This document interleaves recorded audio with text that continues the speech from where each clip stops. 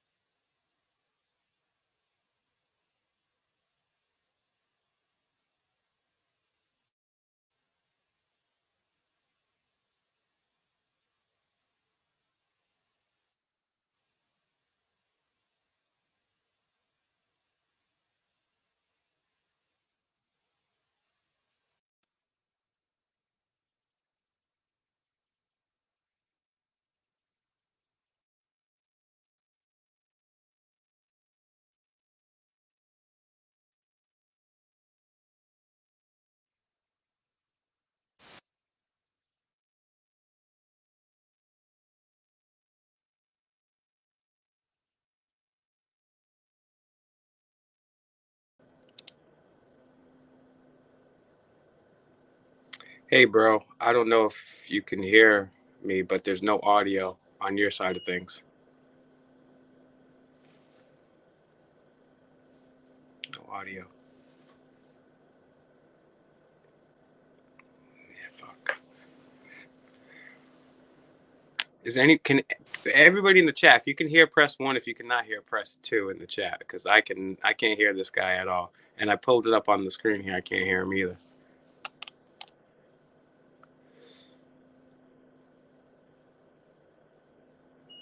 It's weird. So some of y'all got audio and some of you don't. But so you guys can hear me, but not Dan. Y'all got audio and some of you don't. Okay, so you guys can hear. Okay, so I'm apparently the only one that can talk right now. Okay, so you guys can hear. Let me just shut this shit off. Okay, cool. So if you're just joining, share the video while Mr. Erie County is getting this situated here. Where you guys tubing in from, man? And yeah, man, support auditing Erie County, man. Get out all of his links, share them with people. Take this feed, or actually don't take this feed. Take a feed that has better audio. Take some of his biggest wins and share them out to the general public. That's what you're going to want to do. As a matter of fact, right before I came on stream here, I was watching a video about First Amendment auditors and how we were bad. We're bad people. So so do that. Someone's been looking for me. For public safety. I've been looking for you. Email me to something about my car's extended warranty. First of all, my name is not Lou. It's Will. I don't understand. People always confuse that Lou and Will. Yes, it's Fake Mike Real News. Go check out my channel. Shit, I'm almost at 20,000. Maybe a big channel like Auditing Erie County can help me out, man. You know, I'm an older man. You know, I remember when Auditing Erie County was just. How about now? You guys can hear me now? There he is. The microphone shut off somehow. I don't remember how I did that. All right. All right. Well, we're finally back at it. Live stream tonight. We got a special title for this live stream. It is The Cost of Freedom, and how much do you guys think freedom costs? So that's what our live stream is going to be about tonight. How much freedom has cost you to exercise your rights? How much it costs you to buy a shed and put it on your own property? How much it costs you to have your own property? We got one more man down in the basement. Let me hear my man DMA in the house. What's up, guys? We got quite a few guests coming today, so I just got my microphone situation figured out.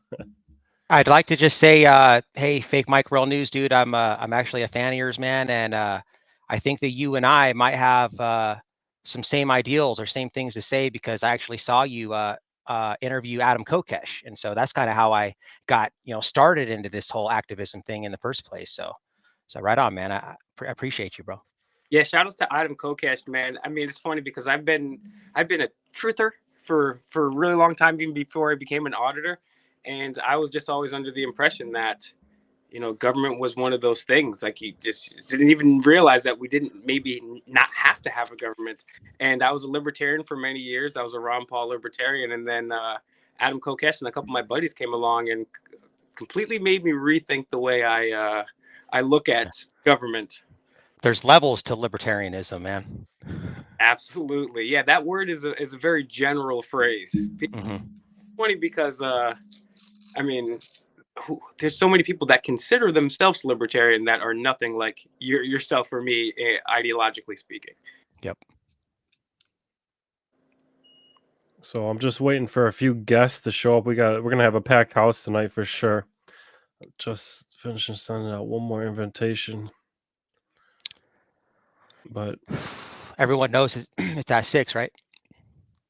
It's 6 your time, 8 my time. Oh yeah, 8 your time. I know Long Island said he's gonna be a few minutes late, and a few other people said as well. But we can start talking about the general idea of what the cost of freedom is. And I'll start off by telling some of my cost of freedom. And this year alone, not breaking any laws, just doing my activism and running my channel, I think I've got maybe like $23,000 in attorney fees, fighting the system for freedom, my simple freedom that I'm supposed to have.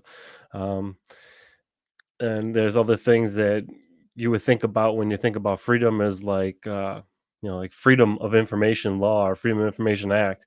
I mean, what is the cost to actually get that information that's free, public records that belongs to us? At the end of the day, you're gonna get you fill out a request form, you get denied, you appeal it, then you spend $1,000 in attorney fees to sue them for them to finally just give you what you were supposed to get in the first place, just because they want to drag their feet, hope you give up, and wear you out. I will also, all the people watching, if you haven't seen me in the news lately, my Lockport case has got dismissed. 4 counts of harassment dismissed. The cost of freedom there alone was, $5,000 in attorney fees, a couple of days of not running my shop, not being at work, and then the slander from, people saying, oh, he's harassing people because they filed harassment charges. But that's all the cost of freedom. I mean, people think that they're free in this life, but freedom is more of an illusion than we all think. And that's what the panel is all about today, to talk about the illusion of freedom. We're going to change the name after tonight. We're going to call it Costum. How much does it cost them to be a free citizen? But everybody on this channel is gonna, everybody on this live stream tonight is going to have a little bit to say about what the cost of freedom is. I mean, you want to put a shed on your property, got to pay the man to put a shed on your property. You got to pay that shed tax. Or you want to put a roof on your house, your ceiling's leaking on your house, pay the man. That ain't free. You ain't getting away with it for free. You got to pay the man to put a roof on your house. You want a swimming pool tax. Got to get that permit to have a swimming pool. And hey, you want a dog? Pay the man. It ain't free to get a dog. You're gonna have to pay the man to get a permit to have your dog, so that they can get paid for you to have a dog. You want to go to work? 40% income tax. Pay the man. That's free to work. I didn't even know that a dog license was a thing until I went to Massachusetts with AFA, and where were we? We're at Ridgefield with the famous folder, and found out that is that the they folder? have. That's not the folder. We went and bought some folders so we could hand them out, and we could have our own defense. See, it's got the clip on it and everything. But I didn't even know that was a thing. I don't know if that's a thing in Colorado. I've never licensed my dog. I think a lot of people probably don't do that anyways, but Well, I don't know. I mean, I think that's just, we you're talking about you got to pay to build a shed or whatever, stuff like that. It's like, well, is that really the cost of freedom? Is stuff that I'm going to talk about, but is that really the cost of freedom, or are we even free in the first place? Yeah, freedom is an illusion. I just want to ask though, is that an assault clip on that folder? Because it's black. Yeah. Assault clip? Yeah, it's an assault clip, man. Yeah, Hey, we Denver, got man, the biggest one we could. did you know that in none of the 50 states is it illegal for a canine to carry any type of weaponry? Just so you know, like there's no law that prohibits a canine from carrying a bazooka or howitzer or anything. Just keep that in the back of Hmm. your pocket. And auditing Okay. is actually worse than you and Denver Metro audits actually say. One, because it's not just to pay. You have to ask government permission first, and then you have to get removal. If it pleases the crown, may I alter the bathroom in my downstairs basement so my mother-in-law can live with me? If it pleases the crown, I'll even pay you. And it's crazy because I've even been to a couple city halls across this country where they literally have permission slips for yard sales. So you go to the government and get a permission slip to sell your property on your property. Yeah, and you got to pay. It's like $50 or $100 and something dollars. Just to, I mean, it's like I the money you would make on the garage sale or the yard sale. It's not even worth the the theft they're trying to make you pay. I got a scholar of knowing the cost of freedom in the basement here. We'll bring him up. My good friend, Mr. Long Island, John. Hey, what's up, brother? How are you? Talking about that cost of freedom tonight and how much Yeah. freedom's free, you know? Yeah, freedom is definitely not free, my friend. The great illusion. And we got another man in the basement bringing him up. It's Johnny Flexa. What up? What's up, John? Hi, guys. How's everyone? John, Yo, saw you making some rings. I was, yes. How's everyone doing? We're doing good. We're just, living the free life tonight, talking about free. I hear you. Paid permission to do anything in America. Yeah, I tell people that all the time. So what's anything? Tell me anything you can do in this country without paid permission, and they have a hard time. Pretty soon they'll be, taxing us on air to breathe. Exactly. Perrier, like in Spaceballs, will come in cans. That's not even a joke, actually. I mean, the people, I've been talking about this for well over a decade. People laughed at me when I first said that they would institute some type of a carbon tax, and now it's a thing. You know what I'm saying? We're literally going to be taxed on the air that we breathe. It's not a joke. It's crazy. And Yeah. One way or another, yes. my answer to the question, what is the cost of freedom, is eternal vigilance. Obviously, we've had a lot of problems because of the brainwashing, the chemicals in the food, the water, the air, and the lack of civics information. But it's also our faults too. Obviously, pointing the finger at everyone, but those three are coming back towards me. It's my fault just as much as it's everybody's fault here. We weren't vigilant enough, and that's just not us. It's just the people in general. The Declaration of Independence in the second paragraph says, we hold these truths to be self-evident that all men are created equal, that they're endowed by their creator with certain unalienable rights. That means cannot be taken away from us. Amongst these are life, liberty, and the pursuit of happiness. That to secure these rights, governments are instituted among men, right? So the reason we have government, the United States government in the first place, is to secure our freedoms. That's the whole point. And I've had the FBI at my door. I've had DCIF's Child Protective Services at my door. I don't even have fucking kids. And the problem here, seriously. So the thing is, I would concur with Mr. John there. We don't have any freedoms. There's literally not one thing that you can do that's actually free in this country. Not really, no. I did an audit on was it Friday? I went down to an assessor building inspector's audit or office, and the whole one side of the wall is just all permits, things you got to pay for: a swimming pool, a shed, a roof on your house, a sign. You want to put a sign in front of your yard, a sale, all these things. I mean, and then just to go out to exercise your First Amendment rights, like we all do, the cost of that freedom through unlawful arrests and all that crap. I do want to just interject again briefly here and say thanks to the people panel right here. You guys have actually changed the world, not only in awakening viewers.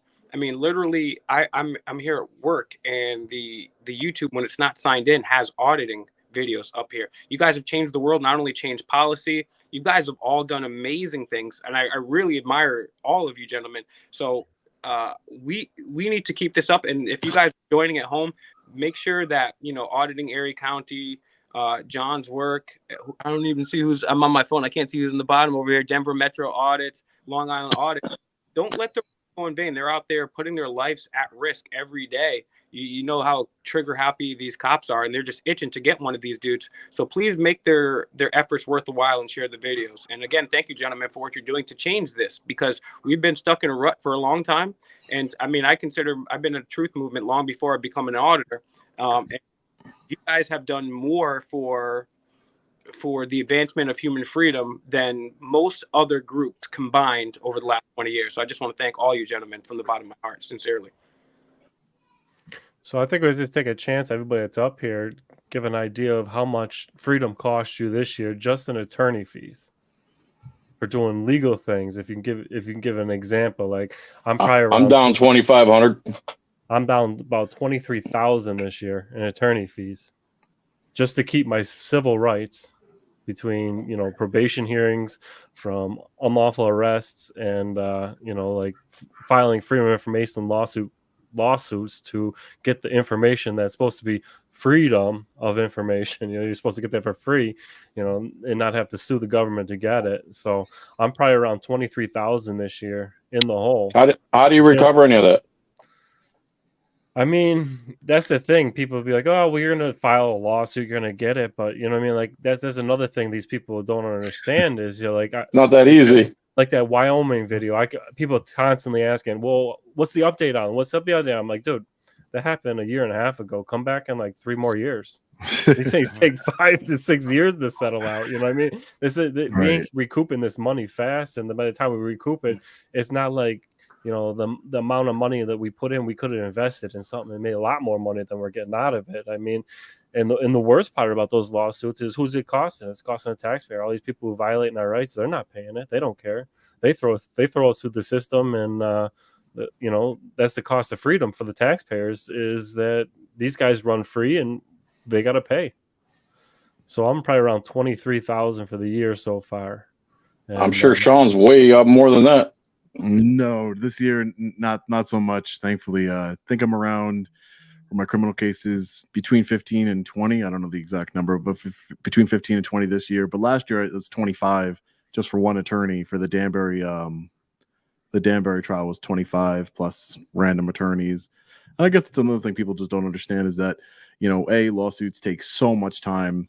Then the NYPD lawsuit took, you know, it's still going on, but we won the injunction. Now it's being stayed, and now it's going to the Second Circuit, and we're waiting on them. And judges just take their time, and they're going to do what they want to do no matter what. So yeah, it's definitely costly, but it's definitely worth it. And you can't fight so many things, like people like, oh, did you file a lawsuit against this guy? You filed a lawsuit against that guy. Or even trolls will be like, oh, you know, you just do this for lawsuits. Like, I have nowhere near recoup my money in lawsuits as opposed to the money going out.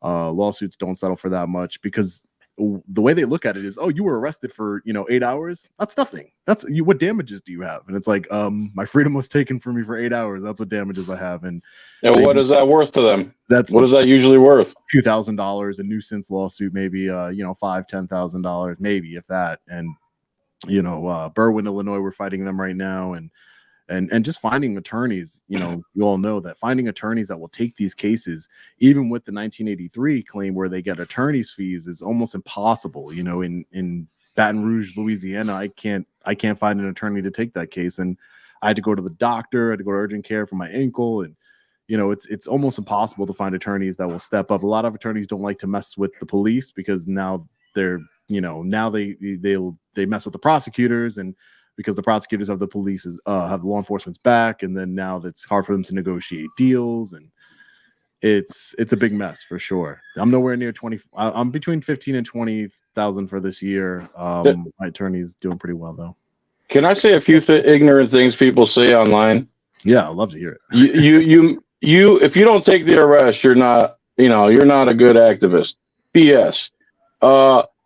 Just sue them. Just sue. Just sue. Just take it to court. Just take it to court. Just sue. First of all, massive lawsuit. You're gonna get paid. Yeah. Oh, you got this, bro. Oh, I'll get. Oh, yeah, bro. I got. And it takes forever. And when you put your money up front, there's no guarantee you're going to get it back. As a matter of fact, there's 1,000 people working against you to get it back. You always have something hanging over your head. It's hard to live regular life that way. It's not fun, And I'm talking about the little crappy stuff I've been through versus what some of you other guys do. I could never do that. I'm soft when it comes. I don't want to sit in jail. I don't want to get arrested. No, I want to run my mouth. This is the First Amendment and expose. The more exposure they get, the better it's going to be. You do not have to be arrested. You don't have to be. This is definitely one of the Not at huge all. topics I want to cover tonight about the cost of freedom. Is these people who say, "Oh, you lost. You didn't take the arrest. You didn't stand your ground." You know what? That's garbage. These people who say this crap, they love to see the drama, but where are they when we're going through the court? Good point. Where are they when we're going, missing a day of work or missing a day? We could be doing something productive, but we got to sit in a courtroom and in the loss of the money. Like, where are they? Like, they don't put their money where their mouth is. They like to run their mouth, but Some of taking them the do. rest There is. are some people in the community that that do support, and at least in my view, that people do support, and if they can, and it's just a lot of people. You have to understand that a lot of people watch First Amendment audits and these videos for entertainment purposes only, right? They don't want to necessarily see any sort of change. They don't want to necessarily see you. They just want they want to see you get arrested because it's fun to see people get arrested. I've in the last almost 3 years, I've been arrested a total of 9 times, and I've never once tried. Never once when I was like, oh, I'm going to take this arrest, but it just happened. Sometimes you can't control it, and in 9 different occasions, I couldn't control it. 0 criminal convictions in those 9 arrests so far, knock on wood. I still have the NYPD case that's open, the criminal case, and the Nassau County case, but I think we're gonna win those as well. Well, and I agree that there are definitely people in the community that put their money where their mouth is. Right. But Oh, I guarantee yeah, but- those ain't the people running their mouths saying, "No, you No. lost. You didn't take the arrest." You know what I mean? Those are the respectful people who do want to see change. They do, and we appreciate every single one of those people. Of course. But it's the people who are running their mouth are the ones that won't put the money where their mouth is, and they don't care about you when you after the fact. I mean, like Sean said, sitting in a jail cell for 8 hours and a hard bench it's filthy. There ain't nobody cleaning these places. They're the most disgusting places you ever seen. You know what I mean? And they keep it that way as a punishment. Yeah. And the people that work there aren't the best either. They keep the definitely like in booking and the holding cells are really bad because people are in and out of there, so they don't really clean them like ever. And I tell people, if you want to know what it's like when you first get to jail, go to the most disgusting 7-Eleven bathroom with no reading material, no cell phone, nothing, and just hang out in there for like 5-6 hours. That's what it's like when you get there. And as far as people saying like, oh well, you should take the arrest, stuff like that, I can't tell anyone how to conduct themselves for their activism, and I learned that, Josh from AFA, he taught me that, because I'm always a big believer in I'll take the arrest and I will put my money where my mouth is. Every single arrest that I've taken, it's not like Long Island where, he didn't mean to, but you can't control it. It's like I chose to get arrested. So I understand that, you can't tell That's anyone ballsy. else how to do their freedom. It's just, I personally believe that for me, and I'm speaking for myself, is that, I knew what I signed up for. It's just like, a Marine, you knew what you signed up for, man. You can't be like, oh, I want to wear this cool suit and get all this respect. And then when it's time to go, do gangster stuff and get into a war, I can't go because I can't get shot. It's like, and the reason why I do that is because I believe that if you don't take the arrest, what it does is it just reinforces this behavior in these police officers that, oh, well, I bullied this guy off a sidewalk, so I can keep doing this. And when people take plea deals, it's the same thing because the DA says, oh, look, we got this guy to take a plea deal. And now next case that comes through, and we're going to do the same thing. And the problem is it's fine if you want to leave under threat of arrest, but you have to follow through. You have to follow up and you have to go file the lawsuit. And a lot of people, they don't do that. They just throw it up on YouTube and then that's the end of it. But if you actually go do it, that's fine. But you have to do it pro se, at least here in Colorado, because I, have a hard enough time finding an attorney that's going to represent me when I actually do get arrested, because there's this stigma against what we do. And a lot of attorneys, they don't want to get involved in it. So good luck finding an attorney to represent you under just the threat of arrest. So that's why I do it that way. I just think that it has a larger impact. And I've had people tell me, like Rights Krispy, like, dude, you don't have to do it. Just go pay the $400 and file the lawsuit, this, that. But it's just, maybe it's a pride and ego thing for me too, because I just can't like say, oh yeah, okay, I'm just going to leave and not, be a free, you know what I mean? Talking about the cost. Are you married? No. And that's another thing too. I'm not married. I don't have kids. How about, okay, that's a big factor there. Yeah. Also, why? How do you handle all that stress of being arrested all the time? It's a lot of stress. Man, it's a ton of stress, man. And I think a lot of what it is that everything that is in my life right now, it's all like divinely guided. I feel like everything that's happened in my life has led me up to this point. And so, I've told a lot of my viewers that I got in trouble with the law a lot when I was in, my teenage days, in my 20s. And I've been to jail a bunch of times. And I just know, I was telling Sweet Tea, like, if I hadn't been to jail all these times, there's no way I would be taking these arrests, because it's like that fear of the unknown.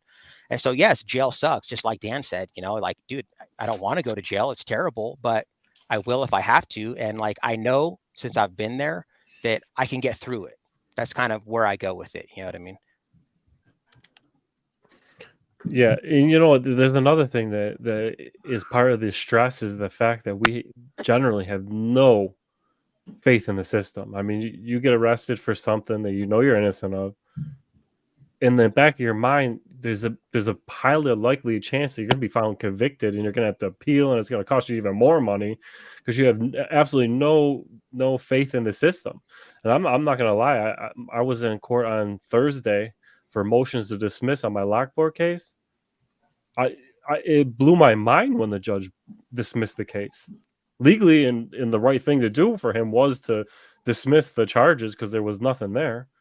But when he did it, I was like, wow, I'm not even gonna have to go to trial. I'm not even gonna have to appeal. And like the stress of thinking that you're gonna have to do this stuff, because like most of the time, as we all know, the fix is in as soon as they put them handcuffs on and they back that blue line, and that court system is all part of the blue line. So, like getting a win in the court for like a motion to dismiss and getting a dismissed verdict it shocks you. So like that just goes to prove like the stress point of like what you're up against when you take that arrest that you're supposed to take. I mean, that cost of freedom is nowhere near free. If you think it's free, you dumb. Free dumb. It's definitely not free. Dude, that stress, always having an open court case, I don't care if it's for a bicycle ticket or whatever, is stressful. Props to all you guys that have open cases and keep opening cases. That's not me, dude. You guys are far beyond me. I was just an igniter, so to speak, with my words. I was never an auditor per se. I was just a civil rights activist since I was a teenager. Yeah, man, you're OG, bro. So it's like, it's cool to have you up here, man. And you guys have the nuts, dude. I'm just like the dick swing. Trust me, I'm more careful now. I mean, I've been doing trying to do other stuff. I got 2 cases that I'm appealing. I got another 2 more cases that are open, right? I got 4 cases. So crazy. I try to be more careful. Like I'm doing, I'm trying to edit up like compilation videos and stuff. I'm doing some showcasing. I'm trying to stay cool. But like just recently I was at Sheridan, nasty Sheridan. And I thought I was going to get arrested. They called the cops. I was like, okay, guaranteed they're going to arrest me. They're going to look for any reason to retaliate against me. And luckily they didn't. So, I was going to get arrested again, but I guess I kind of got lucky. So they're dumb enough to think that the Cranberry, the city manager, can make laws up like he's the legislator, but they're not dumb enough to actually kick me out of a actual public place. So. You guys want to hear what they're doing in Pasco now? I'm sorry, did I cut you off? No, I was about to just say Tyrant Terminator, and I tried inviting him up here. I see he's in the chat. Come on up, man. He's a newer auditor out there putting in some work. I like his style. He's professional. Come on up and talk about the cost of freedom with us. And I just want to introduce another OG in the basement. Bring him up, my good man, Mr. Rogue Nation, General Major Lee Awesome down here. Oh yeah, what's up, fellas? Looking good up here. What's up? What's up, Rogue? Got all the players up here. I see DMA. What's up, Long Island? Tommy, John. What's up, Fake Mike? Of course, Dan, the man. The cost of freedom is more than most people can bear. The cost of It's more than they freedom even generally understand. Right. it's impossible to understand until you're once involved in it, because people hear stories about retaliation and this or that, but they don't get the full effect until they poke the bear, and then the bear sees you. A lot of people skirt around the bear while he's sleeping in the cave, make a lot of noise while he's hibernating. Oh, F them guys, man, this is what I would do.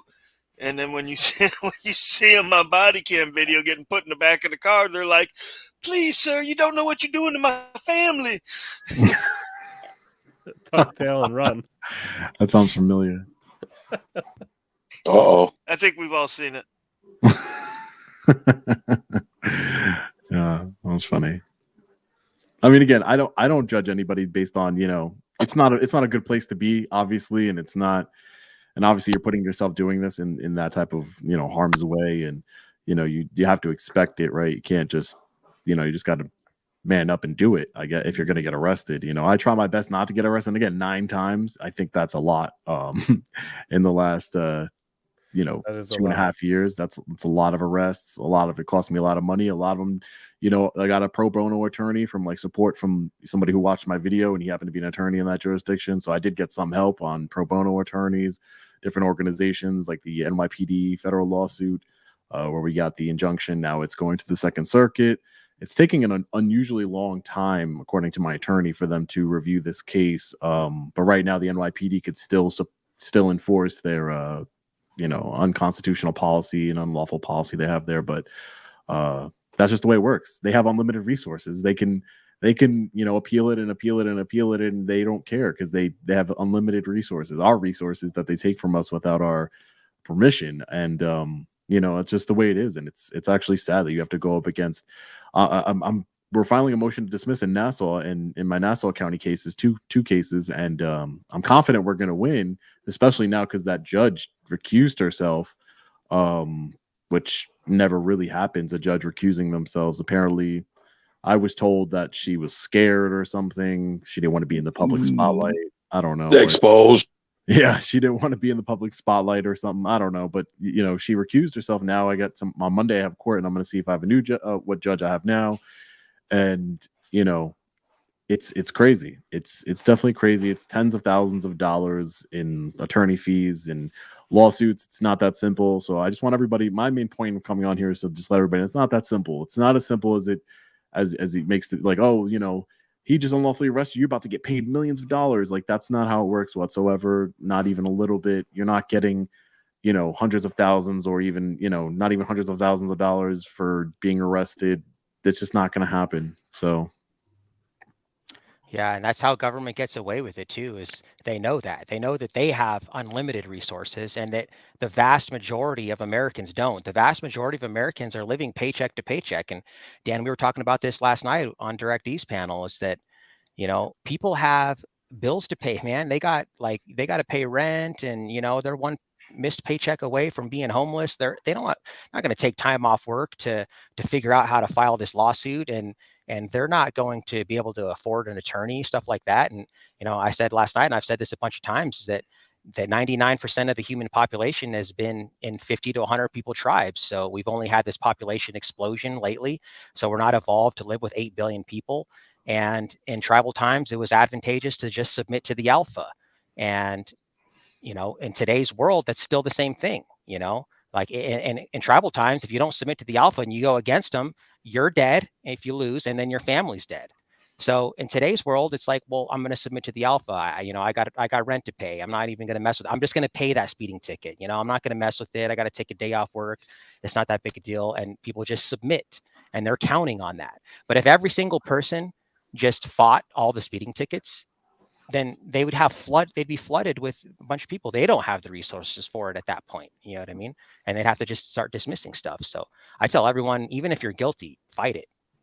You know what's, I was funny? just really quick on the speeding tickets thing, Dan. The traffic violations is that, I got a ticket for my tints or whatever, and I always take everything to trial just to fuck with them, because it's like no matter what, normally you just see them, like when in my traffic violations bureau, you're just sitting there and you see like they take their time. Everybody's sitting there. They had to take the day off of work and they're taking their time. And it's just like, get to work. Like, don't we pay you? Like you're already taking our money. There's nobody wants to be here. Why are you just sitting up there talking?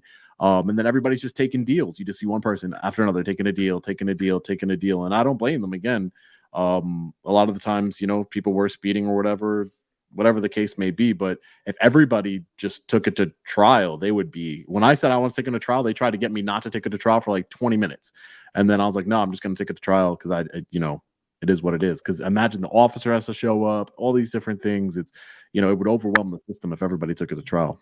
And the problem with that, though, unfortunately, goes back to the topic of this conversation, that freedom, unfortunately, is not free, because unfortunately, we're supposed to be innocent until proven guilty. And they'll just throw somebody in a cage for long enough to say, oh, you're going to wait for trial? Okay, sit there and wait it out. And unfortunately, when people do that, especially if they have children or they have a car payment or if they have rent to do, that's something that they cannot afford to do. So if we had that freedom to be able to leave jail in the first place, unfortunately, not everybody has that. But that's a very astute point, L.I. One thing I was going to say about the traffic ticket thing is I was in a Boston town court on the 4th of December. And I was in Boston town court because the Hamburg cop that handcuffed me he was sitting in doing the speed trap inside the city of Lackawanna. And I stopped and confronted him, and I actually filed a lawsuit against Hamburg. All the Hamburg judges recused themselves. And they took this, and the cop retaliated against me for calling him out for being out of his jurisdiction running speed traps. And so many people told me about it. So I stopped and confronted him. He freaked out, retaliated, wrote me a parking ticket. Listen, I went to Boston Town Court, and I took that parking ticket to trial. I sat through court, and they made us go last because the trial they just made us go last.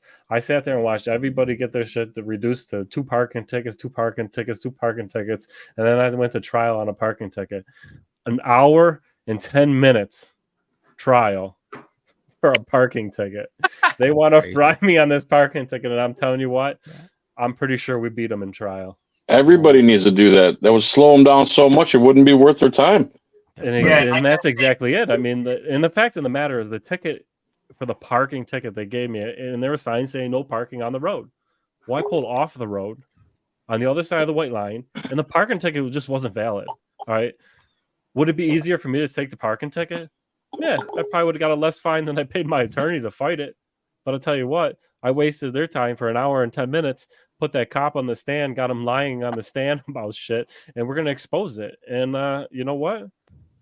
I'm going to win that one. I'm pretty sure. If we don't, we're going to appeal the parking ticket, and we're going to keep going at them, and we're going to chip away at them and get them going. But I do got somebody else in the basement I want to bring up here. Is my first time meeting this man. It is Tyrant Terminator Audits down here. Big fan. I think I love your style. I think you're very professional out there, and I love what you're doing. So I've been trying to get you to come up to the panel to, network with you and meet you. So I'm glad you come on up. Man, appreciate you for having me, brother. I really do, man. Appreciate to be up here with so many greats, man. Shout out to all you guys. Salute. Real talk, man. I don't know how many of you guys, my mods, throw this Tyrant Terminators up in the chat. Throw his link up so people can subscribe. This guy's doing it, putting in some work. Yeah, I have to say, I haven't seen any of your videos, but I've been hearing about you a lot, man. And they're great. And you're the hot stuff right now, bro. So man, I appreciate that, man. Hey, man, I get all my inspiration from you guys coming before me, man. Y'all are all the goats, man. I got to give. Hey, y'all all before me, so I got to salute. Hey, but you know what? Real quick, man. I want to touch bases on the whole go to jail thing, right? Because I be seeing a lot of people in the comments be saying stuff like, "Man, take the rest." My thing be like, let's really analyze that for a minute, right? Let's evaluate that. We talking about coming in contact with rogue, bogus police officers, right? They obviously here to violate our rights and possibly do us harm. So are we when it's time to get arrested, do we put our trust right back into them to make sure they take us to jail and get us back home safely? So that's how I'm looking at it. Like, how do I know? These are dangerous criminals. I think actually Rogue Nation. But make sure that you have a good plan. Like Rogue Nation and I, we made Operation Bon Voyage when he got arrested at the port of Tampa. But we knew exactly what to do, and our attorney was sitting right there watching that. So when we went to court, the attorney says, "Oh, this is a ticketed passengers only area. That's why you arrested him." Well, I didn't have a ticket, and as you can see in the video, I was sitting right there. Case dismissed. You got to have a good plan. I'm not saying to lie down and take it, or else I wouldn't be doing this. Absolutely not. But be smart about it. A good plan, and if something pops up, don't just try to like, oh yeah, I'll take the arrest and stand my ground. You got to know what you're doing and what you're getting into, and you are trusting this fucked up system to not be fucked up. Right. You are trusting to get justice in an unjust system. You know, they take you to jail. Maybe you make it through the night. Maybe you don't. Maybe they put you in solitary naked and beat the shit out of you and dislocate your shoulder like they did to Eli. Maybe they'll do some, you know. So always have a good plan. Don't just go in there willy-nilly and give up your liberty and your camera and your money and your internet, like innocence. All that stuff is gone. Once you get arrested, you got a mugshot on the internet, and it's like peeing in the swimming pool. You can't get it out. Right. So be prepared for that. You know, understand that that's what consequences are, and that 9 times out of 10 you're not going to get justice, like Auditing Erie County said. And thanks for having me up, Dan. He was surprised that things went how it was supposed to go. Right. We knew we'd eventually win, but you just didn't expect him to do the right thing so quick. And as far as having a plan, I know me and Sean got a plan. You know, like I said, me and Sean talked about this in the past. And if I'm, you know, about my day, and all of a sudden I get a text message from Sean with his location, I give it an hour. If I don't hear from Sean, man, I'm making the phone calls to the right people. We got a plan down. Right. These are dangerous criminals. These are psychos with authority. Right. And even have a plan with an attorney, because there's so many attorneys out there for people who, you know, don't deal with criminal attorneys all the time. There's so many attorneys out there that just don't give a shit about you or what you're doing or what most of them. Yeah, so most of them, right. And I've been lucky enough to have, you know, some pretty good attorneys, but are expensive, but they just don't care. There was a man that sent me a video, and I'm going to be putting this on my channel. He's a 30-year wounded combat vet, and he got arrested for he cursed out the cops. He called them a scumbag, a pig, whatever words he used. He cursed out the law enforcement officer who wouldn't identify himself, a Connecticut State Police trooper, and that trooper arrested him just for calling him a scumbag. It was like, scumbag, put your hands behind your back. And they arrested him for interfering. He called his family attorney, so like a family friend attorney. And he said, before he reached out to me, and he told the guy, hey, I was just arrested for interfering. I got 2 counts of interfering. And the attorney told him, okay, you're probably just going to get probation. Don't worry about it. My retainer is $2,500. You know, you're going to get a 30-year wounded combat vet, 65 years old, I believe, maybe even, you know, older than that. I forgot his exact age, old man. And he's never been arrested before in his life. And this attorney, he gives him a call, friend of a family, and he tells him $2,500 and you're probably going to get probation. We're going to try and get you probation. And he's like, well, I'll have the video. Do you want to see it? And he's like, nah, I don't need to see the video. I know what, you know, I don't need to see the video. And it's crazy to me. And it brought me back, because I've talked to attorneys who were like, I don't need to see the video. This is how much it is. And it's scary when they don't want to look at the video, and they're just already assuming like, all right, let's just plead this out, you know, to these charges. This man did nothing wrong. I took 2 minutes out of my day to watch this guy's video, and he did absolutely nothing wrong. They busted his face. You want to talk about a 6-figure lawsuit? This man is going to get a 6-figure lawsuit. I have the pictures here if you guys want to see it, but this guy, he got messed up, like something serious messed up, but and all for nothing. Never committed a crime in his life, and his only crime was calling a cop a scumbag. Yeah, I mean, people know I don't use, you know, I don't call cops scumbags or anything else. You know, I have my own personal opinions, and I have my own way of doing things and it's strategy, because I go to court and I go to trial, and I know how these things work, and I know that, you know, cursing and screaming at the police is not going to do you any favors in a court of law, especially with the country full of bootlickers, full of, you know, they'll never understand. It's just not a way. My personal belief is, you know, curse at the police, do whatever you want, you know, as far as your freedom of speech, but I just know how the game is played in a court of law, and they're never going to even, you think a jury of your peers would be like, yeah, he has a First Amendment right to curse at the police. A lot of them don't know that, or our education system's broken, number one. Our education system, they don't teach you about anything useful. The most useful things my son is going to learn is coming from me. And I told him that. I said, you have to go to schools, but anything that I teach you, pay attention to it, because that's what you're going to need in life. The education system is 100% broken. There's a guy in Spokane, Washington, who did curse out a cop, but after they started with him, and he paid for an attorney. This attorney saw the video and said, "Oh yeah, I think I could get you to plead down. They got you dead." They don't have him for anything. Hey, no problem, no name quarter. But he got rid of that guy because the attorney was just. I told him, "Hey man, it doesn't sound like he's on your side." So he got rid of him. He got his money back, and he went with a public defender. And we give public defenders a hard time saying they're public pretenders, but sometimes you might get lucky and get a good one like he did. This guy saw it and says, yeah, the cops jumped the gun here. You're innocent. I'm going to defend you. So good luck to Spokane, Washington, accountability and transparency. Yeah, that's true. We were talking about that last night, and it's like, you can cuss out a cop, and Long Island, I take your advice on that. And when I very first started my channel, I was super calm and respectful. I was all zen. I was doing all of my spirituality stuff, and people used to compare me to Long Island all the time. Oh, you're just like Long Island and all this and that. And then I started getting more comfortable and more confident, and I started basically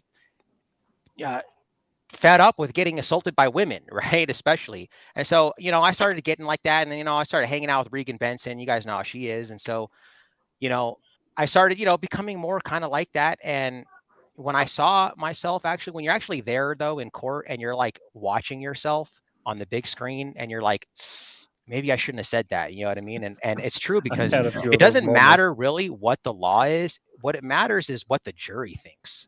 And so you just got to play the game. Like Long Island said, it's just like, we got to play chess and not checkers. And so until we can convince people to understand that you can say whatever you want, like we're going to have this paradigm shift that people stop being bootlickers and start realizing that we have rights. And until then, like I said, we got to just play chess and not checkers. While you're auditing, while you're taking, video of the police, if you're not, doing this, if you just see a traffic stop, just remember, this is how I try and conduct myself, is that just remember that there is a chance that you might get arrested, and then this video is going to be seen by a jury and a judge.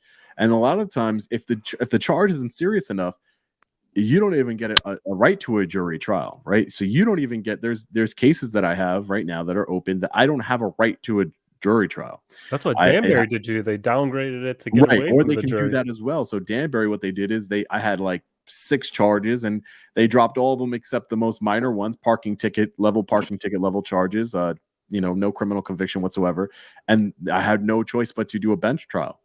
And the judge found me not guilty on the creating a public disturbance and guilty on the simple trespassing, because he went into my mind. His reasoning was, and I've had multiple lawyers look into this verdict, he had multiple, and again, it was a $90 fine. It's not a criminal conviction. It's not the end of the world. Pennies, right? I'm sorry? It was pennies, right? Yeah, in pennies, right? Did that? I missed that. Yeah, I paid it in not just pennies. It would have been a lot, but it was pennies, quarters, dimes, nickels. But yeah, so I paid the $90 fine. And, at the end of the day, you have to understand that these judges are definitely it's supposed to be separate, right? The prosecutor is supposed to check on the police, and the judge is supposed to make sure it's supposed to be the middleman that's making sure that everybody's playing fair. But if psychologically, if you look at it, these people work together and see each other every single day. That judge has no idea who you are, has zero clue, but he's going based on the fact of what the prosecutor is telling him who you are. This guy, he's one of those guys that take pictures of the police. He just harasses the police. He antagonizes the police for some money. And constitutionalist. Yeah, right. How dare him? We know better than he does. He's just trying to stir up the pot. And it's like every little thing that I do, I have 8 stay away orders of protection against me, because apparently people are scared of me and they can't give a reason. These 8 law enforcement officers and government officials, they all have order protections on me, 8 of them, and stay away order protections. But there's no valid reason. They don't even give one. They're just like, somebody in his chat put one of their public home addresses. and okay, yeah, stay away, order protection. Like, it doesn't even protect them from people keep continuing to do that. There's a lot of people on here. I'm going to do a live stream about it where people are, I get a lot of death threats. I'm sure you guys get death threats all the time. I think I've seen a couple from DMA that he's posted, but I know everybody here gets death threats. I get so many, and I try to think that I'm calm, and I work with the police, like, so I would think that like bootlickers would like be like, Sean's all right, but he works with the police sometimes. He does trainings, he does collaborations with the police, ride-alongs. No, they don't care, because it's a systemic problem with our country. It's not just this is just with auditing, right? This auditing community, but it's just a larger problem with the country, is that people are divided by race, politics, and that's all by design. It's Brain power. Right. It's all by design, geographical location. All of the division is by design by the government in order to keep us divided, in order to keep us from coming together and really demanding real change in our government, and for real accountability and transparency in the government. It's all by design. So, if people threaten, apparently, I've never seen any evidence of this, but apparently the judge recused herself of my case because she was getting death threats to her house.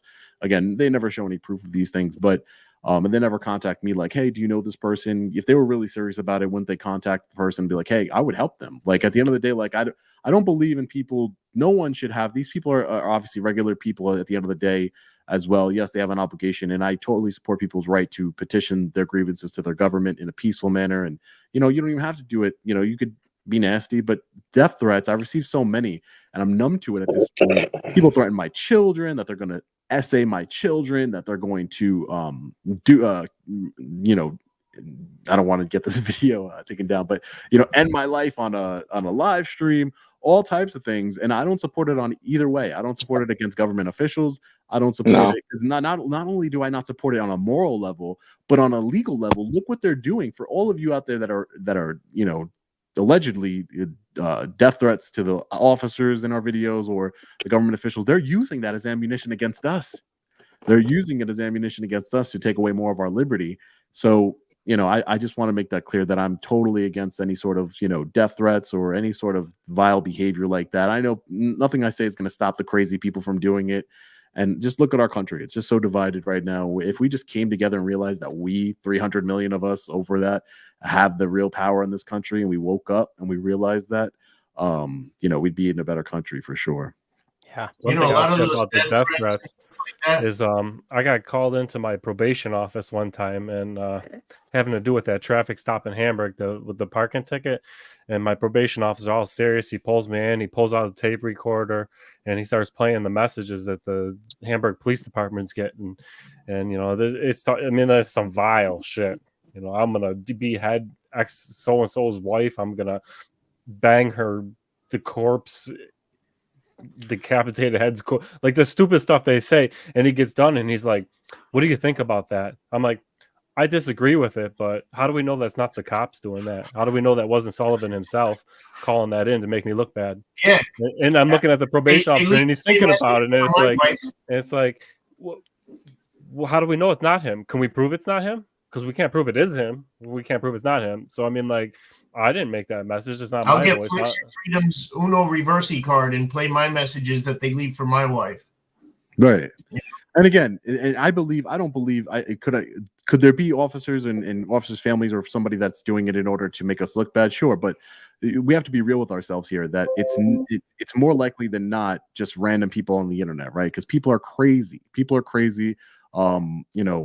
get death threats all the time, and it's maybe some of them come from law enforcement, so maybe some of them come from law enforcement sympathizers and bootlickers, but at the end of the day, just there's so many, especially with big channels, like we have so many different people watching these videos. It's like there's going to be a small percentage of people who are just insane. We just post my home address in the email, say I'll see you soon, and it's like good luck with that. But at the end of the day, it's definitely, I have a wife and I have 2 small children and I have an older son, and it's not good. It's unacceptable behavior, and nothing's going to change that way. It's just going to discredit the movement we're trying to accomplish here. Yeah, definitely. All those people out there who talk and make the phone calls, doing it in a more respectful way is definitely helping the movement more than it's than vulgar, aggressive. And I understand why these people get pissed off. Like, I'll call someone, try to be respectful, and they'll laugh you off the phone, and it you were pissed off watching a movie of them acting dirty, then they laugh you off the phone like they don't care and they're on that high horse. But Right. I mean, That's like those death threats and those things, the vulgar things you guys are saying out there is definitely not helping. It doesn't make it, like, those people who are laughing you off of the phone, don't do it. Because I had a customer who come to my auto repair shop. He's a prison guard, and during that, he told me about the prisoners who would curse him out and swear at him and curse his life, and they're gonna F this, they're gonna fuck him up, they're gonna find his family, blah blah blah. He says those ones he can laugh off. He goes, but the ones that sting and the ones that he thinks about when he gets home is the people who come up to him respectfully and say, hey, you're supposed to be a professional. You should be doing your job better. You're doing your job wrong. And zing them with kindness like that. Those are the ones that these officers go home at night and think to themselves, man, the guy's right. I was a fucking asshole, and I probably shouldn't be doing that. Yeah. We are talking about psychopaths most of the time, right. So at the same time, man, I think if they get 1,000 phone calls, there's probably 5 people that really go overboard, and the rest is just their butthurt feelings, and they exaggerate it. And not only that, if 1,000 people are calling you, why isn't the attitude like, why are they so mad? You never hear them saying, what is it that's got you so mad? What is it we can do to make you more happy? Because I think they're scared because the answer is to follow the Constitution, which is literally kryptonite to a law enforcement agency. Yep. Right. But I digress. Corrupt. That's how you can tell it's corrupt. But I wanted to actually ask Dan a question, because I kind of had like this little thing, it's kind of like a speech or whatever. I was practicing it. But Dan, what is your definition of theft? Theft? Taking something that doesn't belong to you. Without permission. Taking something that don't belong to you. You have no rights to it. I think without permission. Without permission. I think that would probably be most people's definition. And so when you told me about, hey, we're going to do this panel, what's the cost of freedom? I'm thinking, you know what? Before we start talking about the cost of freedom, I think we should actually obtain freedom. And so that's my opinion. I don't think that we're actually free. And I think that government is really good at manipulation.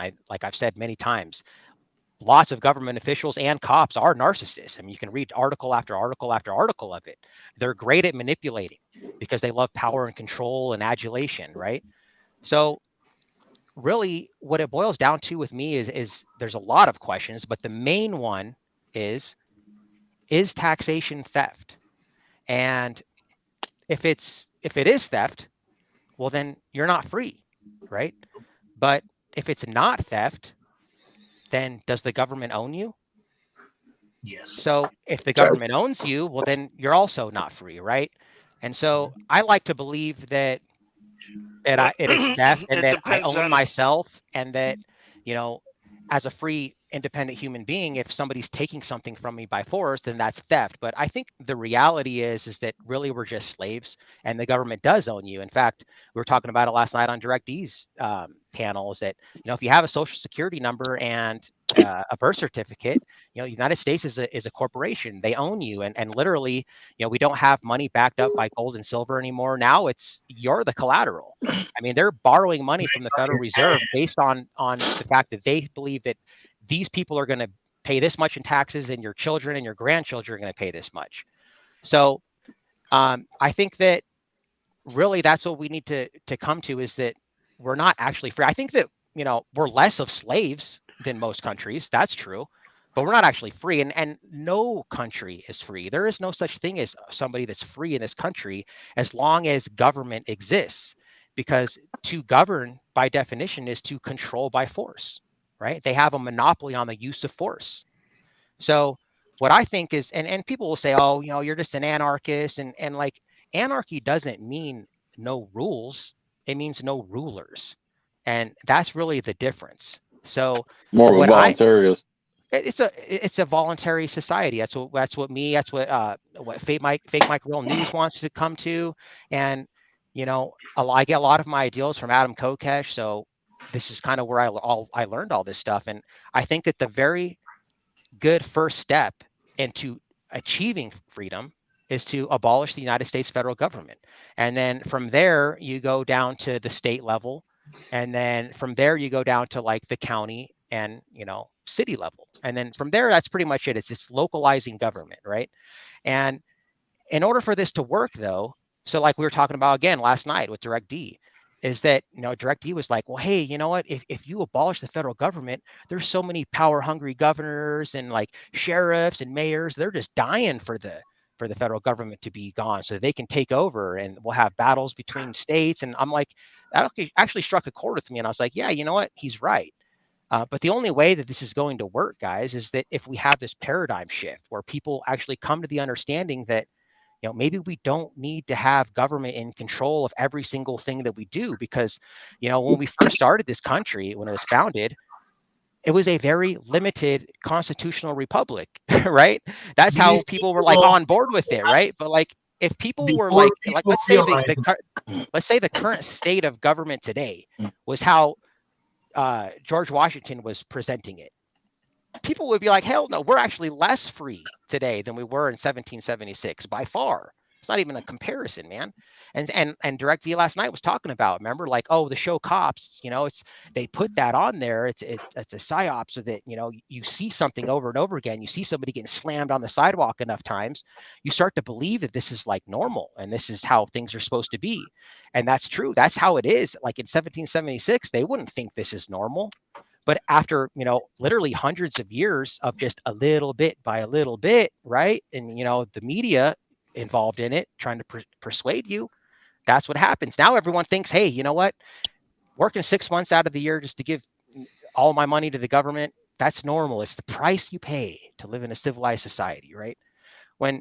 So basically what we got to do to actually achieve freedom is we got to get people to with open minds to think maybe there is a better way to organize society. And we got to get people to think by the non-aggression principle, which is that the only time force is necessary is if somebody else initiates force on you, right? So if you commit a crime in the United States that has no victim, that means you are the victim and government's the aggressor. So that's the state of the United States that we live in today. And so we basically just have to get rid of this unlearn all this stuff that we've learned, that the government's here to protect you, and like we need the government. Like without government, who's going to build the roads, right? Like that's what people say all the time. And like to say that, it's like, well, to say without government, who's going to build the roads? It's like saying, well, without slaves, who's going to pick the cotton?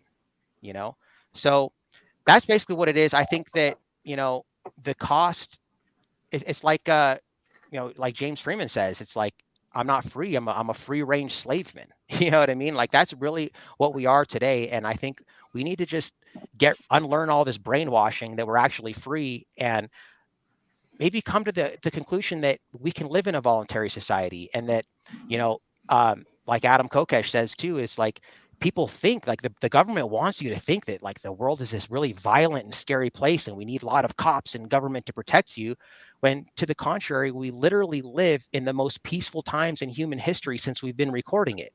So you are the least likely today to be the victim of a violent attack than any other time. So like when you're going out there and you're, talk to someone on the sidewalk or bus stop or whatever, it's expected there's going to be this mutual respect. You're not like scared of the other humans. But if you watch a lot of the news, they'll have you thinking it's a scary place, because the thing is that, like I said, was talking about, in tribal times, we're hardwired to focus on the negative, because there could be a lion or another tribe member that's going to kill you. You got to be always on high alert. But in today's society, that's not really necessary, but we haven't evolved to think that way. So we focus on the negative, and like the media knows that. So that's why they post, 30 bad stories for every one good story. Because they like the same thing with like when you publish a video and then people are like, oh, how come you don't publish all the passes, all the good stuff that the government does? Well, I've tried that and it gets no views, right? Like it's the same thing. People only want to see like bad stuff. It's just hardwired in our brains to keep us, to ensure the survival of the species. So if you can get past that, thinking that the world is an inherently bad place, and give your fellow man a little bit more credit, maybe we can come to that. And I don't know if it's going to be in my lifetime, but the Libertarian Party is the fastest growing party, especially amongst young people and, the military, because, the military, they're over there fighting against like farmers who are just protecting their homeland, and maybe they're coming to the conclusion that, hey, maybe war is really not about protecting the freedom, but maybe it's about, you know, the flow around money and the power and control that it brings. And, you know, there's so many lies. I mean, I could go on forever, but I just wanted to get that out. Like, if everyone knew the true state of the United States government, the true sickos that are in charge, like, people would just be mind blown. So I think people just need to have an open mind. They wouldn't and believe it. realize that we're not free. Okay, guys, we're less of slaves in the United States. And people say, oh, if you don't like it here in the United States, go live to North Korea. Well, it's like, you know what? Just because we're more free or less of a slave doesn't mean that we should stop trying to surpass our previous best, right? So, you know, tradition is no excuse to stand in the way of progress. And I think that we always got to be moving humanity forward. And I know in my heart of hearts that there's a better way to organize society than the current way we have, which is stealing from people through violence and force and taxation, you know, but it really is violent, because if you don't pay your taxes, what happens to you? So I think just Right, but that's that's it, man. also a You just gotta have an problem open mind. That's also a problem with the people too, because if you don't pay your taxes, right, you go they arrest you and you go to court, and you will be convicted by a jury of your peers. So technically, none of us, if everybody stood up together and nobody wanted to pay taxes, we didn't have to find ourselves guilty, right? You go to you don't pay your taxes, you're going to get arrested, you're going to go to trial, and a jury of people just like you are going to say that you're guilty for not paying your taxes to the government. And that's But they're not just like you. There's so many countries out there that don't have a jury system, and it's just bench trials everywhere. United States is very unique when it comes to jury trials, and I think it's very fundamental to, you know, our democracy. But it's not, because people always just go along with the flow. Like, I got to pay my taxes, so you have to too, so I'm going to find you guilty, instead of thinking about, wait, why do I really have to pay my taxes? Then they don't understand that, you know, our income tax goes to just paying the interest on our own debt, which is our money. They don't understand that, you know, they think of, oh, I pay my federal taxes and then that's how I get roads. No, you get your roads through a gas tax. You know, that has nothing to do with income tax. You know, oh, I pay my federal taxes, so I have police. Nope, police come out of property taxes. Schools, nope, schools come out of property taxes. So it's, people don't understand that the income tax really doesn't do anything other than you know, line the pockets of the federal government, and pays the interest on our debt, which is our debt to begin with, but somehow we're paying interest. It's not really our debt. Right. If you want to police the world and have this war on terror, then you have to have a federal income tax. But I think it was like when the Federal Reserve came through, that's when we started having tax so they could pay back. I mean, it stopped being backed up by gold and silver. And like I said, we are the collateral we're just now. talking about that. The people who were against the Federal Reserve all sank in the Titanic. John Jacob Astor, some other people, powerful people. Mm-hmm. Yep.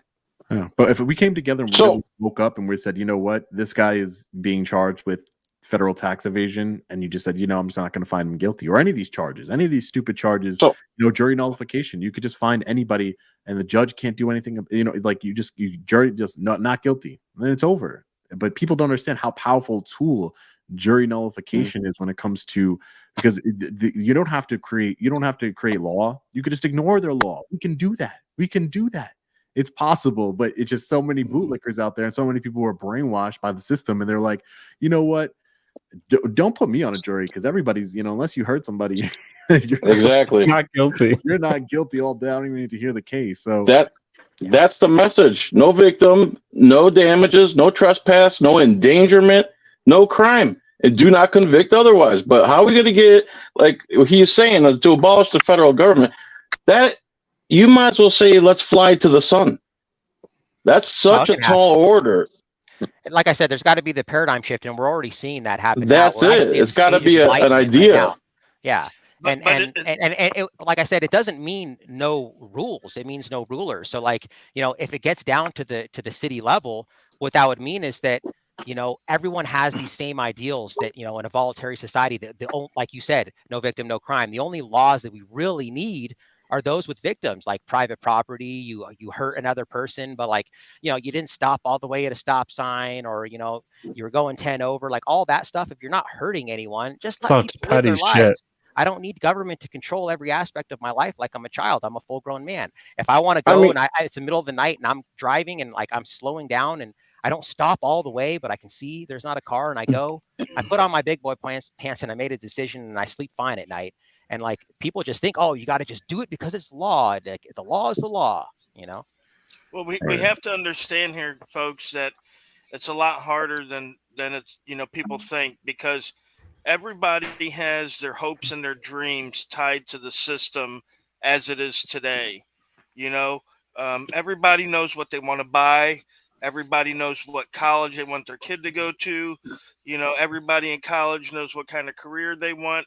It's all tied into the system. I mean, you know, people know what they want to do in retirement. They want to go fishing.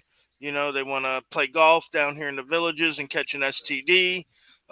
You know, they already have, right. They already have their life planned out according to the system. All right. Because first and foremost, it is a great man, a historical man or woman that could look in the mirror and say, everything I've known my entire life has been a lie.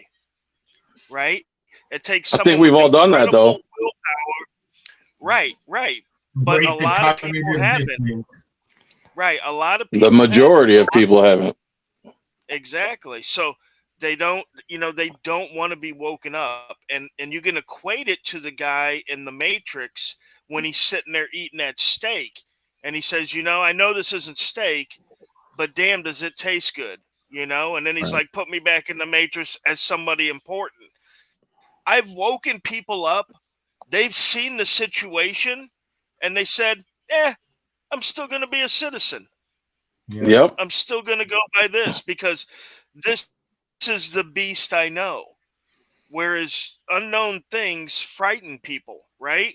Like when the printing press was invented and the guy came And to it the takes town effort. with all those Bibles. Right. They're like, how could this man produce these Bibles in such perfect fashion? They're the same. He must be a witch. And they burn the guy, right? That's what happens when change comes around. People get burnt at the stake. You know what I mean? So, yeah, people don't like change. They like, you know, routine. They like their habits. They like what they're doing. You know, anybody you ask on the street, you could stand on the busy street in America and ask every person that crossed your path if they know what's wrong with America, and they'll tell you everybody knows what's wrong with America, and it's always the other guy, right? It's always somebody else.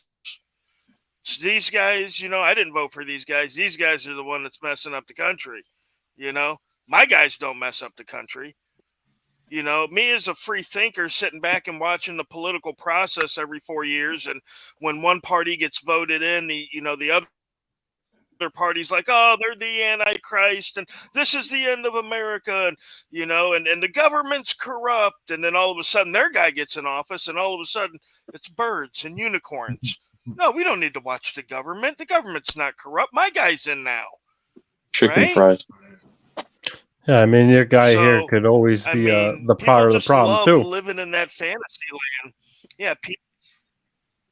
Yeah, people love to get patted on the back and told how smart they are. That's why they watch their respective news, you know, CNN or Fox. People don't go to CNN or Fox looking for news. They go to CNN and Fox so Validation. the reporters on there could be like, you guys were right. It's the other And guy. as far as education, Yeah. they're not going to teach you how to overthrow them. I can tell you all one thing that is factual, and one thing this stream is about. If our founding fathers seen the way this country's running right now, they would be pissed off more than you guys could ever imagine. They're rolling in their graves right now if they seen the amount of taxation. I mean, let's be honest. The founding fathers revolted over a 2% tax. What are we paying? Yep. 60, 70% by the time we get our actual income before property tax, income tax, gas tax, sales tax, school taxes, all these taxes. What, you want to throw a shut in your yard? You're going to pay a permit fee for that. You want to have a dog? You're going to pay a dog to permit. You know what I mean? You want your roof is leaking. Water is leaking through your roof. You want to put a new roof on here? Pay the man tax. I mean, this shit's ridiculous. It's not just taxes too. Like I Well, was saying, you know, like you said, licenses and Benjamin- permits and registering your own vehicle that you own. Yeah, asking for That's permission, ridiculous. to pay for your own vehicle to drive. Man, even the seatbelt law though. Yep. For real. There wasn't always a seatbelt law. That's something new. The helmet. There wasn't always a helmet law. That's something new. You know, You Ben, know, seatbelt laws really are for safety, though, because you know that a seatbelt law is for safety when you get pulled over and written a ticket for not wearing a seatbelt by a cop riding a motorcycle. Cop riding an SUV with a laptop, a cell phone, speeding, switching lanes. I mean, either way, it's utter hypocrisy. And the point of the matter, Denver Metro Audits brings this up is people can say whatever they want. Well, there's two things. One, we got to wake more people up. You guys, I mean, I can't be pointing the finger at you guys. You guys are doing a good job. I'm pointing the finger at the people in the chat. Share the videos of all these fine gentlemen right here. Get the word out, because that's what it really takes. And the other end of it is we need to do something. We need to do something now. I've been saying for decades now that you don't have any rights. You have privileges. And the events of the last few years absolutely prove that, because if they can take your rights away, then you don't have them. They were privileges. And unfortunately, there's only so much money we can print. Unfortunately, there's only so many innocent brown people we can bomb. Unfortunately, there's only so many people we can spy on with the NSA, the Patriot Act, and FISA 702 before this entire thing collapses. And the number one cause of death, they've actually out-killed religion, believe it or not, is murder by government. Now, this does not include wars. It's murder by omnicide, democide. And so that's the number one problem. That's our number one enemy, is the government. Now, of course, I personally believe we need to create a more altruistic world by nonviolence in the Socratic method. And I do understand other arguments. However, it's the best, most pragmatic argument. But you're absolutely right. Whether people talk about, oh, you're in a cult, you like Scientology. To me, almost every single form of ideology that one does not question is a cult. So you can be a Democrat, you can be in a cult. You can be a Republican, you can be in a cult. Any type of religion, Christian, Muslim, no offense to anybody, but you're in a cult. And almost everybody on this person that did not have the humility to say, shit, I was fucking wrong about everything, is unfortunately in this cult. And that's why I chose the Socratic method, because people that deprogram cult members will tell you asking questions is the best way to do it. But yeah, you're absolutely right, guys. And I think it's incumbent that we all kind of redouble our efforts, and especially the people out there that are just casual viewers or sees us as some form of entertainment. If you haven't noticed, all of our lives are on the line here. And we don't have much longer before it spirals into something that we can't handle. Yes, there's going to be some pain, but the faster you rip that Band-Aid off, the better, in my opinion. Well, here's something. Can you all hear me? Socrates, my cousin. Can you hear me? Yeah, what's up, Leroy? Yeah, hello everybody. And my first time I was arrested, I was 17. And that's when I discovered the truth, because we play a free country on TV, but we don't play one in real life. And case in point, then I want to hear what you had to say, John. And hello, John. And when I was 17, I moved to Orlando, Florida to go to college. And I went to open up an account in a bank. So there was a parking meter there, and I put some money in the parking meter for 1 hour. I figured 1 hour is enough to open up a bank account.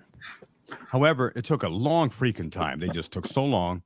I get back to my car. There is a $15, that's $15 parking ticket on my car. I'm 17. What do I do with the ticket? Toss it in the back seat. And I go about my business, go about my life. I'm a freshman that year. I'm a sophomore the next year. And I'm driving back to my dorm about 2 o'clock in the morning, in the middle of nowhere, this little tiny place about 20 minutes outside of Orlando. There are no street lights. There are no cars. It's a little podunk town. Mayberry would look like New York City. What city? It was Cold Springs. Such a long Cold Spring. No, it was outside, kind of like Windermere, Florida, around there. Okay. And so I get to this place where there's a stop sign, no lights, no traffic, and there happens to be a car in front of me. The car in front of me goes halfway through the line that you're supposed to stop at, but that car comes to a complete stop. I then come to a complete stop about 3 feet from the line. So the car in front of me proceeds to take a right-hand turn, And I do as well. I don't stop again. Like, you would have to be an idiot to like stop again in the middle of nowhere when I just came to a complete stop 3 feet before that white line. However, as soon as I go take my right, suddenly lights, sirens, the cop pulls me over. So he was hiding in the middle of nowhere. Pulls me over. That was the first time I ever got pulled over by a cop, I believe. And he comes to the car, and I'm scared. I don't know, like, what the hell's going on here. So he knocks on my window, and I rolled it down, and I was taught to respect the officers and say, yes, officer, yes, sir, what did I do? He said, son, I'm a redneck kind of place. I do happen to like rednecks, though. You didn't stop at that stop sign there. So, yes, sir, I did. It said, the other car went partway through that line, and I, was almost to it. Now, son, that doesn't fly in my town here. You had to stop again. However, I'm going to give you a break. I'm going to check your driver's license and going to take it back to my car. And if it's good, you'll be on your way. So I'm like probably shaking at that point. I don't know what's going to happen. It's like completely dark. There's nothing there. About 10, 15 minutes later, he comes back to the car, says, son, you're under arrest. What do you mean I'm under arrest? You're accusing me of going through this stop sign, which I didn't do. Son, there's a warrant out for your arrest. Warrant for what? And so he takes me to the local little podunk police station, handcuffs me to a little flimsy wooden chair, which I could have broken the little chair piece just doing this. And then whatever type of bail I posted it turned out that was from the year before because I didn't pay that $15 fine. And I moved to different places. I didn't stay in the same place, so I never got the letters. The law didn't matter. The courts didn't care. And I was arrested for a $15 fine. So my point in that is I realized we're not a free country. If you can go to freaking jail for not paying a $15 freaking parking ticket. So. Yep. Wow. When the fine or the punishment for a broken law or whatever they call it, it's not even a broken law, is a fine, it only affects the poor class. It only affects the people on the lower rung of the socioeconomic thing. Therefore, it's not fair. Therefore, it's fascism. Yeah, actually, somebody said something. They were like, if the only penalty is that it's a fine, then really what that means is it's illegal unless you pay a fee. And if you're Right, basically. it's a bribe. And the thing I appreciate about other countries is when you go to Mexico or you go to Dominican Republic and you see the police stopping you there, well, it's bad and there's corruption. And of course, I'm against all forms of governments. That, like I said just earlier, that's the number one cause of death. But at least when you go to a so-called, and I don't agree with this term, second world country, the cops will stop you and you give them a few dollars and you're on your way. You don't have to sit there for an hour while they run this thing. Maybe they'll take your car and then you're going to go back. They're open about the corruption. Exactly, bro. It's like so comfortable over there, man. You give them $5 if you're lost, they take you there, police escort. So can I ask everyone like a rapid fire thing? Do it. Okay. If you had to pick one thing to focus, like you got every auditor, every activist, everybody, and you all put your efforts into one thing, what would it be? Let me answer first. Probably jury nullification, like Long Island Audit said, because what got me started in this was the fact that there's no law that says you got to pay income tax. That's what got me started when I was 16, 17 years old, and that was 30 years ago. So there is no law. I proved it. No one can disprove it. We're all talking about the IRS, central bankers, national debt, and what happened was in Chicago, there's a gentleman named Whitey Harrell who said there's no law that says I got to pay income tax or file a return. So he kept telling this to the jury, and the lady in the jury is like, well, where's the law? The judge didn't provide it, wouldn't provide it. Finally, the judge got mad and said,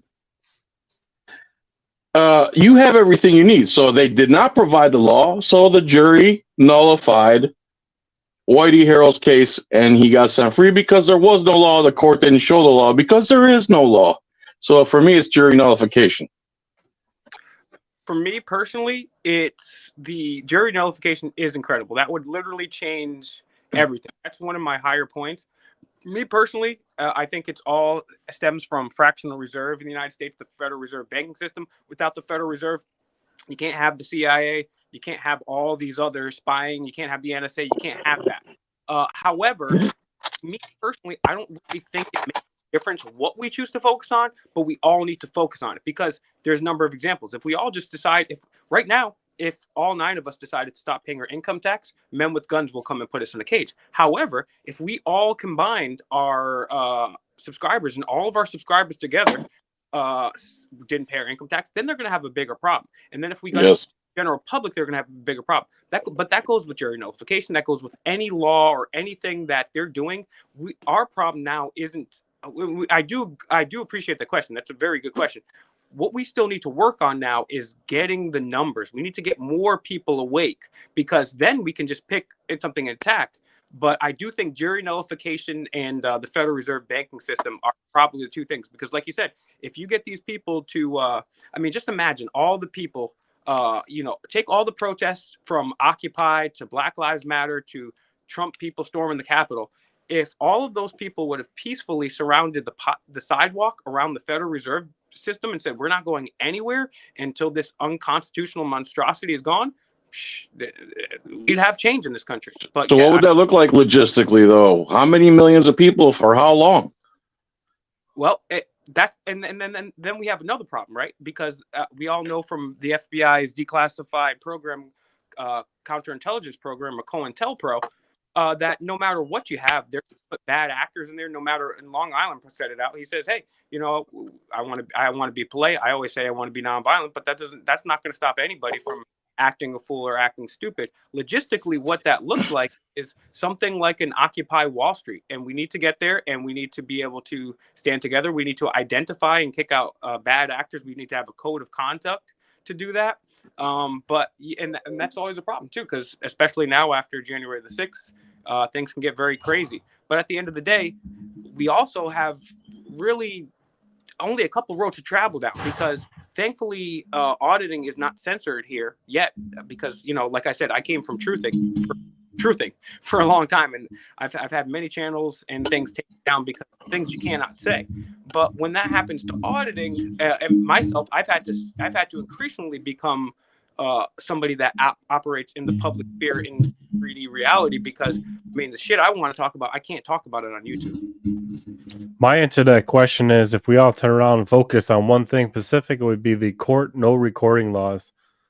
I'd like to see those abolished. I think that'd be the next. I think we even discussed it last night on Direct Deve's panel, was that the next frontier of auditing is the court system. Because if we all think that the blue line is tyrannical and they do what they want, if you want to know how they get away with it, it's the court system. And if you think the corruption's bad in the police department, look at the court system. The things they do and get away with in the court system.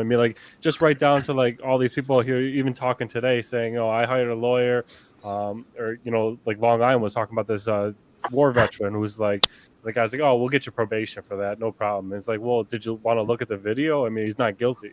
And the guy's like, no need to look at the video. It's like, they don't even want to fight the court system because they're almost part of the system. Just to be able to start auditing the court system, auditing the attorneys that are in there that are doing it half-assed, who are selling the people out and causing them to have to do their jobs properly. That is the final and the next frontier for auditing, hands down.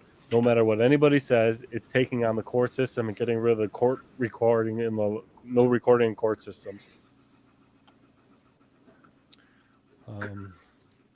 Well, demilitarize the police and qualified immunity, if it's like a 2-parter. Basically, I've noticed a pattern. You guys have heard of Cop City outside of Atlanta, where 60 protesters were arrested on a RICO Act for protesting against the city that they're spending $90 million on to build with a nightclub in it for cops. And I think they're doing something out west like that. So that's the pattern I'm talking about. They are preparing for war with the people. That's what I'm saying. It's we can educate a couple of generations to finally do the right thing if we focus on that right education. But I think it's going to collapse before we even have to get to that. Tyrant Terminator, are you still there? Yeah, I'm here with y'all, man. Hey, I'm What do gonna you go think with the next frontier is? What do you think the next main focus should be? man. It's got to be qualified immunity, absolutely immunity, man. And I mean, not just for the police. It's got to go for the entire government, man. I mean, all the way to congressional members, man. Everybody has got to. The shield's got to come away. I mean, that's the only way, man. I can see us moving, this country being able to move forward in terms of everybody being equal all the way around the table in its entirety, man. That's the only thing that's going to work. Yeah, qualified immunity, yeah, for judges too, and that the Exactly. Judges have absolute immunity. Yeah, that's why I said. That's why I was saying qualified immunity, absolute immunity. All that's got to go away. Yeah, Eric Brandt got sentenced to 12 years for threatening a judge, I guess. But that video of the judge, the video of the judge explaining even why the prosecutor said give him 4 years, and the judge was about to retire. He didn't care what happened to him. He knew that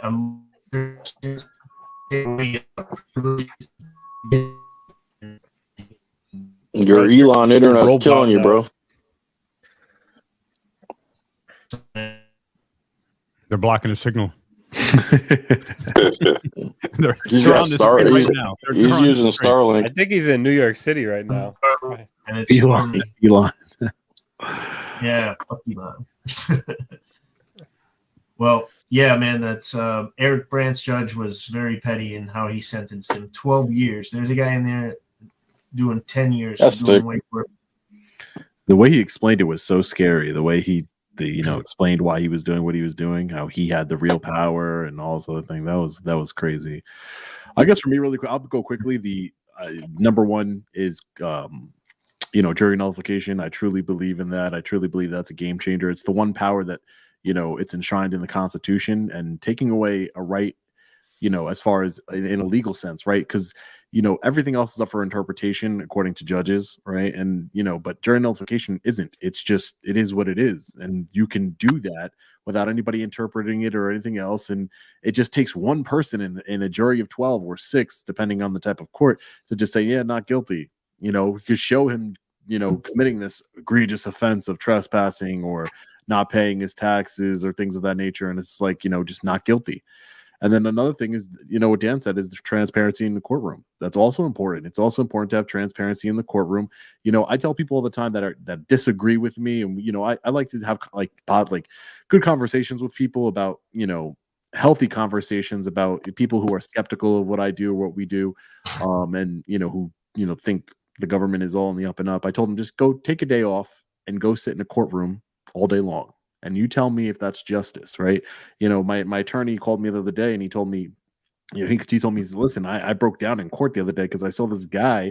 He was being sentenced on some petty charge, and he was in jail, and he asked for a second to give his son a hug, and the judge is like, nah, we got to keep it moving. And the kid was crying, and it's like, he couldn't even, the kid couldn't even get his hug from his dad, because the system, he probably doesn't even understand what's happening to his dad. But this, the judge, he's like, hey, can I hug my son? And he's like, no, we got to keep it going. Like, just so we got sheep to shear. Yeah, it's just so heartless. And the 30 seconds, 60 seconds that it would have took to allow this man to hug his child, that's another big problem in just society. Forget the government, is the lack of parents, lack of fathers in the home. That's another big thing. It's like, I grew up without a father. I made decisions that were poor in when I was growing up, and I'm a great father to my children, and I'm happy it didn't repeat. But a lot of the time it repeats itself, right? Your father wasn't there for you, so you somehow don't know how it's possible, but you're not there for your children. And the lack of fathers in the home is another huge problem for children, growing up and not understanding. Because the reason why the wealthy people continue to be wealthy is because they're passing these secrets and these things that they've learned onto their children. And it's not going like I tell my son is 9 years old, and if as soon as he turns 18 he's going to have like an 800 credit score. Why? Because I know how it works now. No one taught me how that worked before. He's gonna be able to retire because he's gonna put $200 $300 a month into the S&P 500, and I know that for a fact. That's if everything goes well. But history tells us, I'm a big believer in history. Those who do not learn from history are doomed to repeat it. And that applies for everything, relationships, government. If you don't learn from history, it's going to repeat itself. So that's why we can't lose our guns. Hitler took away guns. These are things that we need to pay attention to, that they really mean something. So again, jury nullification, number one for me, and transparency in the courtroom. Because I mean, why wouldn't you have transparency in a courtroom like that? Because you're up to no good. It doesn't make any sense to me that a judge wouldn't allow a camera in the courtroom. Like, these no recording orders were made back in the day when in order to record a proceeding, you would need wires and cables and big cameras and everything else, and it would possibly disturb every single one. Quotes, it's not to take away to disturb the proceedings. There's nothing disturbing about somebody recording like this. There's nothing disturbing about that. It doesn't disturb anybody. The only thing I can see about recording in a courtroom that would affect today's day and age would be like Kyle Rittenhouse.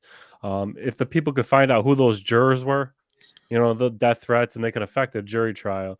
Or even like Floyd's case, if they could have figured out who those jurors are, they could affect the thing. But like, to be quite frankly honest, they could design a courtroom so you can't see the jurors. Like, it would just be that simple. They need to start like going into buildings and start recording it through a window, and they're like, you can't record it because we got personal information. And it's like, well, maybe you guys need to design your office so the computers ain't facing us. Like, but all these jurors about that? Like, so you don't have to step on our TV rights. shows. They've been watching shows about cops, like Leroy Truth was saying. It's like it's all brainwashing to make you think that they're the moral majority, that we're the ones who are wrong. It's a game, man. They've got us working for them, and all right, sticking it to the man is the only way I know how to fight it. There's no solution to something that we already lost, man. Let's hear from Rogue. Yeah. Good question, John. Let me answer the question now, because one of your concerns, and it has to deal with psychology. The number one most important thing we as humans can do is tell other humans that they need to learn how to use their mind, right? They need to understand that every human has bias.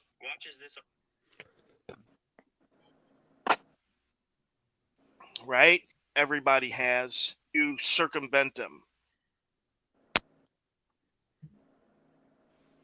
against us, right? So the reason that we don't have more jury nullification is because the people they have false beliefs, right? They have false beliefs about what crime is and what the law is and stuff like that. The reason we have the Federal Reserve is because people have this false belief that these paper dollars, fiat currency, is money, right? Everything leads back to false belief.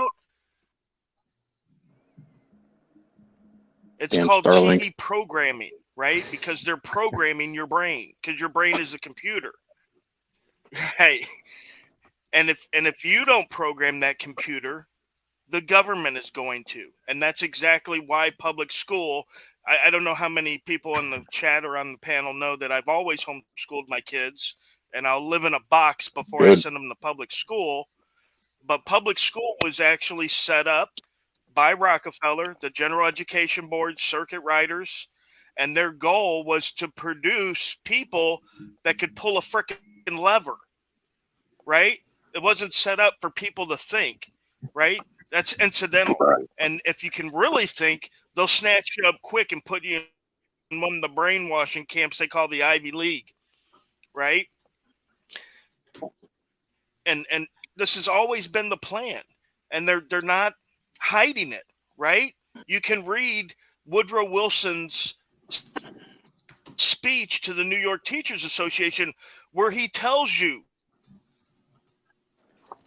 we can teach a small percent of people, and then the rest we can just teach them enough to do menial labor tasks for society, right? Because I'm going to go. You know, hey, Is this one good? So we got to go ahead, Ro. No, I'm probably roboting out, but what I'm saying is that we can't solve any of these problems until people understand how to use their mind, until they understand that it's our beliefs that are what's holding us back, right? It's our beliefs that control. Yeah, our beliefs that control every action we do as a human being, right? If you wake up early in the morning, it's because of a belief. If you don't eat meat, it's because it's a belief, right? If you smoke cigarettes, it's because of a belief. You might not even know what that belief is, because very few people look inward and say, where did that belief come from? How come I don't like this certain color person, right? Because they don't sit down and trace it back to Grandpa Jack, right? Because they've been conditioned early on in our development, right? Early on in our development, we take what we get from our peers, right? From the people that we love, our family, our best buddies, our school teachers, right? That's how we develop, right? And if their beliefs are akin to what that are, most chances, so will your beliefs, right? So you get programmed early, you get programmed by the government, and it's hard to wake people up, right? Only when people are touched by something, right? Like, let's say the V word from the nurse to grab it. So, you know, some people are woke up because of that, right? They understand that issue, and they understand, you know, maybe that's not good. You know, the government's not looking out for my best interest here, but they don't understand that the Federal Reserve Bank is a scam, right? Or they don't understand that this is a scam because they're only diet woke, because they, you know, once you understand how the mind works and how biases work, you can filter the truth from the fiction, right? So you know all this stuff, right? I know the Federal Reserve's bad. Right, right. It's not just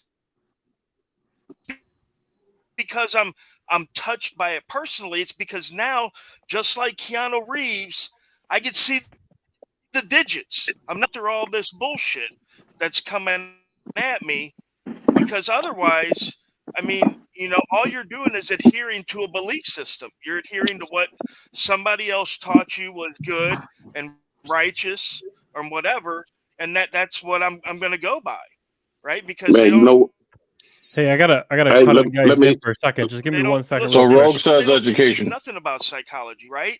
Let me hold you up for 1 second, Rogue. For 1 second, I see Long Island. He's gonna gotta get out of here. But I just had two quick things to say. Is one, I wanted you to give a shout out to the Attorney Shield, and there was one thing that I see a lot of people asking, and just to clarify it, maybe for some of the viewers watching, Attorney Shield, the first 30 minutes free, right? Included, right? Yep. Included, right? Now, the question that everybody keeps asking, I'm sure you've answered it before, but just to clarify it, say somebody got pulled over 7 days out of the 1 week, they got pulled over every day, and they clicked on that Attorney Shield. Is it the first 30 minutes, or is it the first 30 minutes of each call? Each call. So you could hit it if you got pulled over every day for 7 days. You can hit the button every single time for 7 days. 30 minutes of each session. And if you were arrested or something, and I get this question a lot, if you're arrested or something happened to where you were detained, and the cop can't turn it off because it's PIN protected, the attorney will evaluate that situation and terminate the call on their end, or we will not charge you if it's out of your control because it's recording on and on and on. So it's not going to, you get arrested and now you get out of jail. We're not going to hit, you're not going to get hit with because it was on the entire time with a crazy 24-hour, at $6.99 a minute or whatever it is. But just really quick, I was going to go without talking about this, but I just wanted to say for everybody here, John, I've been so busy, but I want to talk to you about, I love your rings, man. And I want to work with you on that. I want to see how many you can do. And, if we can scale it up to something, but for everybody here pretty much has merch or something of that nature, or, donations or something like that. And I've seen a lot of people, not a lot, but there's some people, and I just want to address it really quick, is that, they're like, oh, Sean sold out. He's doing this. He's just doing this for money. He's just a paid spokesman. I'm not. I'm an owner of the company. If you sign up for Attorney Shield today, I don't get any money. I'm not getting any kickbacks from Attorney Shield. I'm not a promoter. I've had 3 years, and I have a pretty sizable channel. I want to make this clear to everybody. So I have had opportunity after opportunity to take sponsorships from things that have nothing to do with what I'm doing, or slightly, or things that I didn't think brought enough value. And these people were willing to pay $5,000, for 60 seconds of my video. And I always chose to turn that down because I didn't want to, talk about something I didn't think had any value just because somebody was paying me to talk about it. I had to truly believe in it myself. And this is where Attorney Shield comes in. I truly believe in it. I truly believe that if everybody had it on their phone, it would protect everyone, only because there's so many people out there that escalate the situation themselves, right? Forget, the cop escalates it a lot of the time, trust me. But, so many people escalate the situations themselves then because they don't know the law and they don't know the case law out there. Like, oh, I don't have to get out of my car. Yes, I believe that the cop shouldn't tell you to get out your car.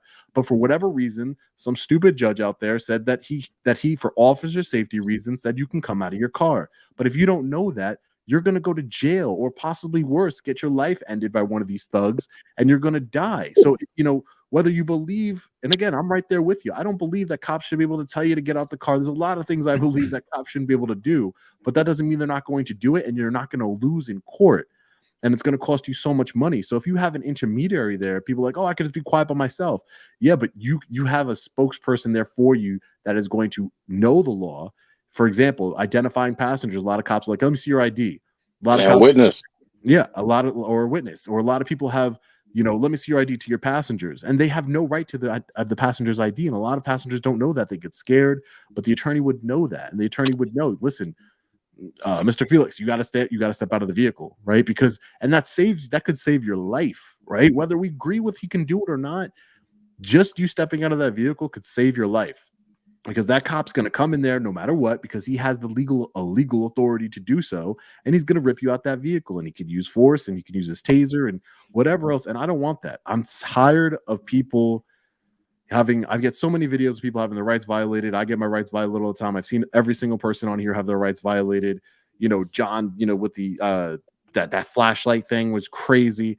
So many different things, and it's just horrible to me. And it's like, and I think this is where it comes into people wanting entertainment versus change. Because again, whether you sign up for Attorney Shield or not, I don't care. At the end of the day, I would love you to, but if you don't, you don't. But if you think that in trying to solve, at least I am trying, my team, my partners, Lackluster and others, we're trying something to try and solve the problem. Showing videos online, and that's what we all do here, right?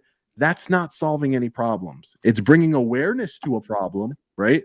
But it's not solving any problem. It's nothing that we post, and I've posted a bunch of videos myself. They're in none of that's solving problems. It's bringing awareness to a problem. So we need to take it to the next level and solve a problem. And I think at such a low price point, I think everybody should be able to have it. I'm trying to get it to where we are trying to get it to where it's like included in your insurance that we have to pay for, or even the government giving it to us for free because we already pay them enough money. People are like, oh, why do I have to pay more money? The government should know the law, right? And you're right. And that's what we're trying to do it that way. But I think are you getting a lot of hate? Not a lot, not a lot, some, but it's to be expected, right? It's people like, oh, you're pushing Attorney Shield. I'm sure people are like, oh, you're pushing Attorney Shield right now. Again, you sign up for Attorney Shield right now, I don't get anything. I get $0. I believe in it. Right, $0. I want to see it in action. I can't wait to see it in action. Right, and again, I have full faith in the partners that I'm working with and everything that this will be successful. But not every business venture is successful. Not everything's successful. So if it wasn't successful, I lose nothing. I lose everything because I lose my credibility. I lose this and that. And all because I took a chance. I wanted to take a chance. I don't need the money. I don't need, there's nothing that I gain really from this right now. So if it becomes successful one day, sure, I'd be part of a successful company. And nothing wrong with that. What? Nothing wrong with that. Right, Yeah, exactly. it's But really- my point is that that's way in the future, years and years down the line. If it did become successful, and if it doesn't, then I lost all my money. I lost everything that I put into it, my time, my effort, and everything else. But I'm trying to do something in order to protect people, the regular person's rights. Like, I don't even think this is good for auditors, because auditors should know, if you're out there auditing and you don't know that you have to step out of the car and you don't know what you can and cannot do, you shouldn't be doing it. You need to know and educate yourself on the law and our rights, and so that way you can understand how far you can and cannot go. But again, a lot of the times, and the cops, people like, the cops go, they don't have to talk to the attorney. They don't, but they also don't have to talk to you. And that's the beauty of it, is that now you don't have to say, you could just remain silent. I'm invoking my Fifth Amendment right to remain silent. The attorney, hey, where are you coming from tonight? Officer, we're not going to be answering any questions. Oh, where are you coming from? What are you doing? You going to take sobriety test? They know the law better than you do, better than I do. Not everyone's quick-witted like a lot of auditors are. So. Right. Not and everybody. Like your mom, your dad, your auntie. Right. You know how many emails I've gotten, John, where people are telling me like, hey, I get into a law enforcement situation and it makes my heart race. I get nervous. I don't know what to say. I start stuttering. You see auditors that are like, and their cameras are shaking. You know how many videos I've seen where people have their camera and they're like, they're shaking like this, and because they're so nervous. And I don't blame you, because your life is in potential danger in that moment. It's not as easy as I make it look. Right. Yeah, it's definitely not as easy as you guys think. Right. It takes some time to get used to it. Men in front of you that are looking to, their whole objective is to put you in a cage. That is their objective. And if you talk too much, and if you allow them to do certain things, they're going to put you in that cage, whether no matter what it is. And again, I think an intermediary would help de-escalate the situation. It can't hurt. And again, we'll see. I want to see it. I've seen it in beta testing. I've seen the app. I can't wait till we launch nationally in March of next year. So people are going to be. I'm trying to do the right thing, guys. That's where I'm coming from. I'm trying to do something in order to level the playing field. Just do what you think is right. Don't worry about what people have to say about it. Man, you know what? Your money. Hey, let me chime in. Let me chime in real quick, man. What Long Island was saying, man. Everybody that's hating and got something to say, bro. It ain't nothing but the trolls, bro. Y'all gotta ignore them, Joe. Because I shout out to Rogue Nation one more time too, man. I seen one of the. We ain't gonna say the name of the channel, man, but they was trying to get down on them. Man, I wasn't feeling it, man. But you gotta ignore them, bro, because that's their fuel, man. It's like I'm watching what's going on, and these dudes really be out here talking about how they want to stop the First Amendment auditors, and they can't wait till something comes down to where they can stop our channels, not knowing that, it's like DMA, he's going to have to get a real job. So what's that saying for you? Because our content is your content. You're going to have to get a real job. So you ain't even making sense. And then their followers got to have the brains of a bracelet. In order to be following somebody that's stealing people's content to create content. I mean, a lot of stuff they say don't even make sense. They'll say, man, we're clout chasers. Yeah, think about it. They'll say we're doing this for clicks and views to make money, or you haven't got anyone, you haven't got anyone's permission to use their picture, but yet still they use the same videos that we put up.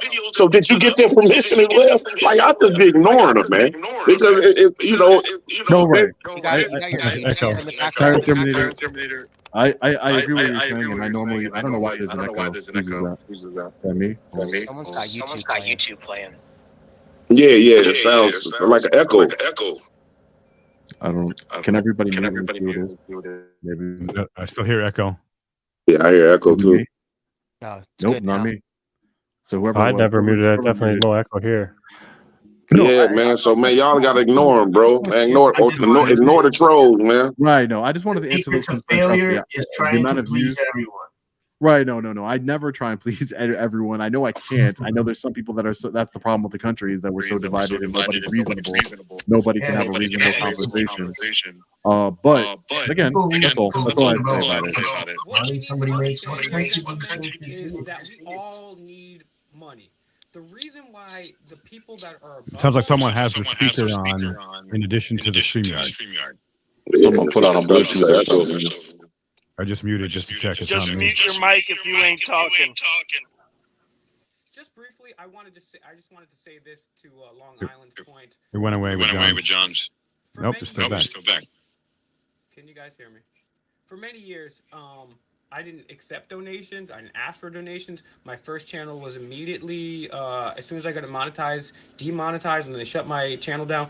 This channel is not monetized at all either. So if the guys want to support me, share my videos. If any one of you guys want to break down one of my videos, take all of my videos or clip it up and throw like a bunch of dildos on my face, I don't care. I really don't care. That's my personal opinion. But what we need to understand here is we should never ever hate on anybody for getting money, except if they're doing it in a nefarious way.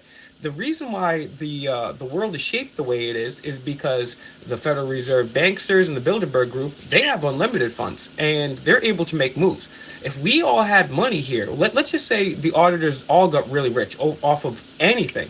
Well, that would be dope, because then I would say, hey, auditing Erie County, hey, right, let's all throw some money together and we're going to buy a Super Bowl commercial. And that's going to change things. So we need to get money. And if you guys have these auditors out here, support them, donate. I mean, we talked at the beginning of the stream about the exorbitant amount of money that these gentlemen have all wasted, including myself, on legal fees and missing work. So share the videos, donate, and that's the best way to help people out. And if someone's selling merch or something and you like it, support it, because we need to stop pussyfooting around the fact that, oh, I don't like money, I'm doing this all for the truth. Yeah, me too. I'm doing this all for the truth. I've lost several jobs. I'm not monetized right now. If you guys want to help me out, you can send me a donation on Cash App. You can share my videos. I don't care, but we need to stop getting around the fact that, oh, who cares? Long Island audits? As long as it's not like slave labor, bro, throw that shit up on there and get your money, man. Get your money. If Nancy Grace can make $5 million a year to spit her venom, I can make a $500 a month. Punk. Hey, before anybody else continues, I just want to give Long Island a chance to, I know he wants to get out of here. Just, he just want to say his piece, say goodbye, and get out. No, I just want to say goodbye. John, I want to talk to you about those rings. I love the rings. I want one for myself, and I think they're really cool. And I want to talk. I don't have your new number. I texted you once, and somebody texted me back, said, I'm not him, and I'm married to a cop, and I apologize for them. They really said that? Yeah, I swear. Your old number. They must have gotten so many texts. Yeah, John, get with me. I'll pass it to you. Thank you. All right, I'll talk to you later. All right, guys. Well, good to see you. Out of our original currency from this keep doing what country. you're doing, and I appreciate all you guys. And Dan, you're one of the very few people that can get me to come over here. I'm a very family man, and I'm usually around my kids, or I'm going to sleep early. So, shout out to Dan and Rogue. Rogue can do it too. But I appreciate all you guys. John, been a big fan of yours for a while now. Your traffic stop videos are just epic, and just they're the best. But Leroy, we've worked together before. Everybody here, so I appreciate you guys. Have a good night. Thanks, Sean. You too. Enjoy a great night. Good night to everybody in the chat. Yeah, I got to shove off for the same reason, the family and the kids. But this is one of those rings, and it's made out of one of our original coins.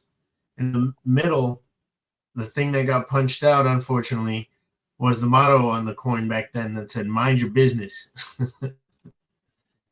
Now, John, I want to find some. Thanks again, Dan, for coming on. Good question. Info about them too, and I love to offer them to my subscribers, and I like to get one for myself, John. So let's connect as well. I think they're awesome earrings, and also Erie County. You had we had talked about what are some ideas that need to change things. And so all of the above, of course, because there's no one single thing that's going to change the state of our country. But there's two things I'm doing. And as Martin Luther King said, the problem is not that we are outnumbered. The problem is that we are outorganized. And two things I'm doing, outorganized and uneducated. So I started the Army of Freedom. And anyone can go there now, thearmyoffreedom.com. And it is free to join. And I am in the process of connecting with all channels, big and small, to encourage their subscribers to join the Army of Freedom. And what it is we're organizing. And every week, you can change the trajectory of the political system. 2 phone calls a week, 2 emails a week, 2 social media posts a week. Strategically selected and I'll be working with other channels with this on who should we select this week, this month, because the powers that be, government, they freaking love social media.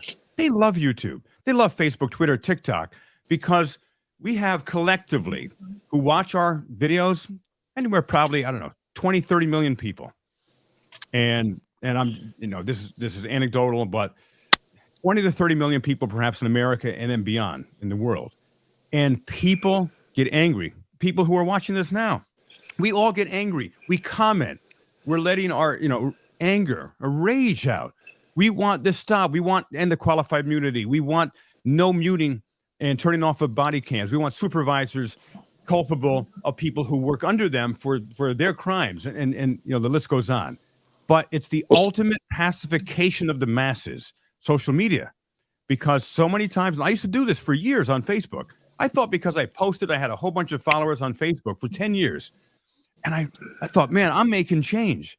No, I'm not. I wasn't doing except I was not that I wasn't doing anything. As Sean said earlier, all of our videos, they matter because they bring awareness to the problem. But in and of itself, there is no systemic change. And I'm one of the newer channels doing this, and people have been doing this for 5-10 years more. There are local changes here and there where local cops get fired, local police chiefs, and so forth. But systemically, things have gotten worse. So I'm organizing the armyofreedom.com when we have 10,000, 20,000, 50,000, 100,000, and more. And I'm looking for 3% of the population, just like 1776. 3% of the population in 1776 created a nation and changed the trajectory of the world. We could do that as well. And so join, anyone hearing this, there's more information on my website. It's super simple, takes 10 seconds to join. And I encourage all of the channels here, if you would check it out, and if any questions, ask me. And I would love if you would encourage your subscribers to join as well. And then we'll talk collectively. What do we want to focus on each week? And I'm building this list, and we're going to send out an email a week with the specifics.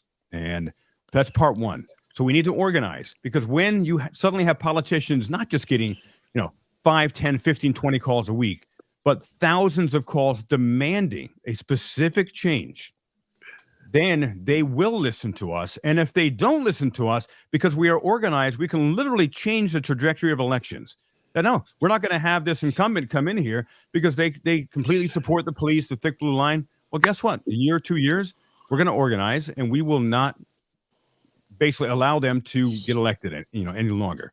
That's one. And I have another element I'm working on called 1776 University, where it will teach civics, constitutional law. We'll have special guests. We'll have live interactive Zoom meetings every week, inviting, all channels, big and small, to be part of that as far as the leadership of that. And so we're going to organize with the armyofreedom.com, and go there now. It takes 10 seconds to join. And also with 1776 University to educate. And that's gonna make a lot of difference. It's a good plan. Armyofreedom.com just shows like a yellow zebra pattern, and then it says Uniform of Freedom. It should be the Army of Freedom. Did you put Army? I'm sorry, excuse me. Right. And if any moderators could put that in here, the armyofreedom.com. Thanks, John. And, yeah. Aha. And it's simple. 2 phone calls a week, 2 emails a week, 2 social media posts a week, targeted to specific politicians, whatever it may be. And I'll be connecting with, John or the Erie County DMA, anyone else. And hey, what's our strategy for the month, for the year? Brilliant, bro. Brilliant.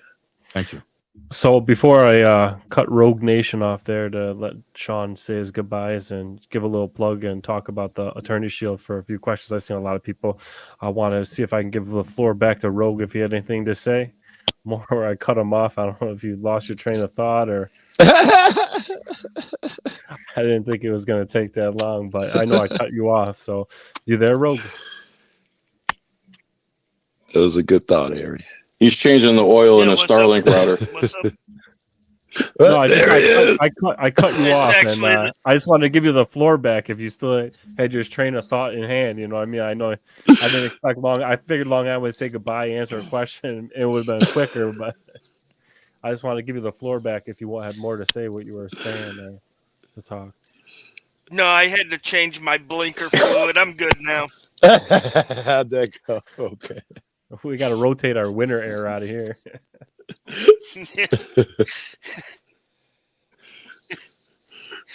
Yeah. No, I have no. Yeah, let's continue.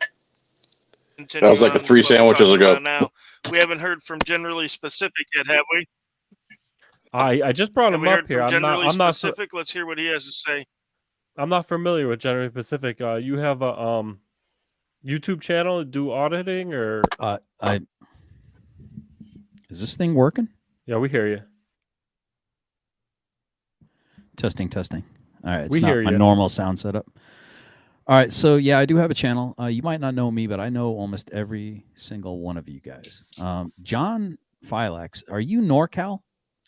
Are you NorCal? Am I NorCal Cop Watch? Yeah. No, sir. Oh, okay. I thought because I watched him last night and they had the flashlight situation going on, so I wasn't sure. Is he a bodybuilder too? Anyway. What's so funny? So I digress. Yeah, my wife. Yeah. So I know almost everyone in here. Definitely Tyrant Terminator. Love your stuff. Dan, you're like one of my favorites. I don't know how you keep so cool and calm and collected. Fake Mike, I've heard you, but I haven't seen a lot of your content. GMA Class Act. Joe Cool. Love your laugh, dude. It gets me every time. Leroy, Mr. Clean. I love it. I just like I kind of fanboying out. Rogue Nation, you're old school, bro. You were spitting some facts. Listen to the wisdom. Age and wisdom usually go hand in hand. Not a whole lot of old veterans in the world. You don't live long enough if you're foolish. A little bit about myself. I did serve during 2 different declarations of war. I was in during the Gulf War, had a 13-year break-in service, rejoined during the war on terrorism. Spent the best years of my life serving my country, only to find out that my government really didn't have my best interest or the citizens that I raised my hand to serve's best interest in mind. So I feel a little certain kind of way about that. I got into the auditing game. I've been watching y'all for probably about a year and a half, 2 years now. But what really got me into it, and you had For Public Safety on a couple of weeks ago on this format, and I'm close by. I'm pretty close to Fort Knox. I retired down here in 2013, and these guys are a hop, skip, and jump from my house. So when I saw the way that they were being handled, I was like, not on my watch, not in my name. I'm going to try to stand in the gap as best I can and support these guys. I cannot believe what I saw with my own eyes. I cannot believe how abusive our government is. And I've been warning people, never underestimate just how much the government hates your guts. And I'm seeing it. And I'm seeing it clearly. Now, when I swore an oath, I intended to keep it. I understood that I was a public servant, that the public didn't serve me. And there were certain rights that I had that were slightly suspended below the duties that I had to uphold when I wore that uniform. Yeah. Same with a cop, same with anybody that's supposed to be serving the government. So my pet project was the original question, if I may. The thing that really disturbs me the most is, and one of the things that I'm really wanting to focus on, is why are all these artificial barriers between us and our servants? It's almost as if the government understands that it keeps punching us in the face and we haven't caught on to the abusive relationship yet. And the government understands that we should be striking it back, but we haven't yet because we're being patient, law-abiding citizens. We don't know how, do we? How do we do it? That's why we're cop watching, right? We're trying to figure out an avenue. We know theirs don't work. I'm not sure we even know how to do it. Yeah. Well, the civics is an interesting thing, like Leroy was talking about. But I not only should we be teaching civics, but we should also be making sure our schools are teaching it again, so we can put pressure on these school boards by saying, why are you not teaching civics? Furthermore, they don't even teach cursive for the most part, or what they would call penmanship. How does people sign in a check? Well, that's a great question. But here's the interesting thing. What is written in cursive? What is the most important? Exactly. And if you can't understand it because it looks like cuneiform or hieroglyphics, wow. You know what I'm saying? Then how are you going to know when everything's on Wikipedia? Well, that's the Constitution. The Constitution says I don't have all these rights because I can read that text, but I can't read penmanship on my own. But I want to remove all these, Yes, Roger. Sorry, but I want to remove all these barriers. I'm tired of talking through a round hole with a screen in it. You're my public servant. If you're afraid that I'm going to hurt you, stop doing stuff that's hurting me. Furthermore, why are we protecting DMV workers and not our children in our schools? Why are there armed guards at DMV when they treat you like dog shit? Pardon my French. But at the schools, they're left defenseless for the most part. All right, over and out. That was excellent, generally specific. I Actually, appreciate you. Yeah. One quick I'm a big question. fan. What is your I'm a big YouTube fan. channel's name? The name of your YouTube channel? It should be generally or at generally underscore specific. I used to be called Porch Dick. I was a guy that kind of sat on the porch, drank whiskey and dipped a lot and cussed a lot and was kind of get off my lawn kid, you know, that kind of guy. And I was kind of an OG Periscoper. I don't know if you guys know what Periscope is, but I used to do I did Periscope for like 6 years. Where I remember live that. streamed. Yep. I remember that. Yeah. 6 years. Yeah, but that kind of died. A long out. time to be in a submarine, bro. I'm just saying. No. Periscope is it's Twitter, unless you're making a joke. It's like Twitter. He's joking. Dad jokes for the win. I'm not even a dad. I just practice. Some moderators would throw this guy's channel up in the, link their channel in the. I think I see John's got it. All right. Yeah. I don't know. appreciate it. I throw the link up here on this Saturday Night Lives. All I asked to come up on the live panel, if you got a channel, if you did one audit and you got one subscriber, you're welcome to come up. Fans that just want to come up and say hi, Saturday Night Live is not the avenue for you. So that's why I had you in the basement there for quite a while. I wasn't sure exactly who you were, but just so everybody knows, Saturday Night Lives are specifically for people who are auditors, they're activists, and they're here, they have a channel. So if you don't, and I don't recognize you and you end up in the basement, you might end up down there for a while. I might bring you up, but just so you guys know that's kind of the general rule for Saturday Night Lives. But AEC is going to be, you got to have at least one subscriber and you got to have at least one audit out there. And I have something, by the way, Erie County, is I started Sunday Night Live, but I'm not going to call it Sunday Night Live. But I have a live call-in show Sunday nights at 8 o'clock, 8 p.m. to 9 p.m. Eastern time. As long as you call it Sunday Night Live after AEC Live Saturday night, we're fine. Maybe I'll do that. It'll be the longest title in the history. But so make sure to stay tuned for that. And that's a chance for any viewers to call in live, talk to myself, special guests. I want to have really all of you on, and they can interact with us. Live call-in show, have numbers up and everything. So it's the third week will be tomorrow, 8 p.m. Eastern time, 5 p.m. Pacific. For the record, Directy had a direct invitation. So, hey, but before we go on, I just want to make everybody aware of the live show I'm doing later tonight, which is called Saturday Night Fever. We're gonna play disco. John Travolta's coming on. We're gonna interview John Travolta. Showing your age there a little bit, Rogue. Scientologist, first guest, huh? I thought I actually had Saturday Night Fever myself, but it was just chlamydia. The clap. Speaking of basement.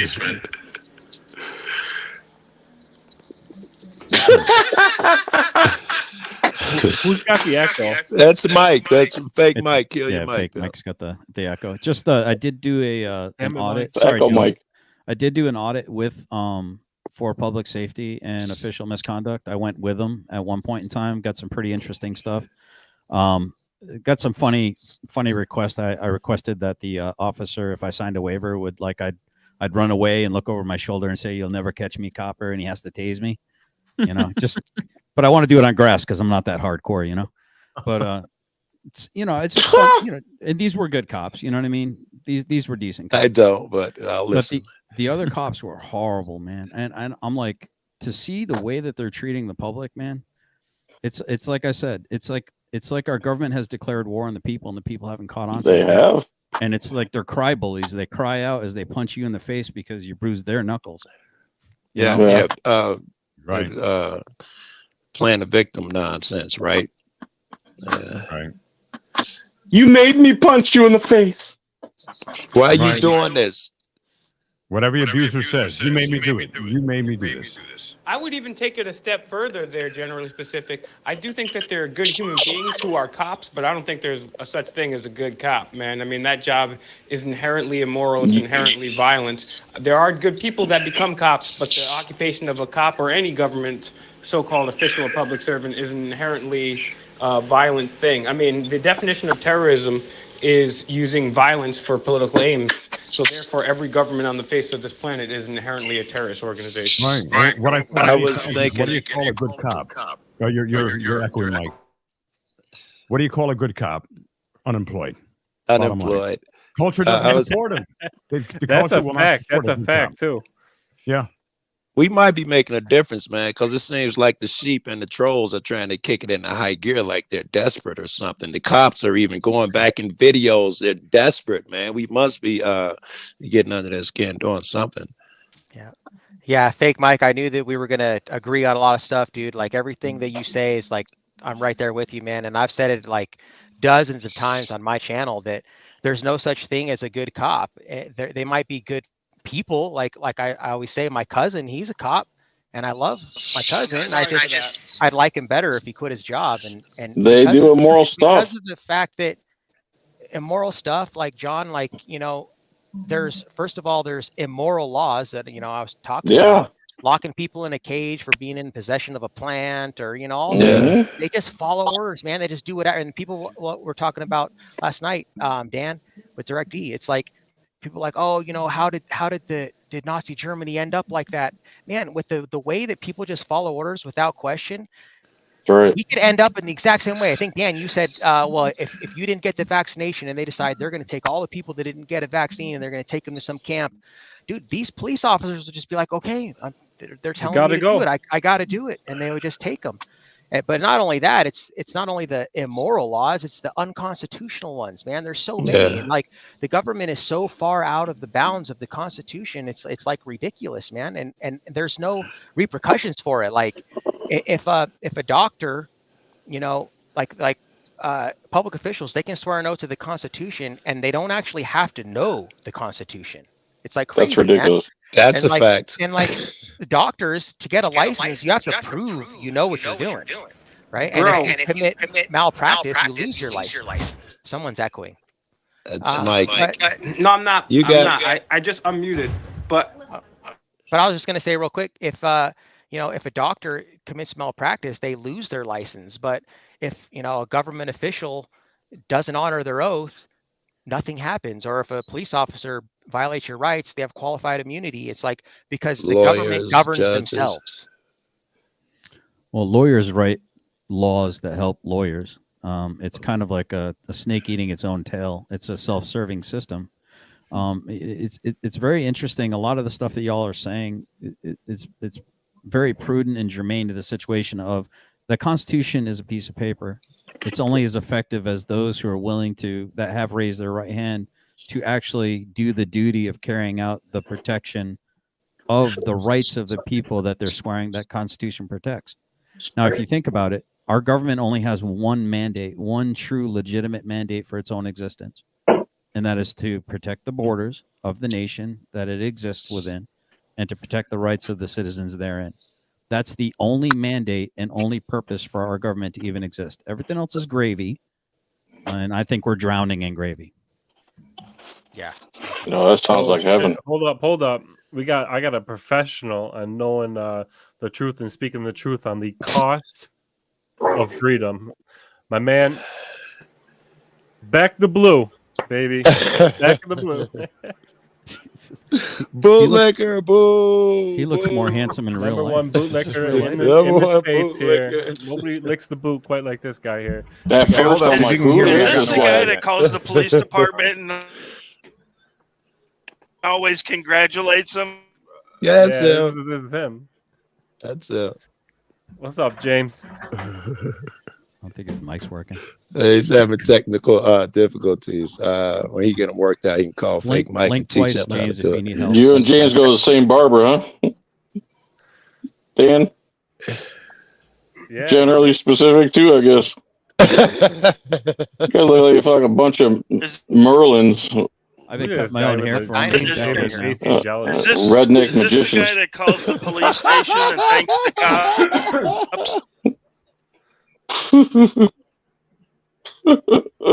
cops? All right, James, I'm glad you came up.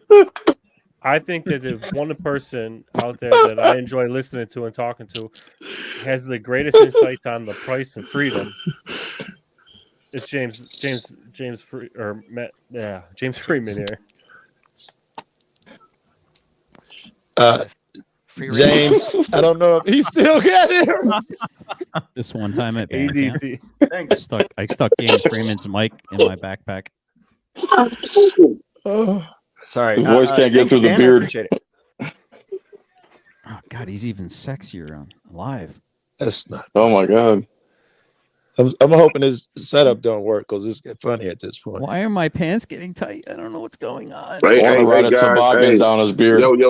Hey, I gotta run, man. Shout out to all you guys, though. Real talk, man. I love you, all you guys, for real, Tyrant. Take care, You TT. you do good work, Tyrant. pimp. Tyrant, that video you did outside Carter B's house was awesome. Later. Yo, Tyrant, you got my email? Yeah, I think I do. You know what? I think I do, though. Did you send it to me? Yeah, I sent you an email with the link in there. I've been trying to get you up here for a couple of weeks, but I'm gonna email you again with my phone number. Text me. Okay, yeah, and then I love your work. Man, I appreciate you, brother, for even having me on, man. Thanks a lot, man. And you know I go live every Sunday, bro. If you want to if any one of you guys want to call in, man, at 2 p.m. Central, we live, brother. And you can text that phone too, man. It's wide open, bro. You got it. All right, thanks a lot, man. Y'all keep it steady. All right, man. Peace. All right, pimp. Yo. Hey Dan. If you specific and Freeman have a pitchfork handy, you know, feel free to use it as a prop. You call them redneck wizards, magicians. I'm a damn Irish Yankee. I'll have you know. These guys are jealous in New that- York. You know what these guys are that make fun of our beards are the guys that I grow a beard in 24 hours. Get out of here. when they try to grow a Low beard, they key. look like an Amish guy. Yeah, you guys don't look Amish at all. Dude, go get your buggies tuned up. I also got to throw another man up got a man in the basement. This is a new guy here in Western New York. It is Act Now Media. This guy here is new. He's fresh. He's going to be in the Western New York area. He's a moderators. You want to throw his link up in the description. He's going to be throwing out some content soon. But I do want to give the mic and the floor to Mr. Freeman down here to give us what his opinion is. What is the cost of freedom, Mr. Freeman? Thanks, I appreciate it, Dan. How much you got? What version do you want? All right. We want to know about custom. I mean, because I'm gonna take it all. I mean, what are you looking at? It facing a couple of misdemeanors. What you got? 20 grand.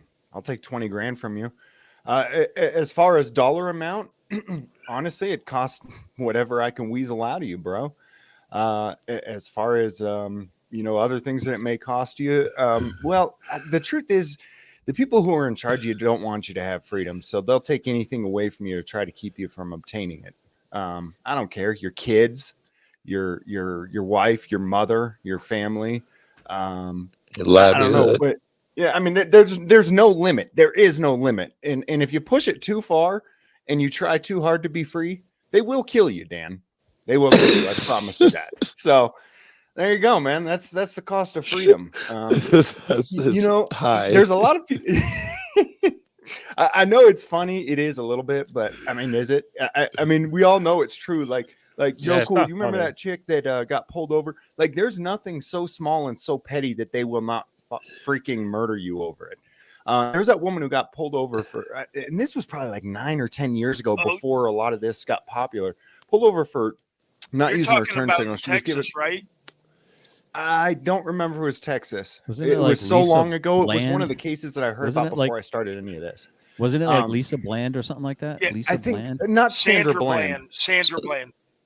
No. Was she the one who decided she wasn't going to go to court on a traffic citation, and then they came and raided her house to arrest her on a warrant for a failure to appear on a No, traffic Sandra, citation? she got she died no. mysteriously after she got Right. locked up. Right after she got Right. arrested. No, this right. woman, Yeah. this woman decided she wasn't going Yeah, to show no. up on a traffic ticket, so they went to arrest her on a bench warrant for failure to appear on a traffic ticket. She stood her ground, and they murdered her over it. So, I mean, Comply or die. Yeah. yeah. So you're saying the cost of freedom is the life. If you want to be a true free citizen, it's going to cost you your life. I think that would probably be accurate. To be truly free, yes. I mean, I don't know. I think a lot of people describe freedom a little different.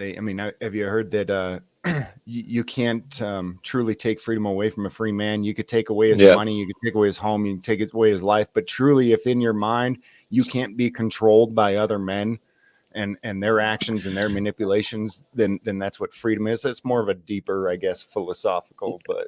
No, you're right. Most people have different interpretations of freedom. America is the freest that you can get. That's to them, that's free, and to other people, is your interpretation.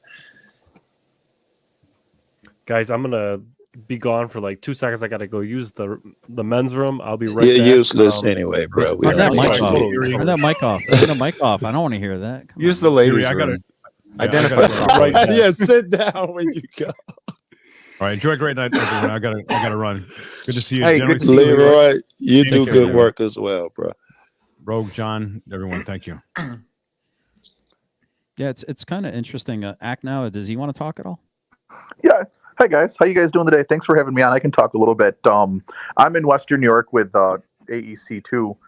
We've kind of watched what he's done. I was in politics for a bit and realized that politics is a sham, and it's a popularity contest where some geriatric boomer wins a handful of votes and thinks that because he won an election they have control. And that's what I started doing, this kind of thing, where I think that a lot of people believe that if someone wins a popularity contest that's an election, or has a government job or a laminated name badge given to them by the government, there's this presumption that they're qualified, they're competent, and they're skilled. And I think a lot of the auditors prove that that's not the case, and a lot of people are willing to submit to these people just because, well, they got a name badge, they got a government job, and it's leading to where our country is now, which is a soft civil war. So I've been watching some of Dan's videos and some of your guys' videos, and I started doing it myself. And a lot of the stuff I want to do is show that most of these lower level government employees, it's a glorified welfare program. The government hires otherwise unemployable people for a glorified welfare job. Damn. So they don't die in the street. One example of this is, I own an accounting firm, and everyone's mad about the IRS hiring 87,000 IRS agents. Well, what they're really doing is they're finding unemployable people that cannot exist in the free market because they don't have a skill, and they're putting them on phones and having them in a call center, and they're giving out wrong information and wrong advice because they have no idea what they're doing. And that's what this government jobs program has become, is just, hey, you'll probably starve to death in a gutter if we don't give you a government job. So come work for us, and you won't die. And there's no competency, there's no skill set, there's no intelligence. This isn't by mistake, right? This is by design, right? These are the people they need, because the cats like me and you would wise up and throw a monkey wrench in the system. I would rather starve to death than work for the government. Yes. But a lot of these people, you see it with police all the time. I live in New York, and you ask cops about enforcing gun control. Why do you enforce gun control? Well, if I don't enforce the SAFE Act and gun control, I'll lose my job. So you've made it an us versus you situation where you're willing to do whatever it takes to keep your job. Well, there's a better solution. It's don't be a cop. It's go get a job somewhere else. Well, why can't they? Because in Hamburg, where I live, the cop makes $135,000 a year to drive around and write parking tickets. They're not going to find a job like that in the free world. It's all about control from the the politicians, and politicians need the police to be their standing army. So let's not forget that it's like a mob as well, right? Once those police get those $100,000 jobs, they have to be good earners, right? The better earner, which means the more they fuck us over, the more they're promoted. Yeah.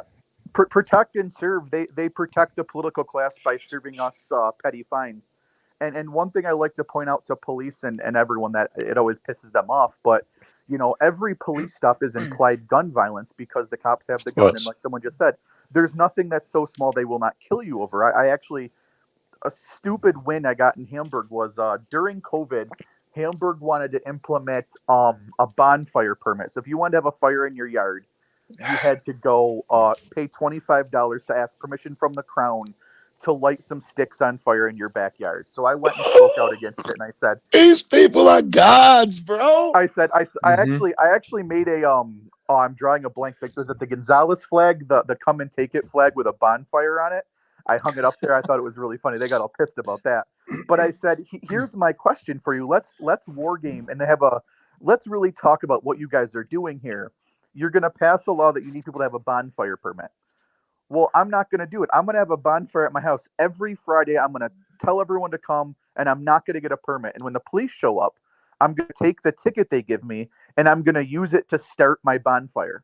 I'm going to start the fire with the ticket you guys give me. What's your next move? Are you going to arrest me for not paying a bonfire permit ticket? Are Yes, you they're gonna take that my house? petty. Fuck yeah. And You're I going said, to jail. well, if I resist and say I'm not going to get arrested for not having a bonfire permit, eat shit, is that cop going to kill me for resisting arrest? Of course he they're like, will. well, It's part of the that's not- job description. That's not what we want to do. I go, it's not what you want to do, but if I think that it's absolutely ridiculous that you fools want to have a bonfire permit, where is your enforcement here? Like, how do you enforce this law with gun violence, with implied gun violence? You will kill me if I don't pay the permit. And that made them really uncomfortable because it's like a white upper middle class suburb, and they don't want to talk about it. I said, you look at what's going on, you're going to say that cops won't kill people. I think the news says otherwise. So is this really what you're willing to do? You guys think that you are good people by doing this, and you're doing this for the greater good, and you guys are like on the right side of history here? I think you guys are absolutely insane, and I'm willing to die to fight this because that's how stupid this is, and I don't care anymore. I'd watch that video, bro. You should have filmed it. They ended up not doing it. They shot the permit down, and I think a lot of people don't realize Very that when you're good. willing to challenge them. When you're willing to challenge them, they'll sometimes back down on the little things. But yeah, that was a fun one because I just thought it was absolutely comical that's what the price of having a bonfire in your backyard is now you need a permit for it. And I thought that was insane. So yeah, The price of freedom on a bonfire. yeah, God forbid, But Yeah, that's Act Now Media News. So everybody out there, go over there, hit that subscribe button, and be ready for some content because this guy's, he's got the right mindset of holding these tyrants accountable, and he understands what the what the thought is and pattern, and what the cost of freedom really is. we also just had a good. I just did one with auditing Erie County. Went to the town of Lockport, and that's been if you guys follow his his issues with Lockport. We did the Lockport Town Hall, and the supervisor, he pushed Dan, and it's kind of funny because he comes in hot, and it really shows how stupid some of these people are, because if he would have just been normal or like decent, we would have left. We were wrapping up the audit. We were leaving, and he came in hot and started yelling at us and stuff, and it's like, these people are so stupid and don't understand how to be human beings because, in retail, you can't treat people like that. If you work at McDonald's, you can't treat people like that. If you work any customer service job in the free market, you can't treat people like that. But because he feels that he's above us because he won an election, he acts how he wants. And I thought that was a pretty good video. And AEC, I actually have it. I was going to send you the clip earlier. We're editing it now. I have a good clip of him shoving you and then saying he didn't touch you, and it's just, I think that's comical.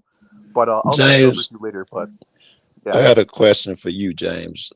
Do you see an out? Do you see an avenue? Us together, us singularly. Do you see an avenue, a road to, if I don't dare say victory, decent progress or something?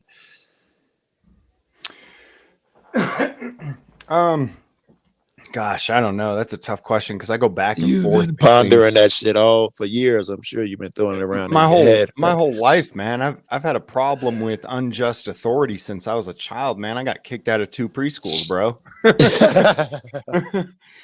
Like, you're gonna tell me to do something, you need to have a reason, explain it. Why logically do I have to obey what you're telling me to do? But Is I don't it know. feasible at all? Because this, let me throw this in there. I see progress already. You cats, especially you, Lackluster, Long Island, you guys have a I don't know, some type of fear authority. You got to stick that, you know, we threaten niggas. You got to stick though. You can knock them motherfuckers. So I see the possibility if maybe we made a few different changes or something. I guess it depends on how you measure whatever your goal. I guess it depends on what your actual goal is and how you measure success. I would say that success would be completely denouncing all illegitimate authority, and I don't think that the majority of the general population is anywhere near ready for that. And so even if every single person on this panel decided, well, that's what we want, we're up against not just politicians, cops, we're up against billions of slaves who will fight and even die for their slave master. Agreed.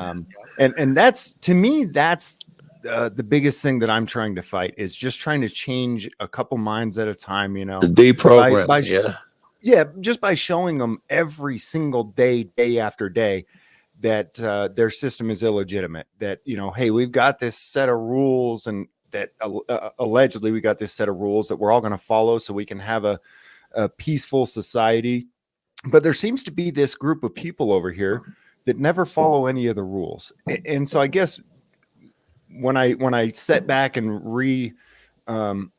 reset and try to remember what my goals are, I always come back to that needs to be my goal, is to help people understand that, I guess more help people see some of the more shallow and easier to see things of like police brutality and just blatant outright tyranny, to try to honestly sow that tiny little seed of doubt in that I'm system, glad to hear that.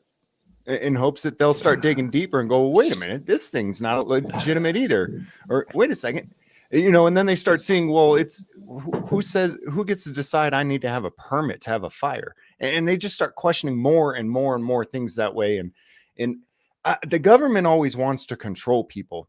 And my goal, if I don't know if I'm reaching it or if I'm not, but my goal would truly be to try to free people's minds and just get people to think for themselves instead of having that group think mentality, and you know, weigh things out for themselves and say, all right, well, is this right? Is it wrong? And why? I dig it. That's as far as I got about thought process.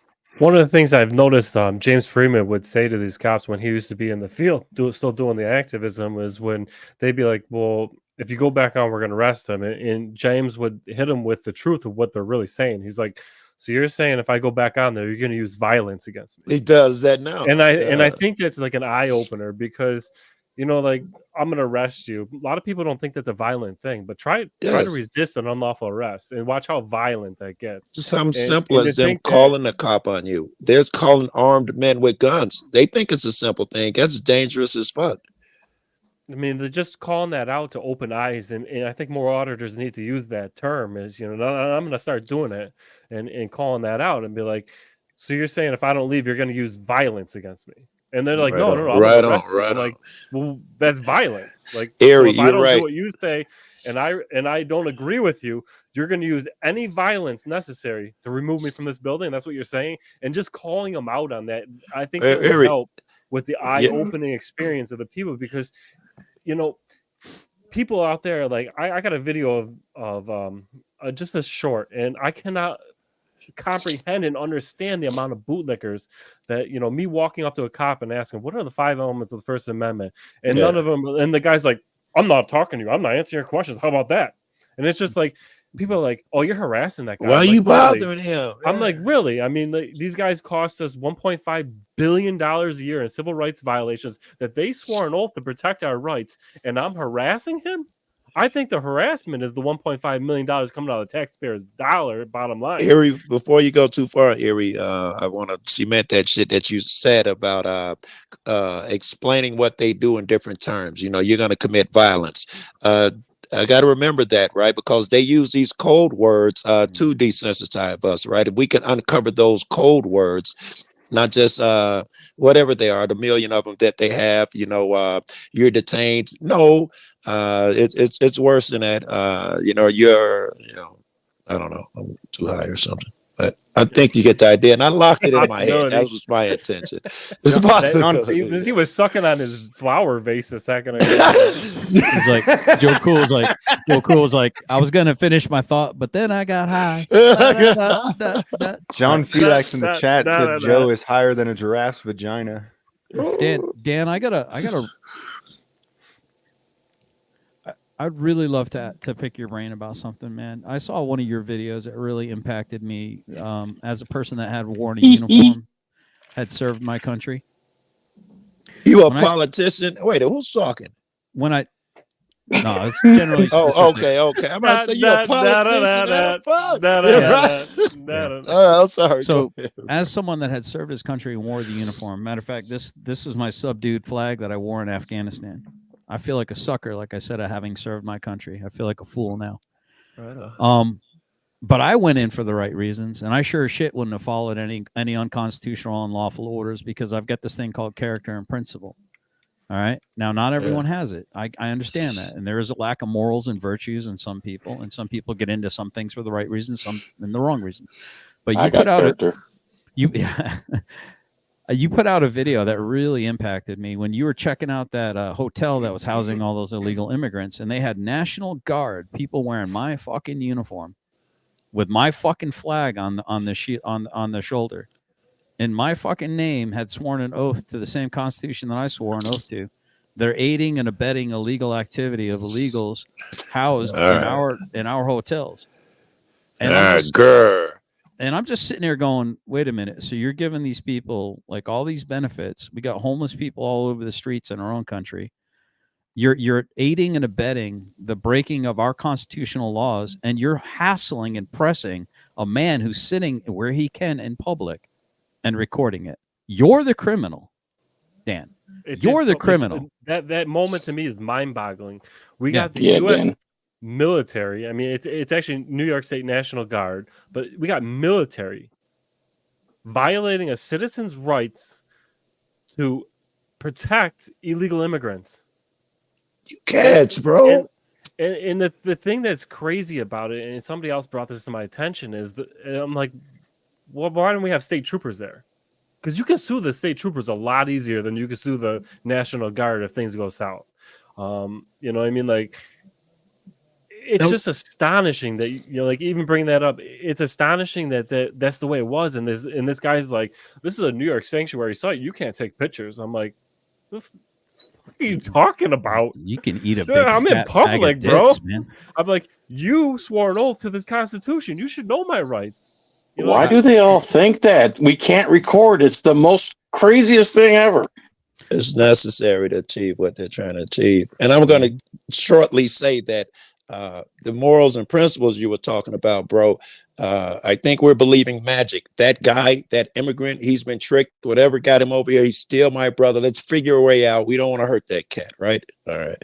I mean, these illegal immigrants, and I'm calling them illegal immigrants because, quite frankly, that's what they are. Mm-hmm. And if you don't believe me, go on the channel and watch the channel. The reason they don't want me out there recording is exactly what happened. One of the migrants who's being abused in the hotel came out and talked to me, and I exposed it. I showed the world. He admitted he crossed the country into the country illegally. Mm-hmm. So don't tell me he's an asylum seeker. He ran across the border, went to a church, and I'd do it. Got his I don't really give a fuck. Supposedly protected, but like, let's call it what it is. And you know, like, the reason they don't want us sitting in front of these hotels and seeing what's going on in this country, and you know, and the police showed up in this video, and they're like, oh, he's just here for clicks and views, and unfortunately, he has a First Amendment right to do unfortunately, so. Unfortunately, that is so unfortunate. It's so unfortunate that we have a right to watch what's going on. And you know, the cop even says, at one point he's like, it's unfortunate he has this right. He's extorting his First Amendment right out here. And then he's asking in the next sentence, he's asking the people like, what was the harm in him doing it anyways? I'm like, this dude's playing both sides of the aisle. He's wishy-washy. He's sworn an oath to the Constitution. And at this point, I'm talking about the Cheektowaga Police Department.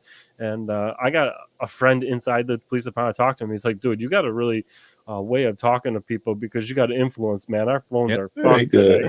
I'm like, whoa. It's not me that fucked the phone. That's you great. Need to talk to that sergeant who said, unfortunately, we have a First Amendment right. He called me a sovereign citizen for exercising constitutional right. Unfortunately, we can't arrest him. He's not actually doing anything wrong. It's very unfortunate. And it's just like, and he's like, everything we say is going to end up on YouTube. And he knows his body camera footage is going to end up in my possession, but they still say the dumbest, stupid shit. It's just low IQ shit. What is that?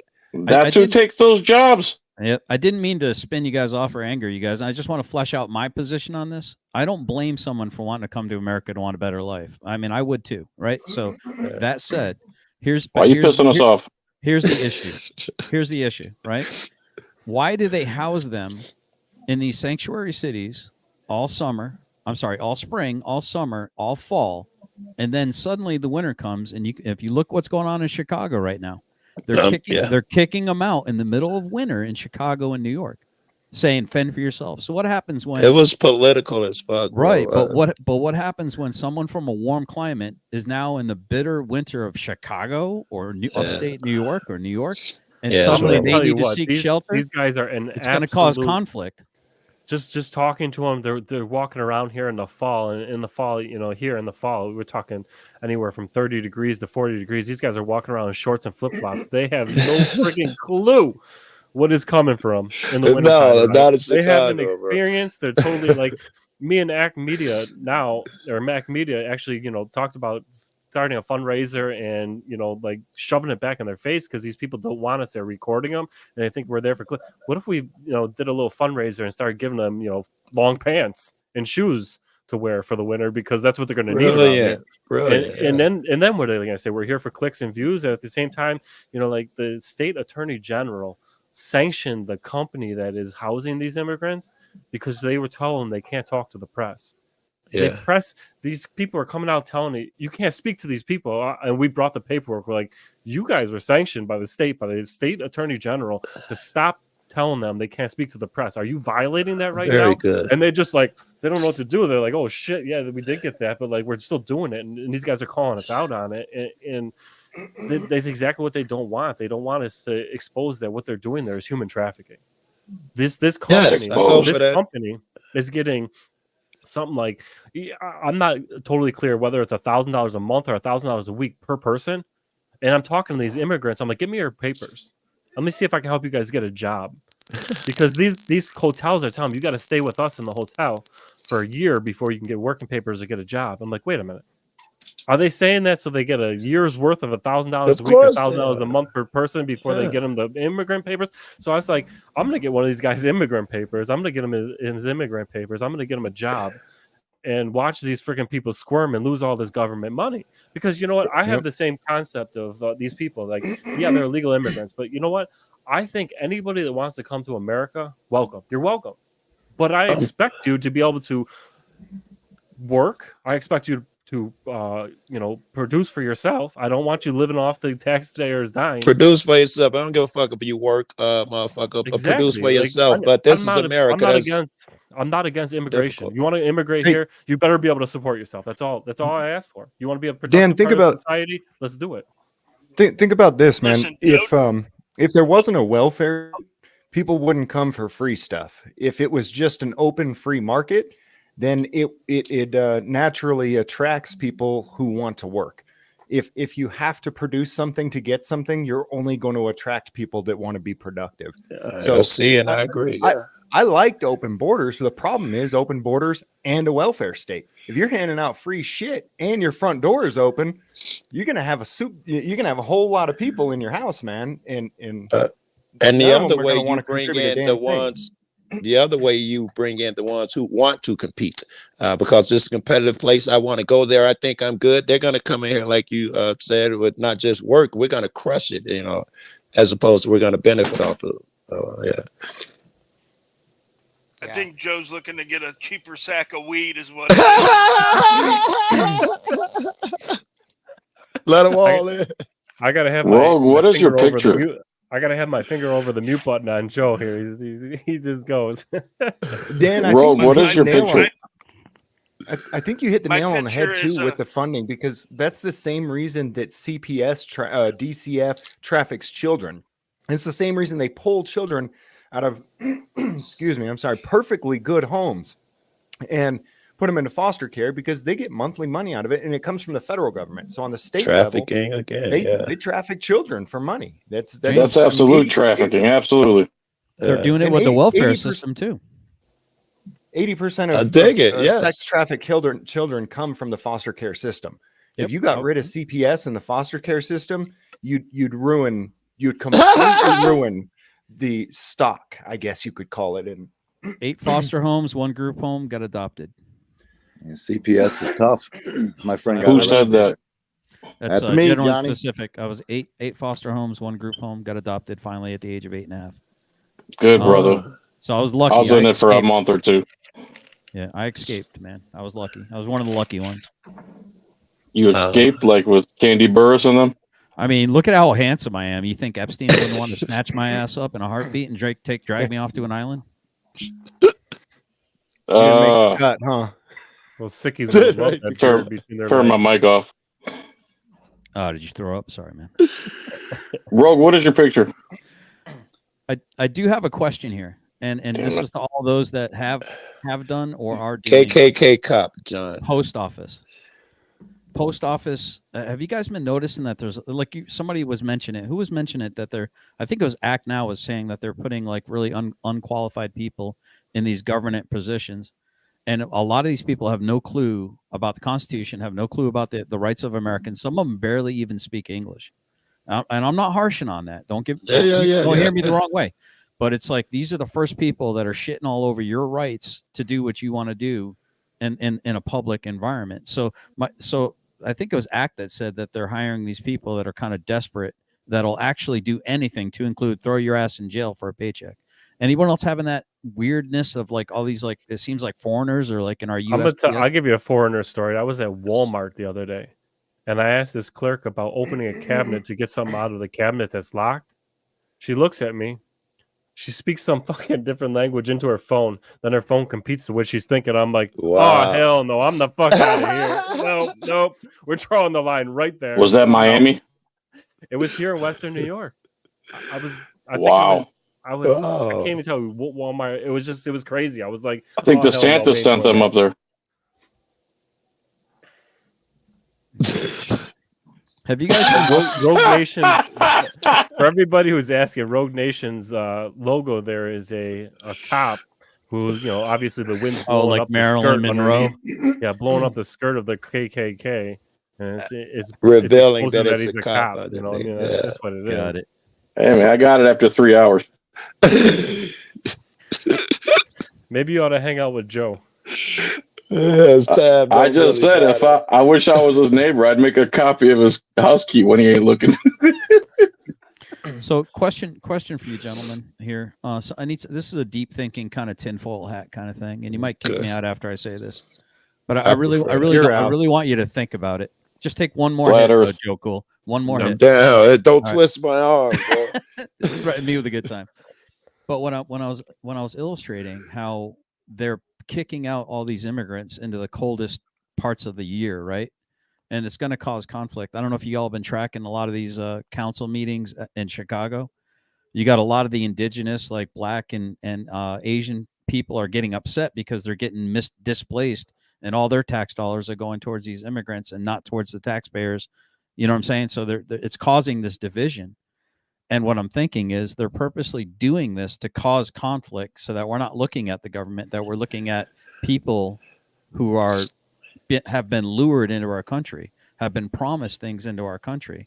Since you brought up Chicago and the council meetings, you're absolutely right. They did weird shit like stick them into kids' gymnasiums and tell them you can't play the game tonight because we got to put immigrants in there. All the bandos we got in Chicago, right? They're sticking them in places where it was intentionally caused that shit. And at one of those meetings, it went viral. The guy was like, "Listen, man, we see y'all playing politics, man. We got nothing against them, man. We know it's y'all putting in the school try to get us to hate them cats and shit."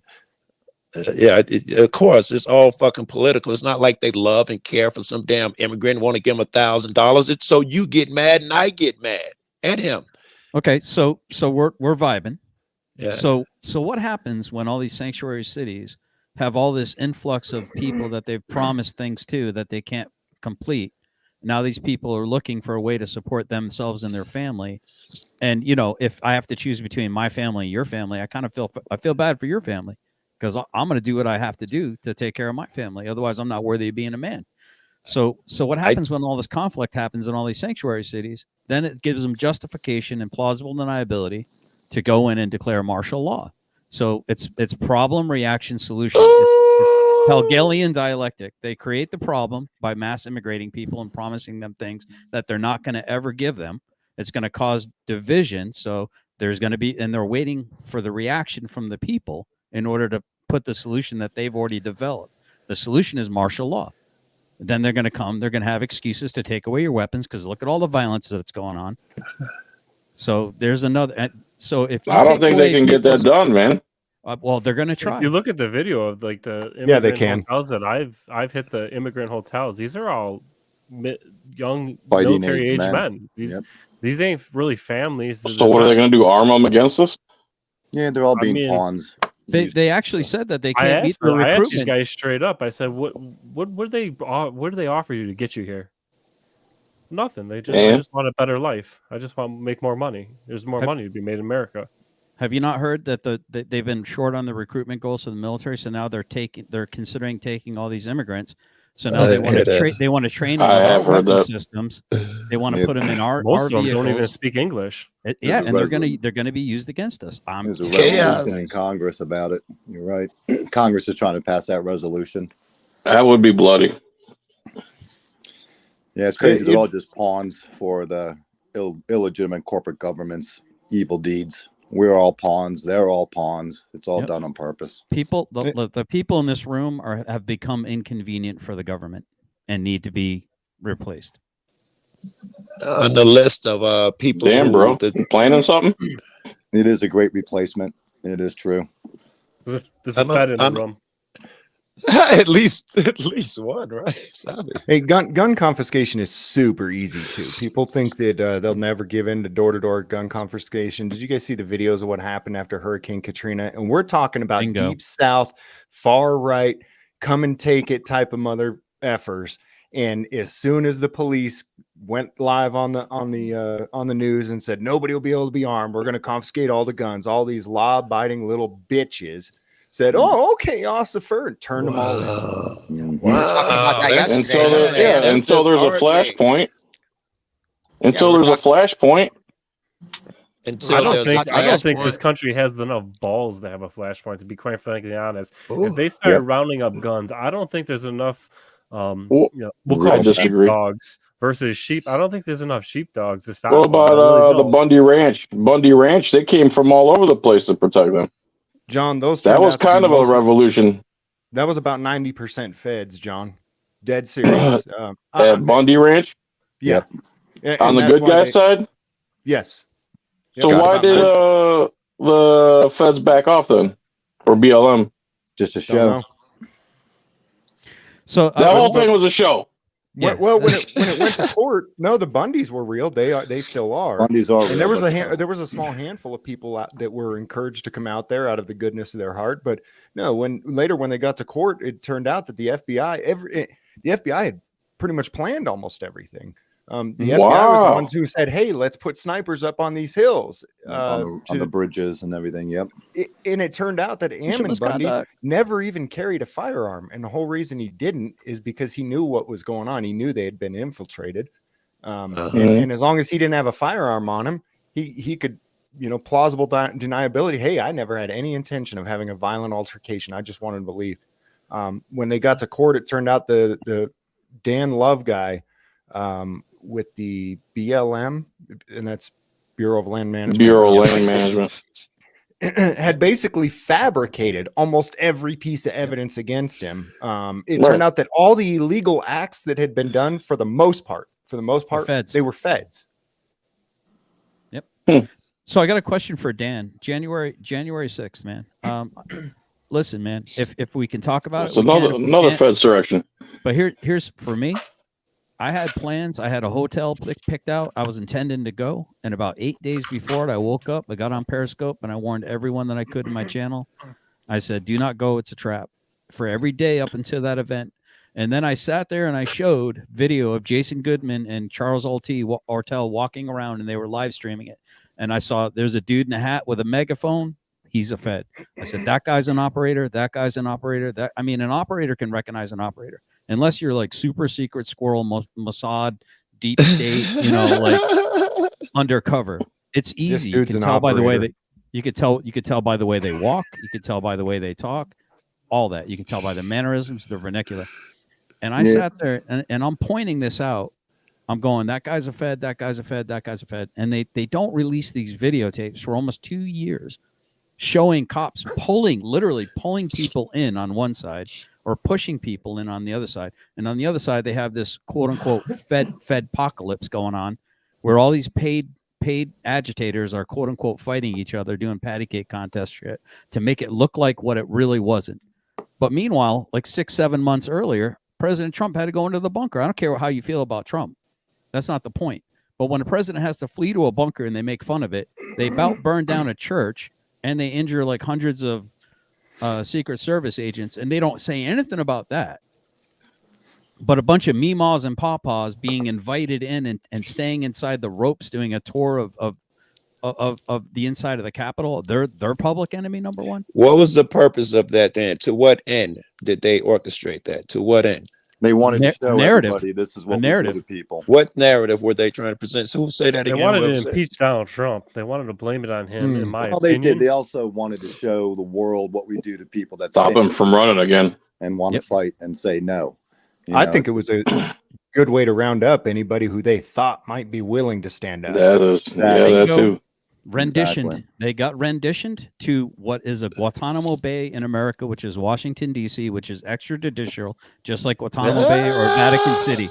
Pay attention, folks. Pay attention. Washington, the District of Columbia, exists outside of the jurisdiction of the United States of America. They've been renditioned. They've been You renditioned. definitely don't have a Second Amendment right there. We were told before we went, you're not allowed to bring guns into D.C. So I mean, it ain't American soil.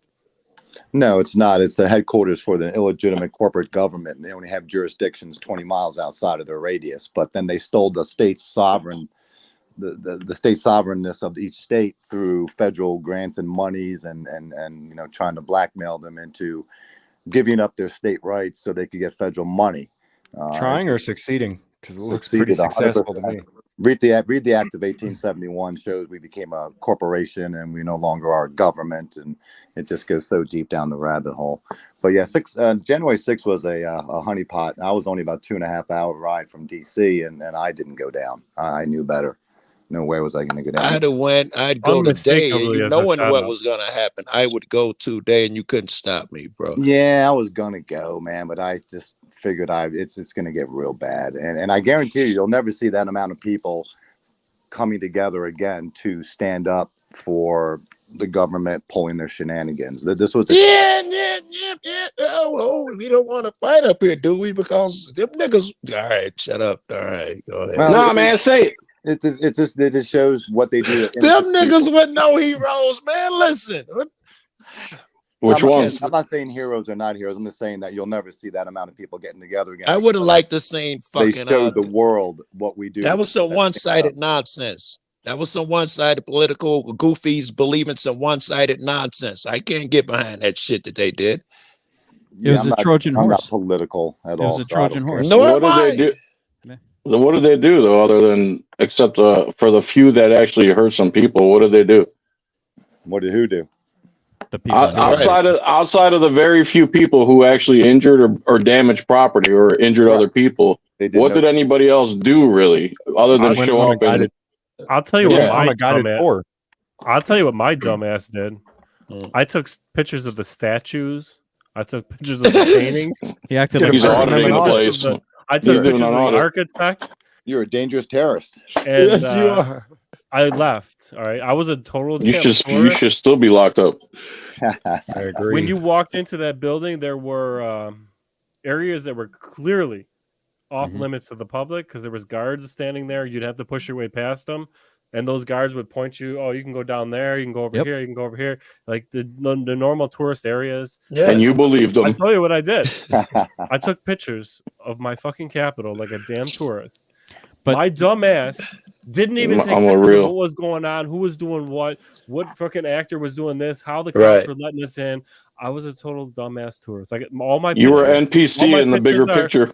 My pictures are fucking pictures of the damn statues. In the world, I am a fucking auditor who takes, when I'm somewhere and I see something going down, I take pictures of it. All right. He spent an hour looking for poster 7. I was walking around.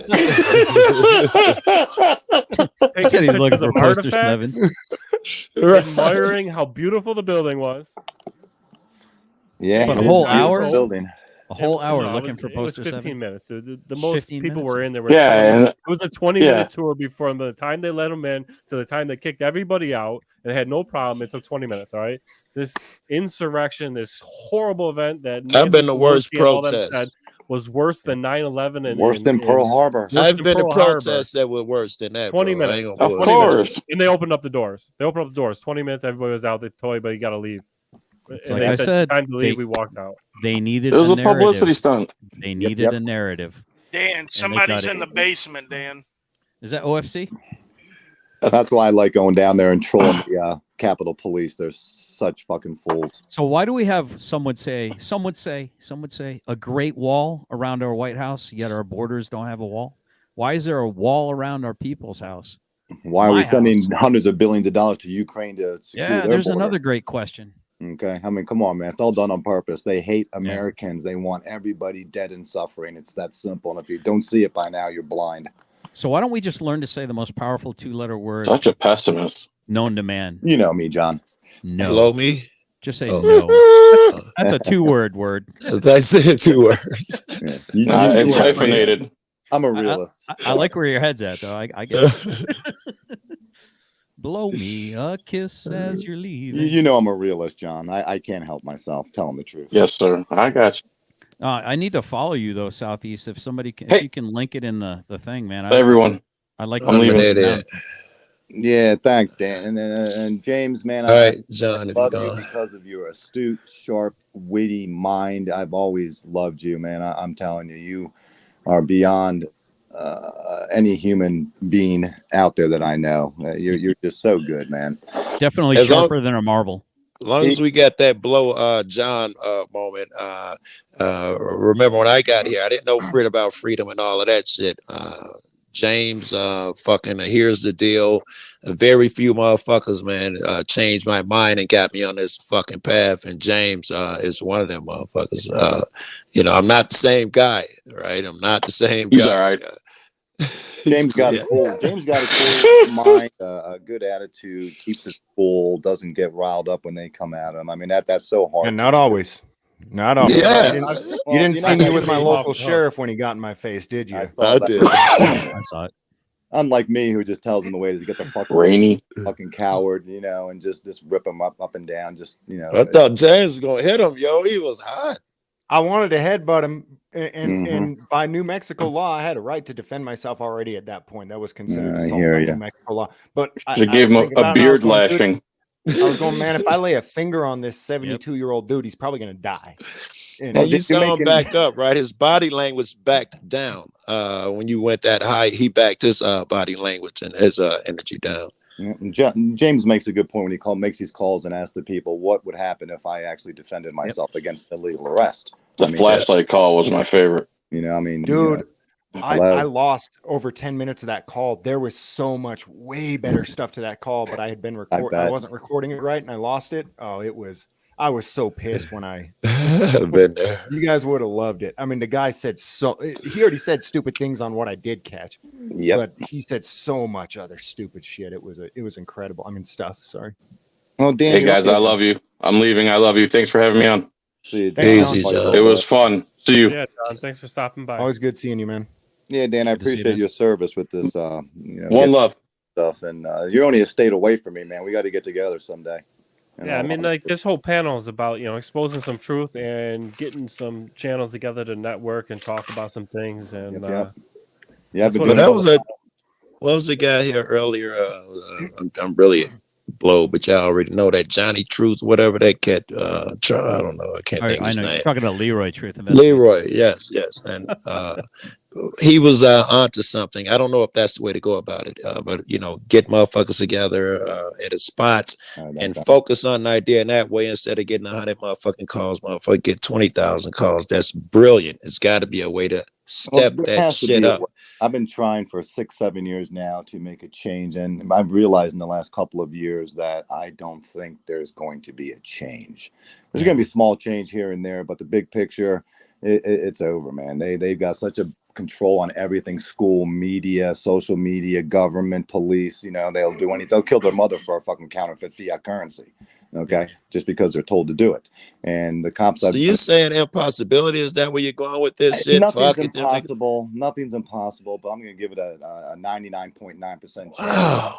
Hey, I agree with you, Pennsylvania. Here's what keeps me going is a lot of times I think, why don't we just, at some point, this has to collapse. This is an unsustainable society. At some point, it's going to collapse. But I don't think everybody's going to die. So how are we going to rebuild it?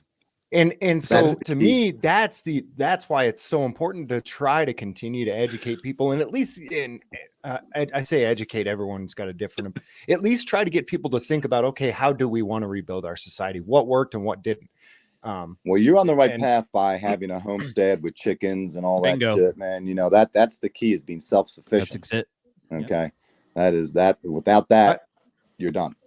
I think it's possible to have a thriving society with big cities, even like we have, without having tyranny. The fundamental problem is that we've built this on a foundation of claiming that certain men have authority over us. Authority over others. Yeah, that certain men have a claim over the lives of others, have a legitimate claim over other people's lives. So if we could get rid of that one misconception and rebuild again, then I think it would do a lot better. And to get to that point, I tell the cops that they're the stoppage of freedom. Without the police backing these fucking idiots that are making these laws or policies and statutes, they're not laws, they couldn't enforce them. They'd get yanked out of their fucking ivory towers. Right. So as long as you have the guns, the men, the power. Allegedly. Non-violently. And we would hug them. We would hug them vigorously until they couldn't breathe. I mean, until they could have a hard time catching their breath. Right. So allegedly, with the protectors of the elite and the rulers, it's going to be very tough, and it's going to be sad, and it's going to be very, very difficult. But it can be done, and it's not going to be done through kisses and hugs. That's the sad part. You know what I mean? They're not going to release their golden goose easily. Power is never giving up. Yeah. And they got a rear naked choke. Does that count as a good start? They own the banking system. They own everything. And if you got a central bank, James is right though. It's bound to collapse. It's designed. The flaws exposed. Blah blah blah. We can vote Trump in, push it over the edge. There is a way to fucking win this. And they're getting ready for the collapse. That's why they've been digging underground for so many years. They're waiting, for whatever happens. So let it implode. They'll be safe. We'll kill each other, and we'll see where it goes. So when it's over with, they come out the tunnels. Everybody we wanted is gone, and we fucking battling again. We battling these idiots when they come out the tunnel, and the people who survived is still fighting these lousy fucks. That it goes back hundreds of years. This evil way they're going. It just didn't happen yesterday.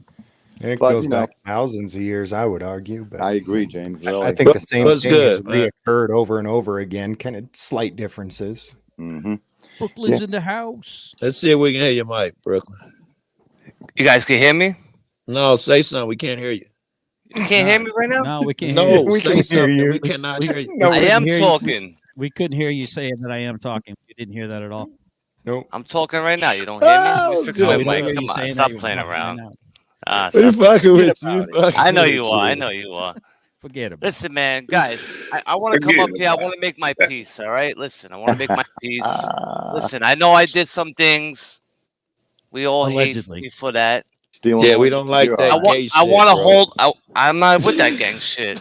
I'm not with that I gang said shit. that Joe gay Cool, shit. stop it. You know I'm not with that gang shit. Stop. No, he Wait, I said said But gay. GAY. Dan, Go Dan, ahead. Go Dan, can ahead. you Go introduce this guy below me? This ahead. It was that is cat anyway. this is the Brooklyn audit as I remember him. Oh, I is that remember the him. dude? all That, right. is that? I'll get the What up, bashing. Come on, Brooklyn? bash me. Listen, It's all listen. right. I Let me deserve talk it. real quick.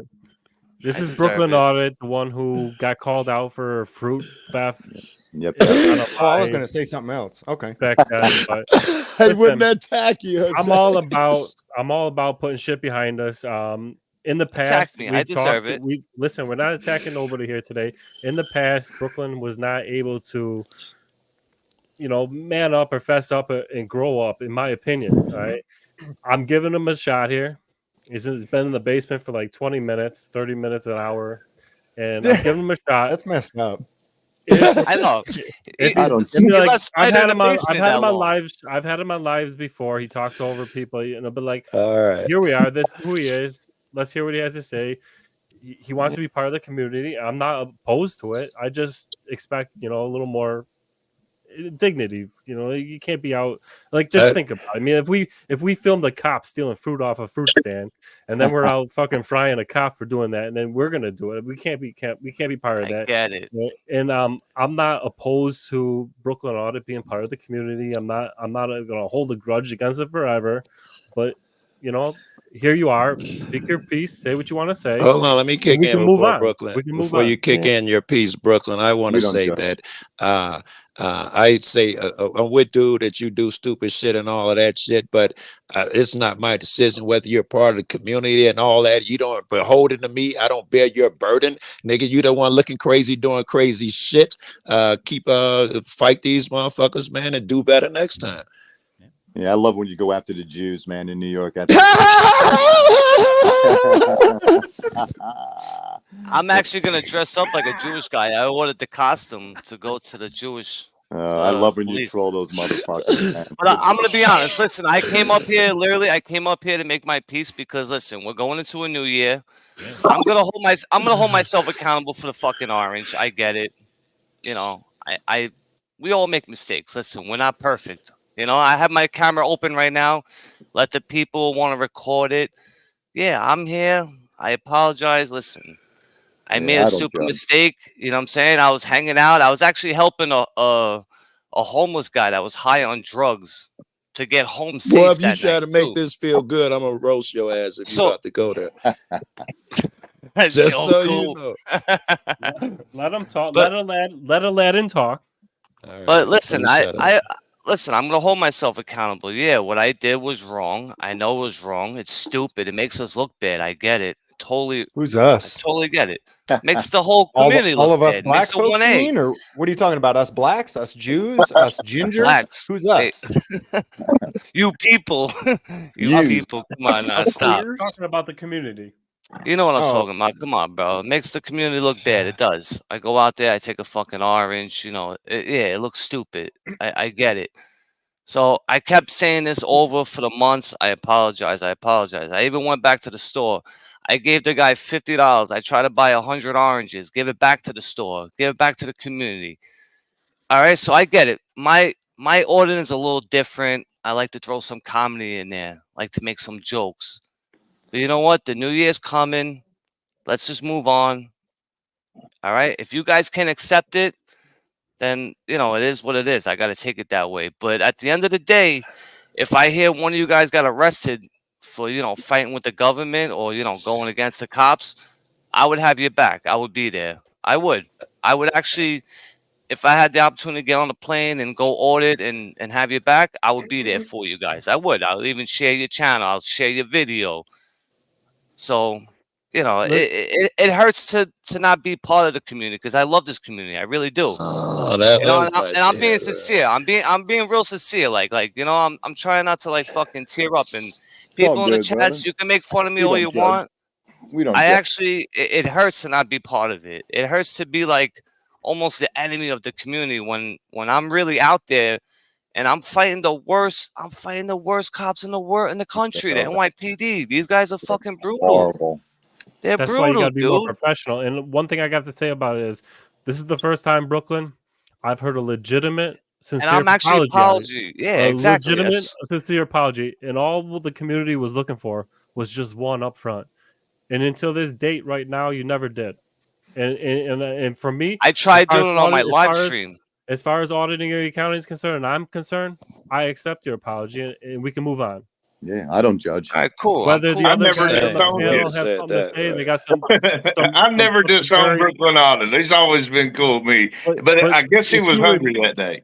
If you remember, Brooklyn, on that live when you took that I actually orange, don't like oranges. I'm sorry to cut you off. I actually don't like Listen. oranges. I don't like it. on Don't that make it live when funny, you sold that bro. orange, I gave you a $20 super chat Nice. to keep writing those tickets on them police cars because that was the shit. All right, I loved watching Yeah. your audits. You are a great entertainer, and you did accountability, but we got to do it with more integrity. That's all I'm saying. Because You're right. You're right. How But- are we gonna expect accountability from a police officer if we're doing stupid shit? You know what I mean? Like 100%. and that's all 100%. I'm saying. Like But I you put gotta my life on remember, the line. I You was- put your life on the line. All these guys up here, we put our lives on the line when we go out And there our and deal with the freedom. tyrants. all And right? we put our freedom on the line. Like I'm And fighting freedom. two That's what I'm cases talking right about. now. When I'm talking about I'm freedom and lives. That's what I'm I'm talking about. But I'm fighting- saying we got to do it with a little more integrity. That's all I expected out of you. And one sincere Absolutely. apology 5 months ago was all I was looking for. That's it. And I thought I did it. I thought I did one when I did the live stream. When I went back to the store, I gave Nobody the guy bought that $50. shit. I Come on. It was too. I gave the guy literally $50 cash, and I bought 100 oranges. I was trying to give it back to the community. I was letting people take it out of the boxes. This one lady walked up to me. She took like 15 of them. I was like, "Damn!" I said 1 or 2, not 15. But then I gave the rest back to the store. I gave the rest back to the store, and then I gave the guy the other 50. I said, "You know what? Take the 50." You were gaslighting that I don't day. even want to. Correct. All No, I'm I saying was is this is your actually- first legitimate apology. I heard All right, it. all I right. accepted. No, I you agree. don't have to say a word more to me. I accept. You your telling apology. me, Danny? You telling me that you put Brooklyn on it in a timeout corner for stealing an orange, and you just let him out for saying sorry? Oh, wait a minute. He kept him locked in the basement. I deserve the passion. Listen, come on, give it to me. I deserve it. I deserve it all. Give it to for an me. I'll take illegitimate it all. apology. I put him in timeout for an illegitimate apology. At least you didn't beat Listen, him up I'm and gonna put take dust all the on him first. bashing. I'm gonna take all the bashing. I I'm promise you always gonna guys. call him The a new year. lad and bust his balls about it, but This one time That's at band fine. I'm camp, not I gonna stole never an not let orange him and up put it on in a my panel backpack. anymore. But that's fine. But listen, for the new year, I really do want to show you guys Old like a anxiety. new me. Like I learned my lesson. Listen, we all make mistakes. We're not perfect. I stepped into this auditing not knowing what I was doing. You get what I'm saying? I know I did. I used to watch a lot of you guys. I used to watch a lot of you guys, and I used to learn, and watch, Long Island Audit. I watched you all. I was all subscribed to you guys, but way before I even Hey. started making the channel. So Hey, let me- I let learned me my say this. lessons, and I get it. I get it. Bash me, come on, keep smacking me left and right. I deserve it all. I get it. You remember? But I'm when being the Long real Island sincere Audit- though. I really am. You all remember when Long Island Audit first started and he got arrested standing on a public sidewalk recording a cop, and then he The gave apology him an letter. apology, That's- and everybody's like, "Oh, screw!" Did you guys not Long see the Island." last? And Did now you guys look- not see and the now last look, he's- arrest? Now I'm he's sorry, one I of the didn't biggest Yes, mean to channels out Brooklyn. there. Relax. And now he's one of the biggest channels out there after everybody gave him shit. I mean, Wait for a minute. years, Who man. wrote an apology letter? Long Yeah, Island. I still want to Long stab Island from Audit. For time what? to time. His first arrest. He apologized. He wrote a letter Right. apologizing to a cop for being on a public sidewalk recording him. Yeah, man. I still have And a hard please- time forgiving him. My on that. point, Oh though, God! is Did I just take a hit off of Joe's doobie? No, they did a Am I press hearing this conference and everything. the point bro. is we Yeah, all right. do some stupid shit, man. That's the Right. point. And now back then, All I it mean, I takes don't is think a he had legitimate 10,000 apology. subscribers. That's all we then. look for out here. Hold on. And Let's that's, all and that's admit what I'm to really something trying to do. stupid. I'm really trying to do it sincerely. I really am from the bottom of my heart. I'm being sincere. Like I want to be part of the community. I don't want to be the enemy of the community. Like I'm out there Hey. really risking my life. I'm All risking right, my hey, freedom. Brooklyn. I'm actually looking at let me 90 do days. one. I'm Brooklyn, sorry. I'm quit looking at. Let me apologizing finish now. real quick. All right, let me finish real quick. I'm actually looking at 90 days right now for the last arrest I just got. And if you look at the last arrest at the 62nd precinct, I was outside on a public sidewalk calling them out for blocking crosswalks. I even recorded an off-duty cop hitting another cop car while he was leaving. I call him out for it on a live stream. I go back to the precinct. I'm standing on the sidewalk, and they come and they bum rush me, and they lock me up. So now I'm looking at 90 days for that because, you know, I got arrested so many times in 1 year. So, like, I'm really being sincere. Like, I'm really out there fighting these tyrants. Like, I'm not out there to, like, you know, make. I appreciate you fighting bad. for Like, our crosswalks, bro.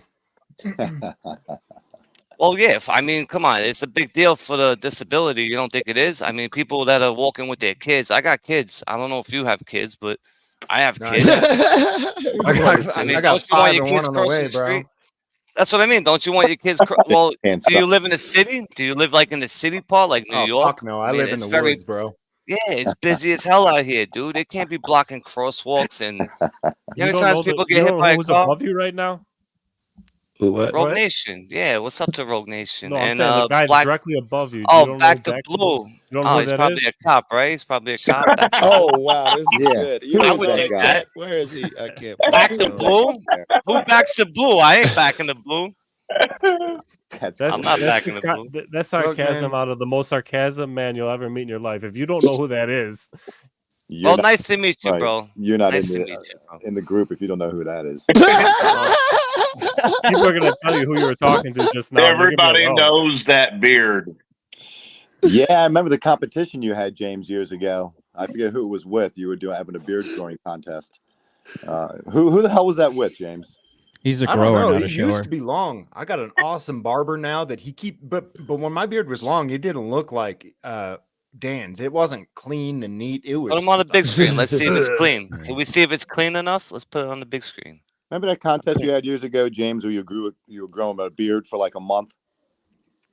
I don't Who the- remember. Don't you remember? You and a couple other auditors were fucking trying. You were just fucking around and were trying to figure out who had the best beard. There was I no don't know shave what it was. November. I'll Was tell that you right what, after when I James shaved Freeman and we were shaved seeing his who could- beard, he looks like a damn petty. That's Epstein Island. I Was love was the that Irish him? look. Was that Johnny 5-0? Was that Yeah, on the Johnny Johnny 5-0 video, on the Johnny 5-0 video where he came out with a shaved, clean shaved face, I was like, who the fuck is this pedophile?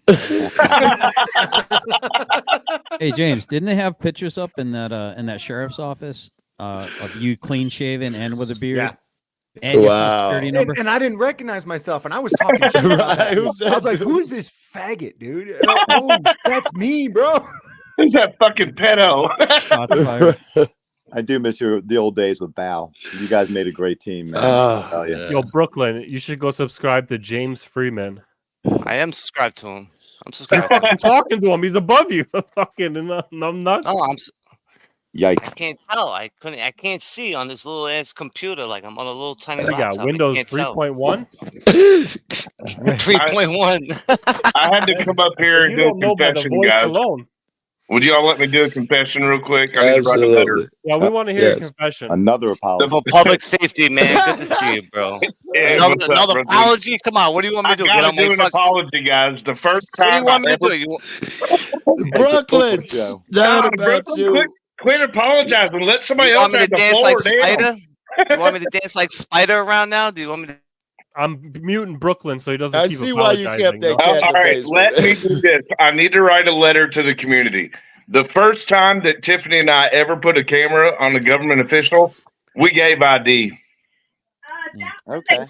You're Bitch. forgiven. He told me not to, but I gave ID. I ain't gonna You're lie. forgiven. While I'll give we're I need to write a ID. letter, though. I'd like to give a confession as well. Of course you did, bootlicker.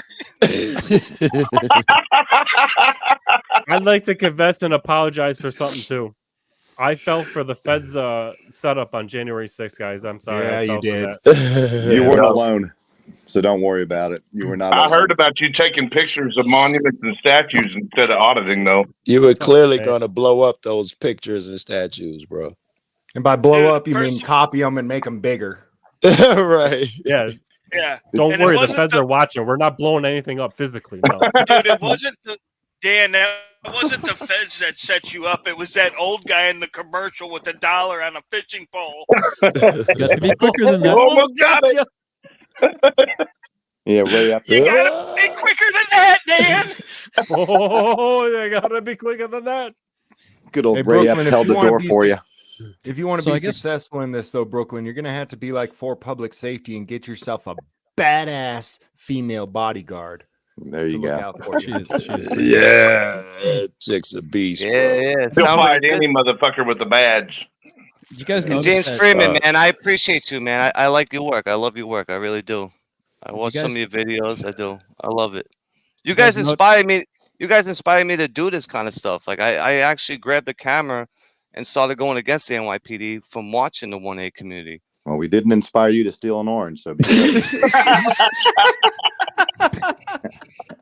You guys are never gonna leave me alone Never. with this, huh? That's All an right, item. fine. All right. Bothers you, bro. We're not Alright, women. We're men Brooklyn. busting balls. All right. But do you at least accept my Hey, apology? I'm Brooklyn. really being sincere, though. We already being Brooklyn, sincere. listen, every I'm time being you listen, say that, right accept your back down the apology rabbit shit, I hole, want to y'all. stab you. Listen, I'm gonna do you a solid, Brooklyn. So everybody stops focusing on you. I'm gonna go steal a lime. There you go. How about a watermelon? That's the big. Oh, watermelon. That's the biggest thing is the watermelon. A watermelon, not a lime. See, Watermelon. Brooklyn, that's racist, bro. See, you would go there. Here we Bro. go. Stealing, Wow, stealing is anything a I government say, thing, bro. anything Don't I do say that. now that's racist. Hey, Brooklyn, I want you to just remember, I got that whole live on this block. All right. You may have deleted it, but I Brooklyn, just got it. It's remember. on I this lost that terabyte. live. Brooklyn, just remember, you can't win on here, bro. Hey, Listen, Brooklyn, I I deserve wouldn't- it. I deserve it. I get it. I deserve it. I came up here and I'm taking a bashing and I got my camera open. I'll take the bashing. I Hey, deserve it. Brooklyn, I'm gonna say this. I think I'm just echoing what I said before that. But again, I could give a fuck. In fact, you look bad apologizing 18 times to me. I ain't gonna bullshit you. What I do and what I respect, motherfucker, do better. Do that shit. Time will tell, man. You don't owe me shit, bro. If you learn, then I respect you again. Be like, hey, that nigga doing better. All this talking, Joe. Yep. Who I does hear that? you. No, I hear you.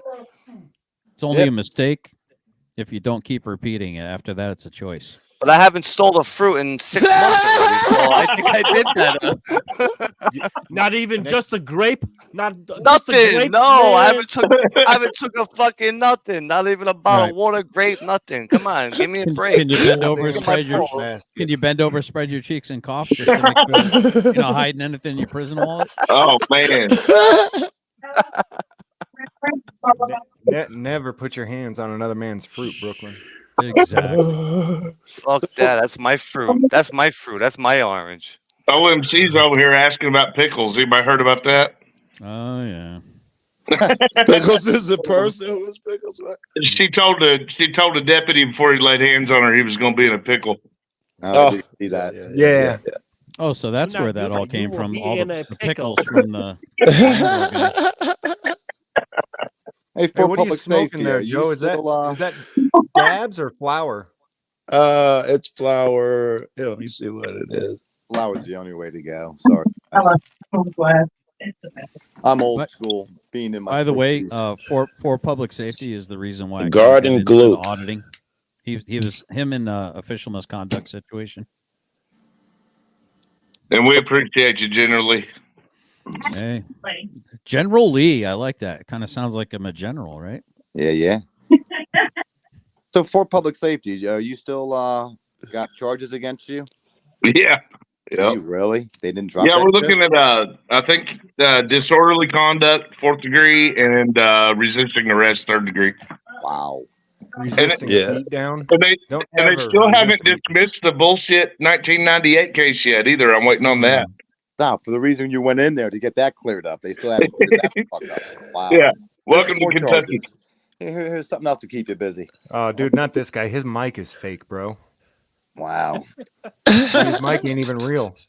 Did you get that technical issue worked out? You got it off Wish. We can't hear you. Get a real mic, bro. Testing testicles, testosterone. How's it going, James? Testicular Always good to cancer. see you there. So while we got you up here, Brooklyn, tell us, what is the cost of freedom? The cost of freedom, Jesus. How much does freedom cost? Is it free? Is it something that's not existent? Tell us what, when somebody asks you, what is the cost of freedom? Tell us what, you know, that's the title of this live stream. It's what is your the cost life. of freedom? The cost of freedom. Right now, Let yeah, him someone's breaking up right now. No way. That's Yo, Joe you hear breaking me? up his weed. What the fuck happened? Now I'm getting booted off here. What happened? No, go. Cost No, we of can all freedom, hear you, pimp. man. What's the cost of freedom?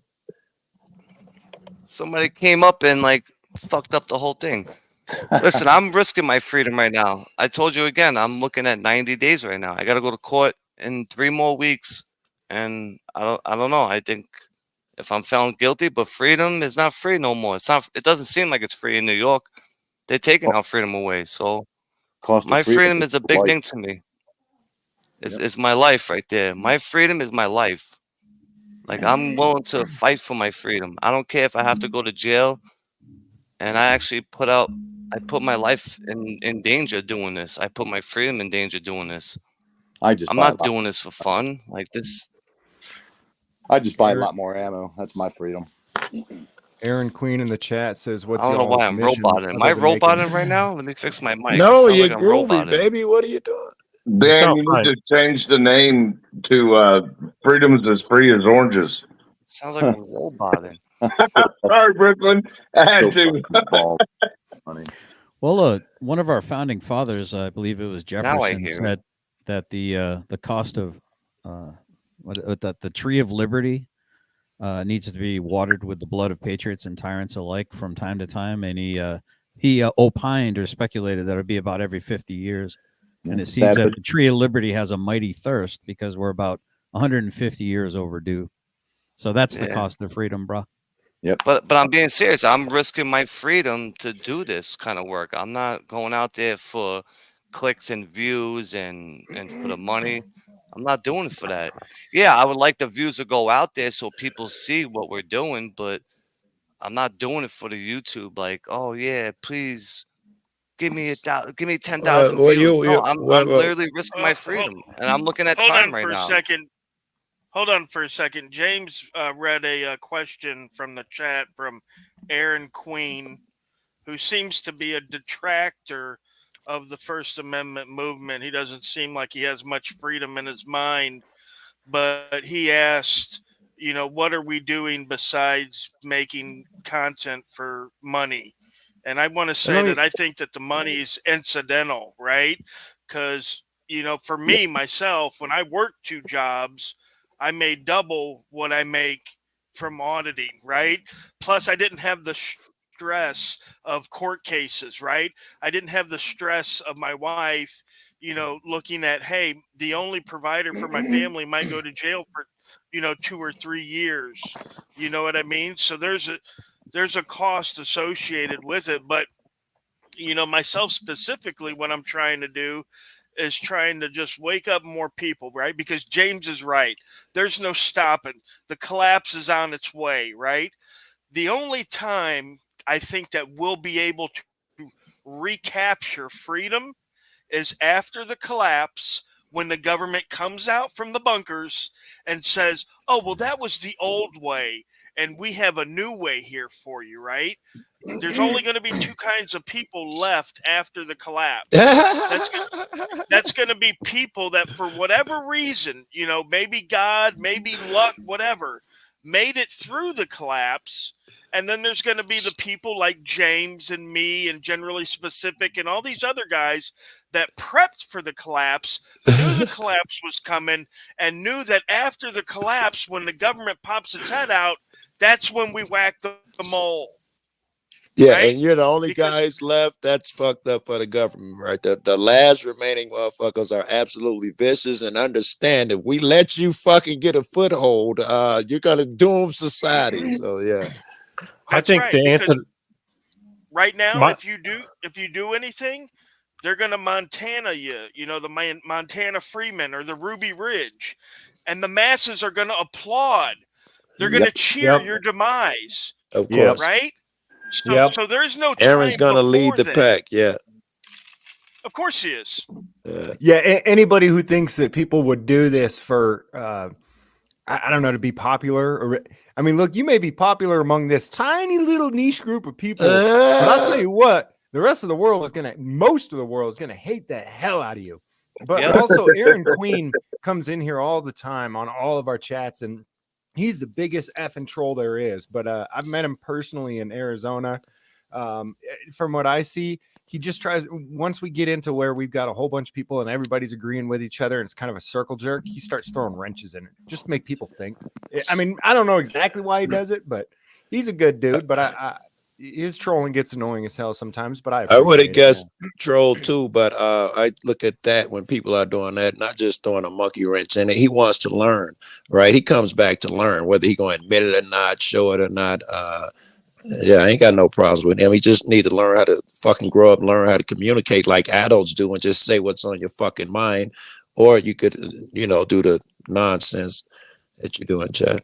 Well, my answer to that question is, why are we doing this other than clicks and views? Is to expose the broken system, to wake the people up. Yep. I mean, just as simple as I was saying earlier, when a cop says, "All right, you got to leave this office," and James Freeman says something like, "So if I don't leave this office, you're going to use violence on me?" If they got to use violence to make you stop doing something that's constitutionally protected, you don't think, Aaron, that's worth exposing? I mean, who are you hurting at the end of the day? Don't Standing prove on it a all the time. sidewalk, You video are correct, recording, Dan. recording. Every time anyone says the name Aaron, he gets a boner. No, Yeah, sure. Dan's Hey, right. Dan. And I tried to change things years ago. Now I just document what the fall of America. That's all you can do right now, and then waking up people. So I want people to be cognizant of something. There used to be men's clubs used to be very ubiquitous. That's a big fancy word for there was a lot of them. Okay. Joe Cool got it because he's high as a kite right now. He's looking down 30,000 foot view, bro. So these men's clubs used to, like Shriners, Masons, bowling, all these 4-H clubs. All these clubs used to be ubiquitous, right? And to have a group of dudes that can kind of just hang out, and there's some females in the auditing community, I understand that, but to be able to have an opportunity to be able to look and go, okay, I'm not the only one that's looking at this world going, something's just not adding up. Yes. Something just doesn't make sense. So that way, not that you need an echo chamber, but you also don't want to be in, no man is an island unto themselves. You just get confirmation. It's not an echo chamber. Exactly. You need that confirmation. Yeah. Well, you're right, specific, because I went to a movie today. It was called The Jones Plantation, and you guys need to see it. It's about another white man beating black people. Well, I don't no, want to. it's about how to. It ain't control about people. white and black. It's about a how to- slave plantation. It's about how to I'm control joking. people I was joking. through manipulation. Joe, It's you've seen about- it, haven't you? It's about how to control people through manipulation. Is what it's about, and it's what's going on today. And you made a great point that so many people are just so blinded to the truth, and there's a mob mentality and everything else. But my point is that you're so easily manipulated if you can't critically think. You know what I mean? And that's what's going on today. And so few people, they're being brainwashed by the TV, the media, public schooling. It's such an uphill battle. It really is. That's why, you know what, Southeast, I'm glad you brought it up, because I brought it up earlier. And that is the fact that people don't understand how their mind works and how psychology works, right? Yep. And as we know, when we don't know the law, they use the law against us. Well, the same thing goes for our mind. If we don't know how our mind works, we don't know if what we're intaking is the correct information. And that's how people get fooled. And that's how people become bootlickers, and they have these bad beliefs, like, just something basic like, oh, you can't record me in public, you need my permission. That's a false belief, right? And where do they get that belief? Yep, correct. Well, yeah, even where they get it, it's It's brainwashing. Programming. how do they sustain it? And You're in and out, we bro. don't go looking for the truth. Correct. The truth is scary, and they don't want Can you hear me now? They're comfortable in their low. Yes. I just wanted to say quickly, too, about the gentleman saying, oh, you're just doing this in for clicks and views. every single person on this panel could go open a channel right now called Unboxing Kittens, and you would get way more views, and you wouldn't have to put your life on the line. As for You got me, that right. Or you could do OnlyFans. literally, anyone, you can put your feed pics up there, you'll get more money, and you will never have to worry about getting arrested or retaliation, none of that. Me, personally, I've been fired from 2 jobs because of my activism. I lost my first channel. I only got super chats because none of my shit was monetized, and then YouTube demonetized my shit. They stole my super chat. I got Sorry, kicked guys. out the union for it. I got kicked out the union for this. Yep. That's what I'm saying. People act like we're doing this for money, bro. I got a million better ways to make money, man, than to do this, man. People. I went years without hitting my shit where I could make money off my. I had 20-some thousand subs before my lousy girlfriend turned my shit green. You guys actually make money on this shit? God love you. I don't. I saw a YouTube video about a YouTube content creator who gets more than 10 million views on average for cooking dinner. Yep. Exactly. We put on Yeah, You know, good. obviously the kicked out the mainstream union. backs the blue too. If you really wanted to make a money-making channel, you would make a back the blue channel. You would do the exact Oh yeah, opposite you of wouldn't what you're do doing. this. Yeah. Look at Donut Operator. I mean, there's plenty of room in the market for about 10 more channels just like his. Yeah, I'm Don't smart, give man. them I any could- ideas. Let's pause here real quick and put something into perspective. Let's talk about our founding fathers, because we're all talking about our rights here. We're talking about the Constitution. First, when you say our founding fathers, you mean yours, because I don't have any founding daddies. You don't have a I'm not founding part of daddy. it. But go on. Well, the people. This collectivism thing, I'm not a big fan of. Like ours So, and like. so the founding fathers. Okay, thanks. Had quite a bit to lose. Matter of fact, they had everything to lose, to include their lives. They had everything to benefit from keeping their mouths shut. They had lands, property, riches, titles. They had everything on the line, and most of them lost everything, to include their lives. I Yeah, they lost it early, I see even while sirens they in the were- background. He's getting pulled over. Cherries and berries. Some of those people even lost their slaves. It was terrible. It's true. It's true. But just think about it, though. I mean, at the end of the day, if you're not willing to put it all on the line for your country, then what are you fighting? He's not wrong. He's not wrong. He's not wrong.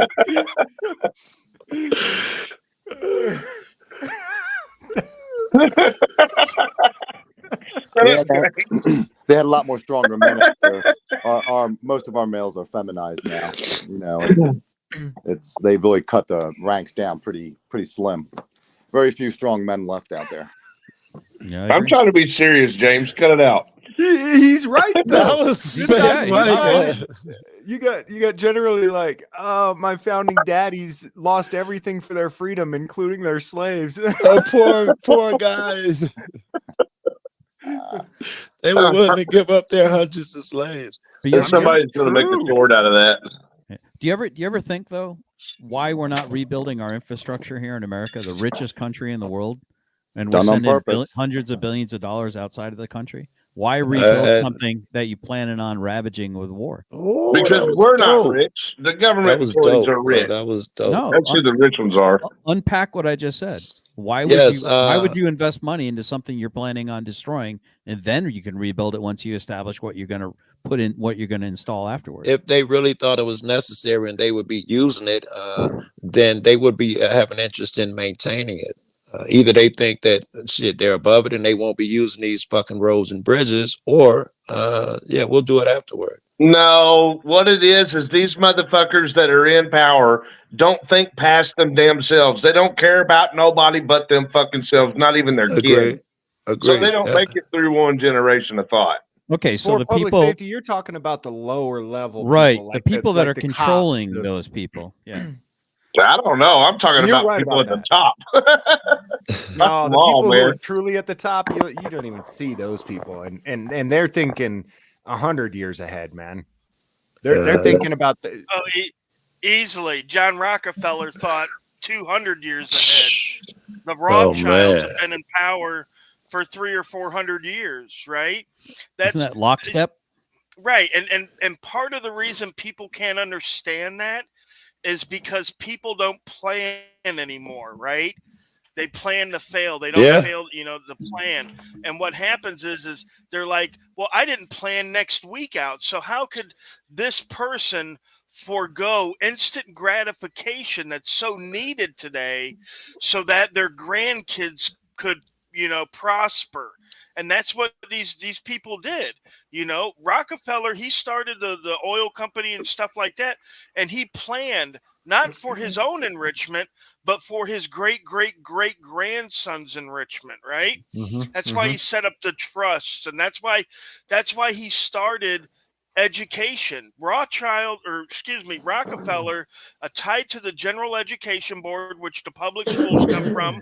They also made huge donations to the University of Chicago, and they wanted to control the education of the country, not because they wanted to make people smart so they could compete with them, but so they could make people to work in their factories. Smart enough workers, just smart enough so they could work in the factories. And he got his.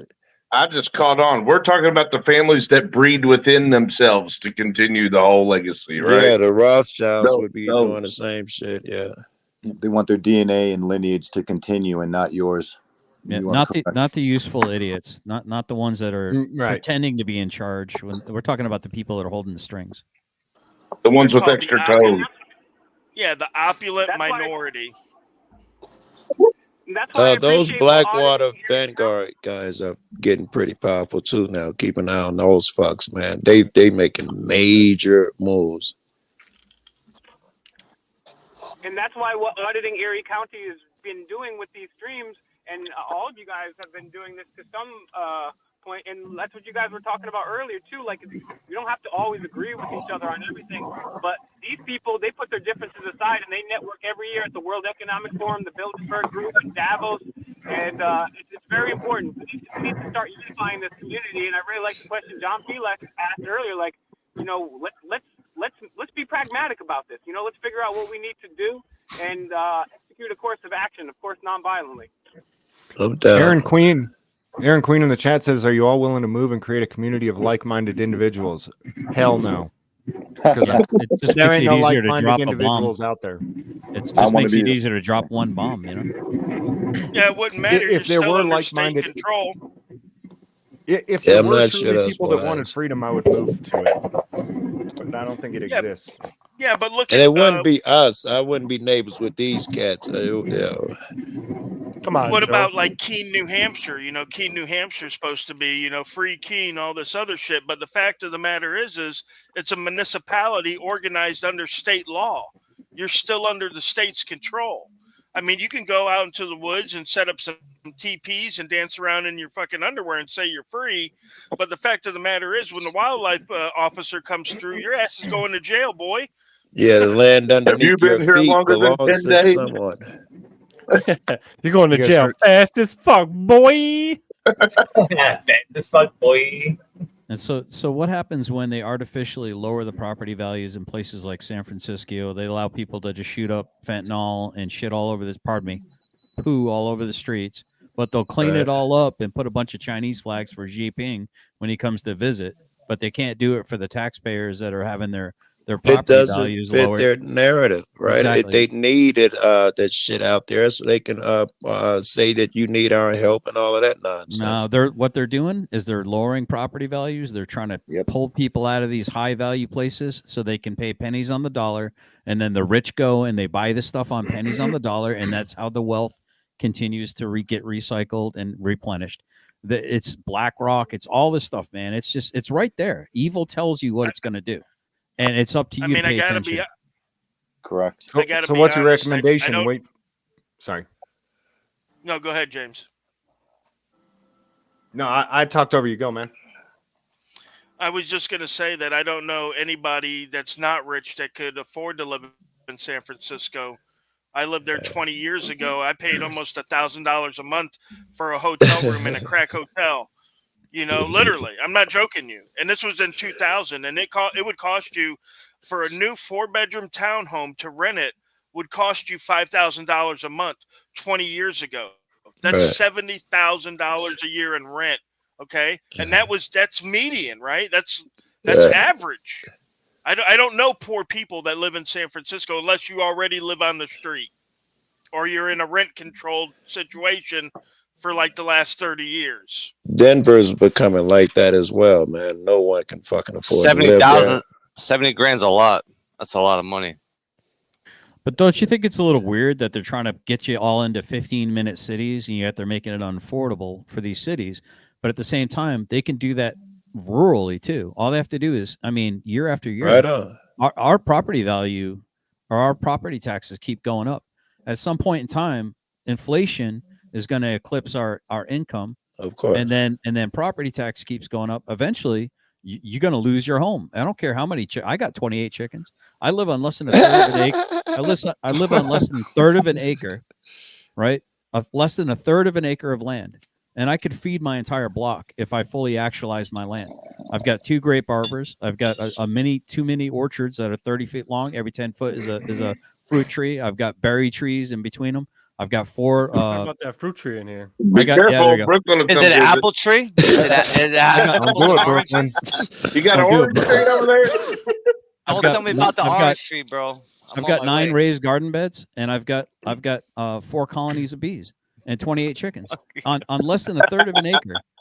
Nice. But all that can get taken away from me. Like all they got to do is raise up my property tax. Do we really own it? Do you really fucking own anything? Pardon my French. Do we really So own what is anything? do you keep your interest mobile? Is that the way to get around this? It's just No, I don't know, mean, man.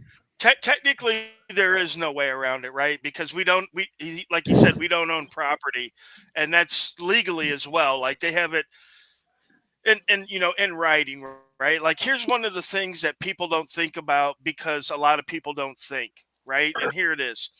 In the Constitution, it says private property shall only be taken with just compensation.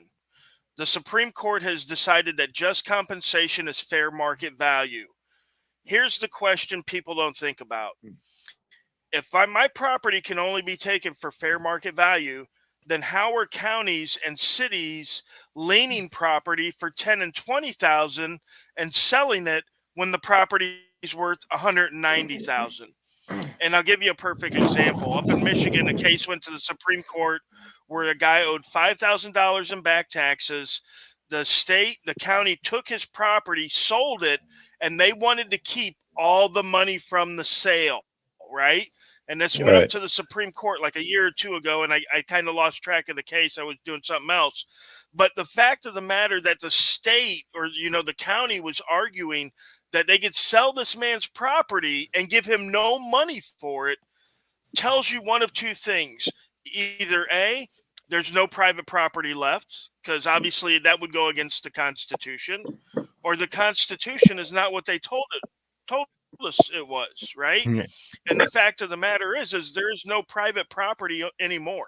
The private property, dream only exists between citizens, right? Like if you come on my property, I can get you trespass, but the government has 20 ways from Sunday to come on your fucking property without a warrant. It could be the Federal Wildlife Commission looking in your freezer. You know what I mean? They could say some guy was running through your house. Literally, they could say they were chasing a suspect through your house. Ain't no fucking suspect anywhere around, but they could just come busting up in your house. The red flag Like, laws. Tell me Someone about can it. say you're dangerous, and they can come in your crib. They can come in your house and say, you got a stolen motorcycle, and then steal your motorcycle and then fucking leave. Damn, hope they don't come to my house. I took a couple oranges. I gotta hide them. So there's the power of the people you're fighting against. That's the power that you're going against. So good luck. So Okay. for me, it's like, I tell a lot of these like bootlickers and these people that like to interfere with my rights, you better hope that I stay a law-abiding citizen, because the Army spent an awful lot of fucking money to train me to do a job. And let's just say I can do some damage. Correct. All Just right? wait for the people that want to be left alone to get involved. Okay? Exactly. And so it's like one of those things, like you just better hope I still end up being a law-abiding citizen while you're continuing to break the law. You better There's hope, no chance. better That's hope not that even- I stay in my fucking corner over here and just try to leave other people alone. Yep. Because when I start getting a wild hair up my ass and I start taking shit personal, They've already war gamed. They've already listen. I'm not trying to get Dan deleted here, but they've already war gamed what would happen if the United States government declared war on its own citizens. First off, if they tried to seize our weapons and then they armed a bunch of people that are civilians in order to come take our weapons away, they've already defeated their purpose for declaring war on us. Never underestimate the power of one guy in a ghillie suit. Good. We'll never on that topic there. Good. God, I'm sorry. Well, never underestimate the power. One second. Never underestimate the power of one guy in a ghillie suit with a ranged-in scope rifle to take out an entire infrastructure. Because, see, the government needs the grid more than I do. Yo, you better watch it. You're about to get this fool's channel taken down with the clickers. Motherfuckers talking about all this. But yes, we should more euphemistically, but you're absolutely right. I myself only encourage nonviolence. However, the interesting thing about all of this is police in general, the system in general. Shit, hang on a sec, guys. All right, listen, I think your whole theory there is based on something happening fast. And that's not necessarily how they do it. It's a death by 1,000 cuts, drop by drop, imperceptibility. If you're sitting there waiting for the moment, it'll probably never come. You'll never get to use that gun. You'll be marching to the trains with that motherfucker. They're taking us out one civilian at a time. Yep. Boiled one frog house at a time. Boiled frog, yep.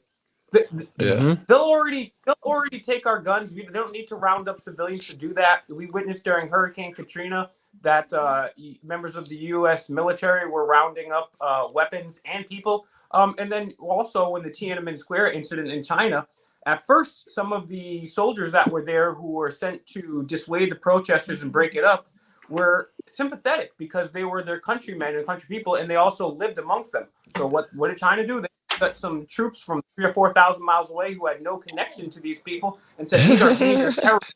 In there and clear them out. So they're already confiscating everyone's guns. They just do it for any excuse necessary, and they take them away. It's happened to like dozens of people I know. It's ridiculous what they go through. I'm surprised they like gave me a Donald carry permit. It's like Donald Trump says, take the gun first and then you worry about due process. And he's the hero of the right. I still see comments. Trump 24. Shut the fuck up. You know how I easy it is for them to take your guns? The world to implode, man. Are you shitting me, man? Trump becomes president again, man. All the hatred he's gonna get is gonna be entertaining as fuck. All the lowdown trickery, him attacking his enemies. It's gonna be a show, bro. Hey, someone brought up earlier about like a community, if there's a community of people, and sort of like a thing is happening here in New Hampshire, and it's not the free teen thing. That's kind of a side thing, but the Free State Project, it's like people moving to New Hampshire. Yeah, man. I meant to ask you. Fuck, I forgot you was on panel. I want to know how that's going. Right, it's going great because we're actually making a lot of change. I say we, but like the Free State Project, I'm not actually involved with them directly. I just know a lot of people involved in it, and all the organizers and that sort of thing. But they have they had an amazing festival this past summer. They had Vivek there. They had Kennedy there. I'm not a big presidential candidate guy, but like it was just this is how far they've come, and it's pretty big stuff. A lot of big change. Sorry. First of all, I hate to break it to you, Joe, but you can't have a free state. Second of all, I agree. First of all, the Free Staters have done absolutely nothing. That's not true at all. That's not true at all. As a matter of fact, No, it's not. No, New Hampshire is the freest place in the world to have a gun or to own a gun because of the Free Staters in office changing the legislation. And the majority whip in the House is a Free Stater. I mean, you can't. I mean, that's hard to argue.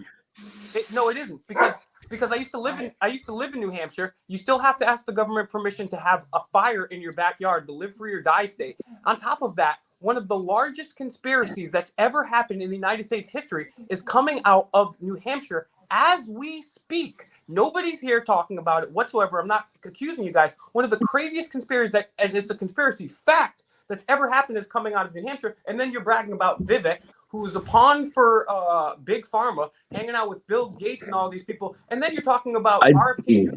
flying around with Jeffrey Epstein like that's some kind of trophy, bro. That sucks. No, Well, they're those are the bad two biggest arguments. liberty candidates there are right Those now. are those are bad arguments to go against his shit. You know, all But of those arguments weren't let's great. put it this way: without the Free Staters, there wouldn't be breweries all throughout New Hampshire because they opened up the brewery licensing laws, and basically they were really highly restrictive before.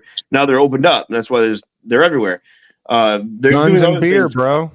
And the reason why cannabis is not legal here yet is because it's not. No, it's not. But it's decrim. What Hey, the it's better when it's illegal. You know what I mean? But how free is it, bro? It's not really enforced here. It's not a big deal. But the thing is they can't come to conclusion because the conservatives and the lefties want too much state control, but the free staters of sorts, they don't want any control, and so that we have like a sort of a majority vote on this. So there's 3 bills in office in the House right now that might get passed. It's like crazy. That It's is still a tough enforced one. in Kentucky. Here in New Mexico, they got fully legalized cannabis, but it is so heavily regulated. It's embarrassing. It's ridiculous, and a lot of people are like, "Man, was it even worth it?" I mean, that's the thing about striving towards liberty. Like, I get Mike's position because to me, it's like, all right, you used legislation to say that you can be free. Look, a free man is just free. And I get that.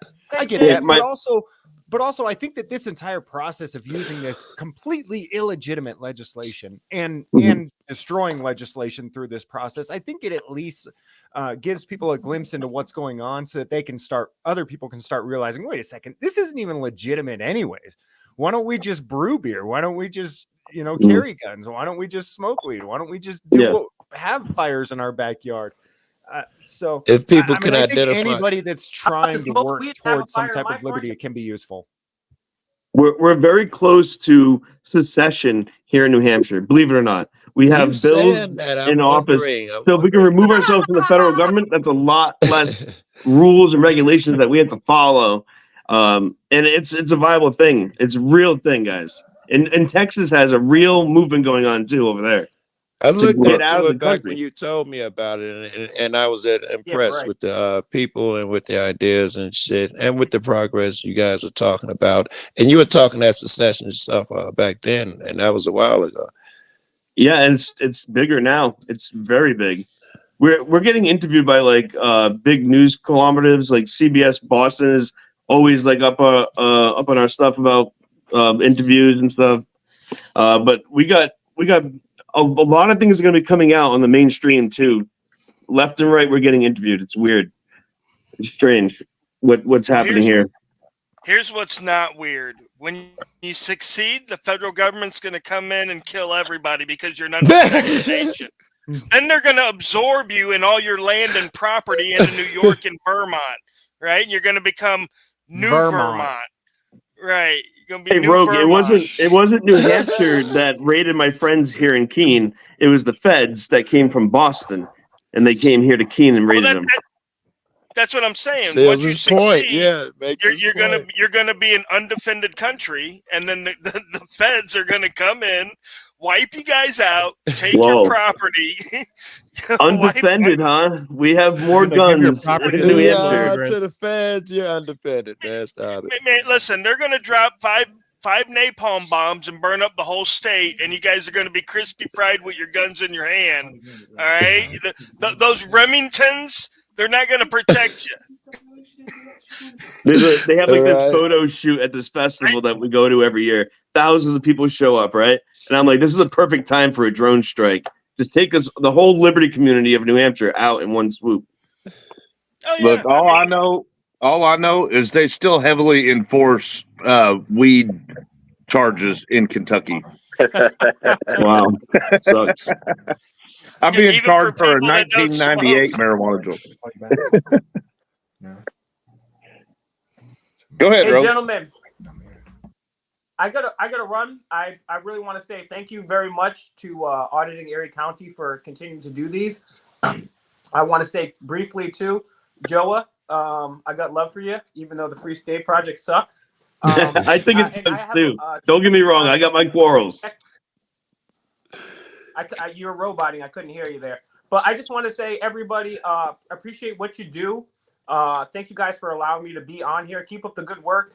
And to the people out there, please donate to these guys up here. And most importantly, share the videos. If any auditor or non-auditor needs my help or anything, you guys can get at me. Find me Fake Mike Real News.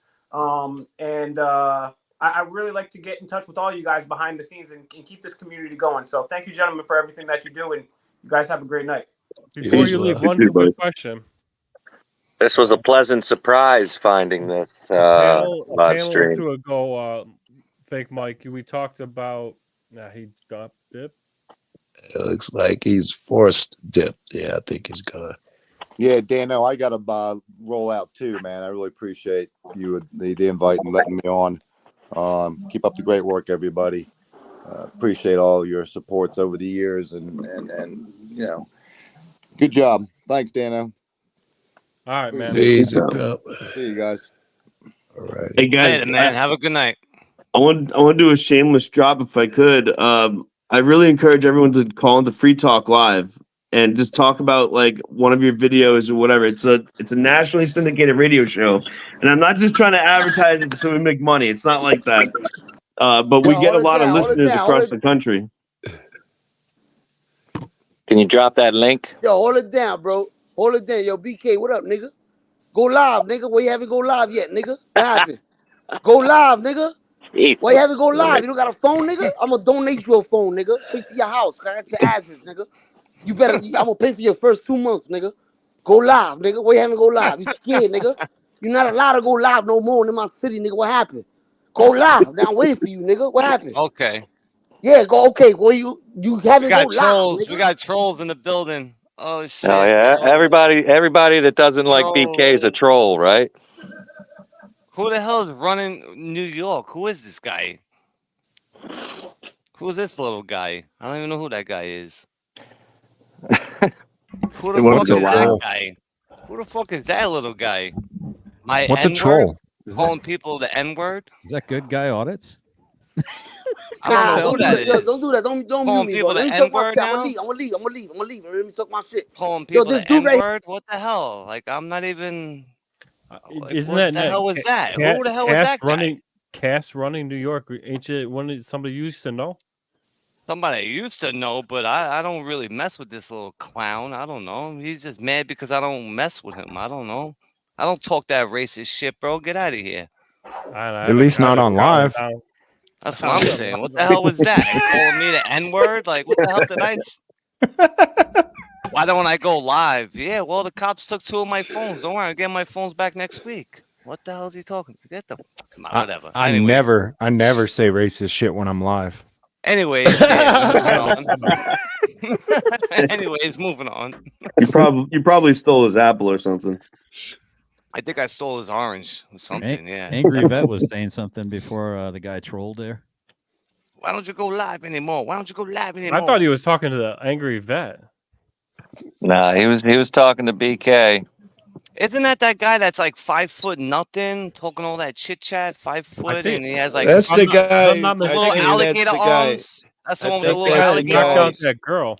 I think that's the guy who was outside of your job one day who wanted to Never fight outside you. my job. Never outside Or my wherever job. your crib. Is that I not could the be guy who fucking knocked wrong. out I that don't girl? pay that much attention. Hold on, but this is more that's his important. I boy that think it's knocked out the guy. girl. Yeah. I think it's the guy who you said that you were buried the hatchet, you were done. Whether he went on or not, you were done with that nonsense. I think that's the guy, right? Yeah, because I don't mess with troll channels. That's why I don't mess with them. I don't like to I hang was out just with curious. channels that troll. You know what I'm saying? I don't like to hang out with trolls. That's why. And yeah, I think that's his boy that knocked out that female. You know, because I that's love how they hanging get out with down. They like to trolls. punch women. They're still going ham on you about the oranges, bro. Trolls are awesome. Trolls like That's all they always got those- is oranges. But meanwhile, I think they hop the train all day in New York City because they ain't got no money. I need a copy of that live. Just give me a clip of So the do whole I. I Orange want a thing, copy 'cause- too. They took it down. How do you have a copy? They took What do my you mean? live They down. don't fucking lie to us. They took it down. You You want to deleted go? Listen, you want me to go on my live stream right now? I'll show you, bro. It's not on my live Here, stream. I got it. It's actually in my lives. Go to my channel. It's not in my lives no more. Yeah, you deleted it as soon as you got out of I the never. fucking link. This is Come better on. than cable I TV right never here. This is deleted better the than thing. cable It TV. got somebody kept reporting yeah. it, and they finally took it down. They took it down Well, a it lot of certainly my wasn't lives. the trolls reporting it because they loved it. I don't know, but it's not in my live streams. I never took it down. Why would I take it down? I kept everything public. I love it. I love keeping everything public. Right. But don't worry, I'll be live next week. I love it. I'll be live next week. Right. I can't wait. My phones are coming back next week. I love it. I can't wait. Yeah.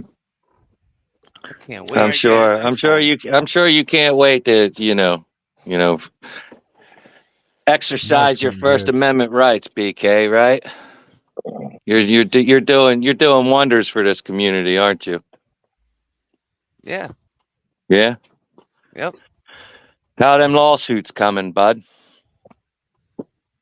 They're doing pretty good. When Yeah. the lawyer wants to take my cases in New York. Right. Nobody wants to take your fucking cases, but why can't you? No Why lawyers can't in you New York file that the take night? 'em. Wait, why can't you file them yourself? You can't file 1983 yourself. To be honest with you, I don't know how to do it, bro. I don't know. Well, how to maybe do you it. should learn. Maybe you should learn. Well, then Chat maybe I will. GPT, Maybe man. I Chat will. GPT, that stuff. Maybe it's I so will. easy. Remember, Yeah, I'm good. still new at this. Remember, I'm still new. Yeah, so am I'm I. still learning. So am I. Honestly, like if you don't know how to file a lawsuit, you probably shouldn't have gotten started doing this. And I'm Right. being Well, honest. Like I don't think worry. a lot of people go on unprepared going into these, and they didn't expect New York it. City And is totally different than other I'm states. there. I'm though. one of them. I'm one of New them. York I admit City is it. totally different than other states. It's not like other Yeah, states. where tell them you can how hire lawyers different. and they'll take your cases. Not in New York City. Tell them These how lawyers different don't they want to are, go bro. against the NYPD. They don't want to go against the Yeah, NYPD. tell them know how different they retaliation. are. Tell them how different they are, bro. Angry Vet, tell them how they why talk. are you going against me all of a sudden, Angry Vet? Because you like to hang out with Kaz, that little guy Kaz. No, and I'm Easy, going the troll against. I'm channels? going against you because you called I always me had your out, and back. you. I never called you out once. Here we go. I never You called talk. you out. I mean, you want me to answer the fucking question or not? You stupid fuck. Never called you out once. You want me to Never answer the called you out question or once. not? Never Then called you out once. shut the fuck up and let me answer. Oh boy, here we go. Shut the fuck up and let me answer. Internet tough guy. Okay. You All right, go no, ahead. it's Answer it. Go ahead. I'm against you because you're a piece of shit for calling me a fucking woman beater. That's why I'm against you. When I'm did I done. call you a woman beater? What are you Dan, this is I what I said come you. for. I said you support women beaters. I said you support women beaters. I never And- said you and- Thank you and for the you- distinction there. Thank you for the Wow, distinction this because guy- I almost thought you said something negative for a minute there. Thank you for the distinction. Yeah. And you said right after that, shut up and let me finish. And you said right after that I probably am a woman beater myself. So you called me a fucking woman beater. So that's why I called you the I fuck out. said Now wait a you minute. No, let me support women fucking finish, you beaters. piece of If there's shit. one thing Support I the know, women beater. Let You me support let me the fucking woman finish. beater. Let me finish, you fucking cocksucker. Let me I fucking know. finish. let Hagrid You think finish. you're this fucking Look tough? at this tough guy. You think you're? Oh my God! Would you? Do you ever fucking let anybody fucking talk, or do you just talk over everybody? You just talk over the people you hate. Is that it?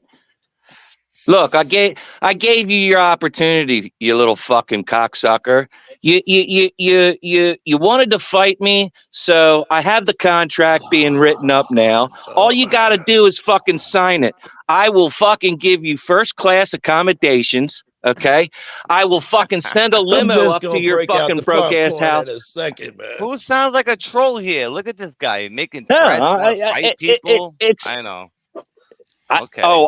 I'm the one that wants to fight now. No, this is your fucking doing, you piece of Where shit. did I call you out? What are you? You're Oh on crack, my bro. fucking You're on God. crack. You realize people have fake accounts of It's me. Like it's hey you just hey you Brooklyn. go for anything, bro. Hey You Brooke. go for Hey Brooke. anything. And you know what? It's God bless your soul, bro. I really hope it's on the best for you Brooklyn. and your cases, but you got problems, dude. It's on You my need help. live that I never fucking You need help. deleted, you piece of shit. It's on one And of when my I came lives up that I there, when didn't I fucking delete. And when I came up there, I said you support a person that beats women and that is a troll. That's what I said to you. I never called you a woman beater. No, Play it bro. back. Play it back. Come on, play it back. That's not what Play it that's not back. what you said in Tats fucking live. Okay, listen, All right. listen. You Whatever, you can bro. have I'm all not the gonna you waste can my have time, everybody. bro. Whatever. You can have everybody that you want believing whatever the fuck you want to believe. But here's the deal, you piece of shit. I'm going to put the fucking contract out on live. I'm going to fucking tell you exactly what it's all about. I'm going to give you the fucking address. I'm going to send a fucking limo to you. I'm going to fucking put you up in the best fucking hotel that you've ever fucking been in. Okay. I'm going to feed you and lavish you. all that shit, motherfucker. I'm gonna lavish you with all the fucking bullshit that you fucking need. 4-ounce gloves? Okay. Can we get a 4-ounce Hey, gloves and the and barefoot? We Yankees ain't gonna suck. wear no fucking gloves, you little fucking punk. We're not 4-ounce gonna wear gloves? fucking gloves. We're not gonna wear fucking gloves. And you're gonna fucking sign it, or you're gonna bitch out like you did with fucking Kaz and everybody else that you fucking called out and told to fucking pull up. Man, that's Everybody funny. else that you've ever fucking told to pull up on you. Yeah. You're gonna prove them all fucking right when you don't do this. Okay, you All right, little do you fucking want to bitch shut ass. up now? Do you want to shut up now, you little crazy cunt? I'm home on the weekends all day. I'm home on the weekends all day. Don't pull up on me when I'm at work during the week. 'Cause I have a job. Yeah, because you I were have a really job. at I work. work. Yeah, you were at work. How do you think I Yeah, got this okay. beautiful apartment? How do you think I live in this beautiful Oh apartment, yeah, you were bro? really at work, Bare bro, knuckles, weren't not gonna be you? a boxing. Who pays my bills? Who pays my bills? I pay Who my fucking bills. knows? Who I fucking pay knows? my bills, Spite. I Okay. pay my bills. So that's what I'm saying. Only on the weekends. Like And tomorrow, I'm home all day. and I'm home all day. I mean, but and I'm not gonna He's inviting you over for entertain dinner. trolls. I Take don't the entertain invite. He's inviting you over trolls. for I dinner. don't Just discuss entertain it. trolls. Sorry. yeah, there's I will never steak entertain the dinner, trolls. best I'll steak dinner never you've ever entertain the had. trolls. Yeah, we can either talk about it or you can Dude, sign the fucking I'm papers. never Plain and gonna fucking simple. entertain the trolls. Okay, Angry Right? Vet. Yeah. I'm never gonna Yeah. entertain the I'm a fucking trolls. troll. No, you're Whoever just is a fucking troll, pissed listen, off, I but don't just entertain them. That's it. That's just not my thing. I don't entertain them. because everybody that doesn't fucking like you or you don't like them, they're a fucking troll. Isn't that right? I never They're call a troll. people out that don't like me as a troll. I never said that. I said You've never called people out, huh? You've never called people out. You've never told anybody to pull up on you, huh? So You've yeah, never exactly. posted any Facebook Yeah, posts or anything like that about how I you're tell going to beat people somebody's that make ass, threats. have you? I tell people that make the threats to pull up on me. Yes, I Yeah, do. I right, say it all the time. And they right, don't pull up right. on me. They do it only when No, I'm at they work. pull up on you. You just fucking peek out the fucking curtains and fucking watch, and you don't fucking go out and I'm handle your actually fucking home business. right now. Someone could come by if they have my Okay. address. I mean, Okay. I'm home. You talk all this I'm fucking home all tough day shit on the fuck. tomorrow. You talk all Oh, this damn. fucking I tough want to see shit, this bro. live. Why did he come up I here want to though? see To start this. a fight though? For what? Like for what reason? I don't go with trolls. I don't hang out with trolls, Angry Vet. You hang out with trolls. Listen, if that's your thing, Being on go hang somebody's out with the fucking trolls panel then. doesn't mean I fucking hang out with them, you the stupid trolls. I fuck. don't want nothing to do with you then if you hang out with the trolls. I always had Right? your back No. from day one. Remember that. No. When you were fighting cases and you needed lawyer Yeah. money, Feek. Yeah. Tell everybody that. Keep telling your lies, you piece of shit. So I looked up mutual combat states, and New York City is New York State is unspecified. Does anyone know what that means? No idea. It means you got to buy him a steak dinner first. That's right. That's right. I mean, what did he say? He called you angry or something? I'm like, it's literally in the name of his channel, the Angry Vet. Right. He's not the cool, calm, and collected vet. No, I'm not, and I'm fucking sick and tired of his bullshit. Look, listen, guys, I fucking supported this motherfucker through thick and fucking thin. Okay. And I regret what I fucking did, but I was one of the first ones that fucking, told everybody to slow their fucking roll when he stole fucking orange and doing all this bullshit. And then when he went into fucking little Chinatown and started fucking asking kids and fucking old women where fucking he could get a fucking rub and tug and shit like that, defended him then too. And then this cocksucker wants to fucking get So all far, it butthurt. sounds like the fault lies with you. What did he do wrong so far in your story?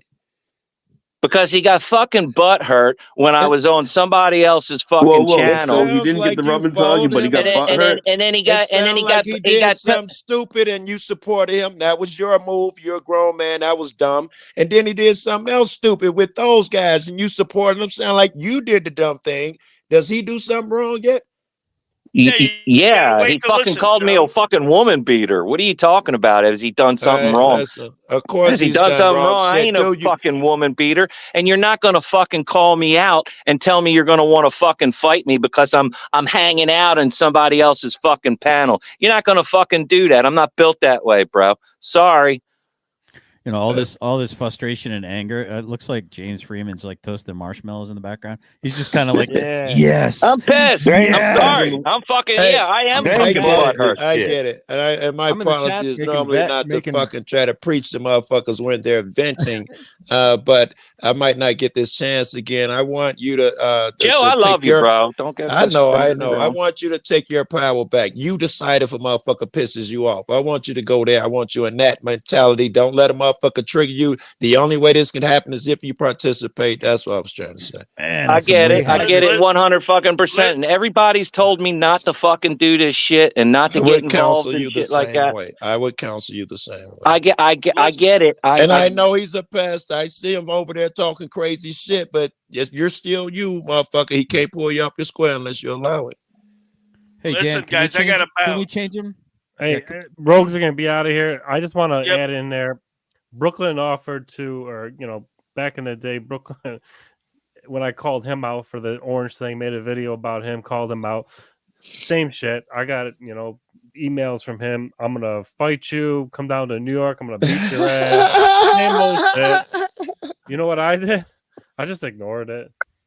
Man, it's not. Haggard, worth I it. got $100 on you though. Who, You're Brooklyn? muted. You're muted, Angry. We got to change him to the No, peaceful vet. Change him I got to the $100 peaceful on vet. Hagrid. I apologize.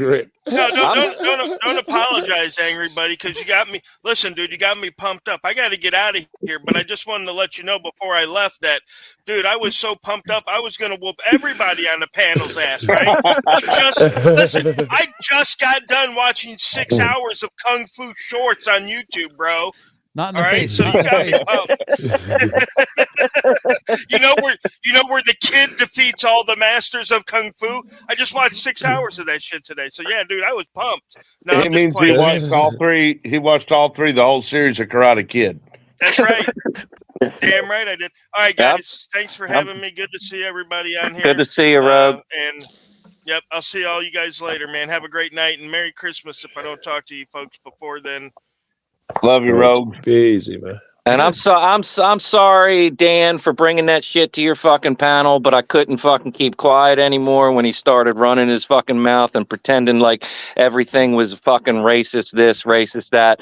That's how he talks. That's how Kaz talks. That's how fucking Easy talks. That's how fucking Eli talks. That's how fucking, that's how they all fucking talk. You don't like It has- none of the niggas, Joe? I ain't that. Damn it. Right. So I couldn't stand the bullshit anymore, and I had to fucking say something. So I apologize to you, Dan, for bringing that to your fucking panel, but I'm not built definitely that not what I way. was looking for. I wasn't ready for that, but yeah, it was a little I'm- surprising. I got a enjoyed legit it. question. I got a legit question for some of the experienced people in the audience here, or I'm sorry, in the room. And while I have a chance to pick your guys' brains, I'm not gonna miss this opportunity. Right on. Question about when they play copyrighted music. I understand that cell phones are not as ubiquitous back when all these laws were put into place as they are now. Right. So is that been adjudicated in any kind of a court finding yet, where it's a chilling effect on our First Amendment rights to be able to record and then disseminate information? Is that been adjudicated at all? I've never even considered that. If I hear I you got right. struck. I mean, I'm still trying to figure that shit out because I was in my car and I went live, or not live, but I started recording, and my fucking radio was on for like not even fucking 20 seconds. I realized my radio was on and I turned my radio down. But then when I posted the video, they struck my fucking video. Is your argument that they're stifling free speech by now allowing us to play copyrighted music? Yeah, we were at the courthouse where I'm dealing with all those fuckers in Meade County, Kentucky, and Generally Specific came with us. Well, ever since OMC and I have been there, our presence and I guess our cameras, they started playing copyrighted music over the loudspeaker system. So that's what he's talking about. Well, He's that's wondering- definitely okay. I go for that. All right, I go for that. Yeah. I mean, they're doing that shit just because they know we're there doing a recording. You know, James, they did that to me and you, and I think me and you both put up the vid anyway. Fuck that. When we went my vids have Arizona, gone up. I haven't had no problems with it. I feel like YouTube should be loosening up on like you walking by a store with music on, and I think YouTube is being petty about it. So I guess my overall question is has it been adjudicated to anyone's knowledge? I'm guessing no, based on people's reactions. And B is there any recourse, because it does have a chilling effect on our ability to gather content, disseminate content, especially in these public governmental buildings where they're putting forth this music and they're turning it up, and I've draw me a direct path to how that stifles your ability to do your free speech. I'm gonna argue them. I say, nigga, put it up on YouTube without the money. I'm not stifling shit. Well, right, but the thing is, well, like Angry Vet will say, you'll get a strike because if it's copyrighted music. Some of these are YouTube's very a protective. private organization, Right. private platform. It's not like YouTube is, like your own personal newspaper that causes your newspaper to get sued. If you had your own website and they played copyrighted music and you played it, that wouldn't affect you in any way. It's YouTube that's doing it, and you can't, file a civil rights violation.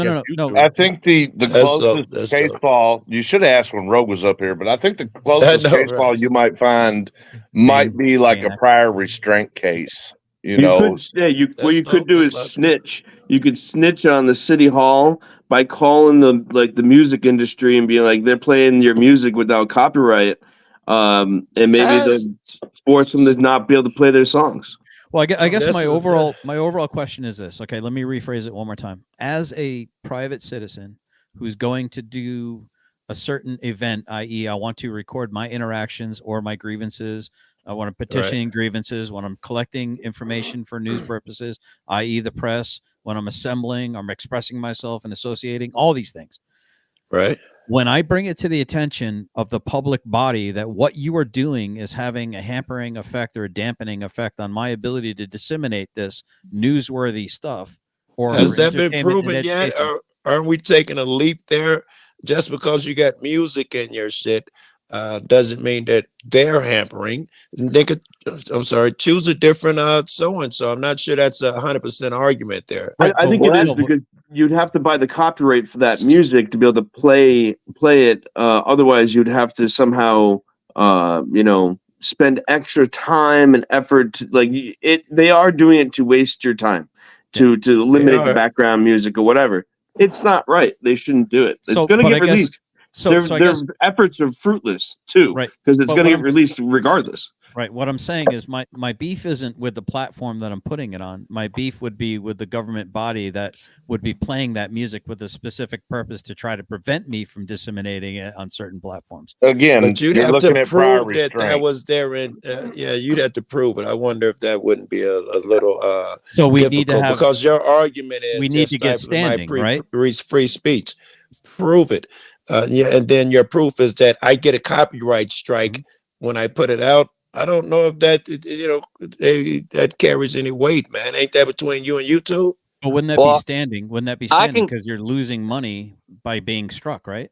Well, I can guarantee you with 100% is it certainty. Free speech or money that you're fighting here? Which one is it? You're tying them. I'm seeking free speech, but the damages for standing would be if it's a monetary damage to me, as well as my inability. Yeah, but your about argument standing, it stifles your free speech. Are you saying that they're attacking your wallet? But I'm not sure it's connected to free speech. But it's not and or. It's both.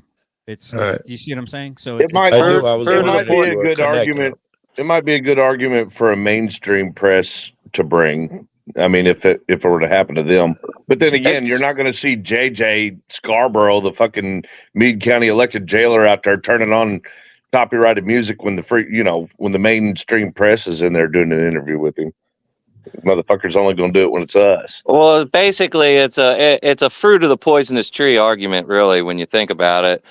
And I can say with 100% certainty that YouTube is definitely in bed with the government. And There's back doors for them to just go on there and do whatever they want. Absolutely. It's front doors now. They don't even have to contact YouTube anymore. They've given over. Yep. Right. I mean, it's blatantly obvious, really, when you think about it, because once you're targeted and once you're put in that system as one of us or whatever, you're automatically flagged. YouTube automatically has you flagged. Your analytics go down. Your shit always gets struck, and it's not always fucking trolls doing the shit. I get about one video a year that goes green as soon as I post it. I get about one of those a year if I'm lucky. Everything I post goes under review. You post that rough shit, Joe. Oh man, no. I think there might be some case law that would back that up. Generally specific. That's what I was trying to tell you at the courthouse. I think if you were to look into cases, it would be a whole new argument for you. But in your specific case, you'd have to take it to court. Like you'd have to sue. And then I'm not a lawyer, but I would probably go for like a prior restraint case law section and look into it from that avenue. Yes. You're absolutely right. 1,000% they are obstructing you. I'm just wondering where the proof part. You might be able to get them for misuse of taxpayers' funds or whatever. As in, why are you doing this? What's the point? Is it just to annoy me because I don't want this here? There's no one else around. All right. That's a good way right there. Do they have another argument? Do they have an argument? It's because they're clearly doing it. Do they have an argument? If they had to present one, why are you fucking playing music? I guess they could say, damn it, I like Disney. These are the same motherfuckers that just blasted my social security number and my driver's license number on YouTube last week. Yeah. By the way, your credit sucks, man. I tried to get a car under your social security. I warned you. I told you ahead of time, James. I said, don't even try it. It's not worth it. Nobody wants my identity. Jesus Christ. Who would want to steal the identity of a motherfucker who's on this panel because his house got raided? It's funny because I ran this website. I was Rhode Island Accountability Project. And we were just getting records requests and throwing them up there. And we weren't even looking at them. So we were just asking for like 4 years of complaint requests, right? And we just put them on our site.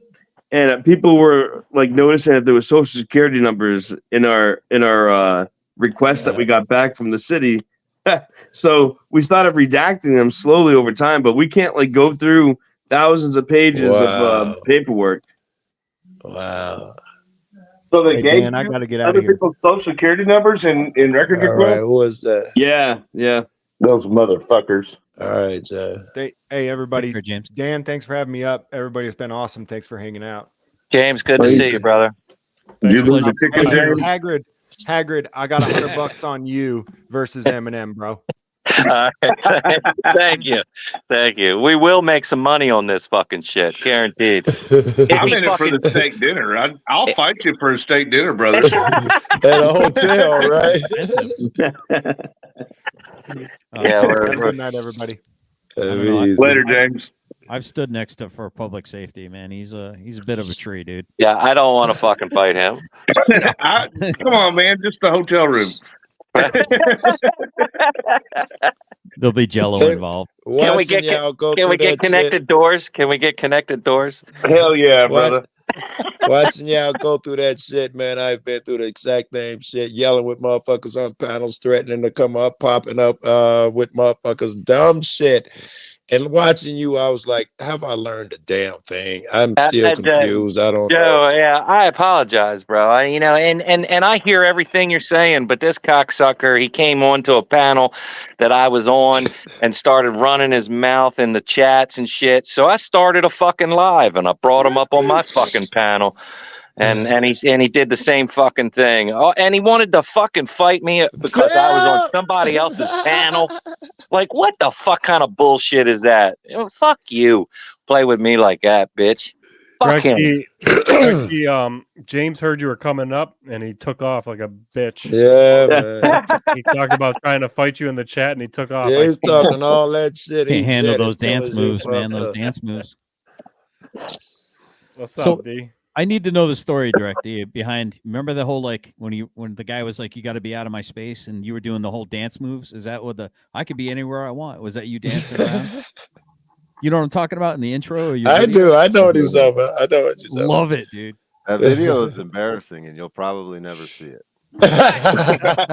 Oh, there's more to it? The amount of bragging and shit talking that I did in that video makes me look so pathetic. It's not even. I felt honored. I felt honored, D, the other day when some troll put a comment on one of my fucking posts saying, "You're just a mini Direct D." Right. Damn. Felt I honored. don't know if that's you're right. I was about to say, I don't know if that's negative or positive. Ah, fuck. Yeah. I'm sorry, but so we do not need motherfuckers like that, and he ain't gonna do a goddamn thing about any fucking lawsuits. He's just a bitch. He's a bitch, and I use that word very lightly because I know what it fucking means. I've been there. He's a I know what Yankees that fan. fucking word means. That means he'll be folding your laundry, collecting your cigarettes, and holding your pocket. Is that what? That's right. That's right. That's right.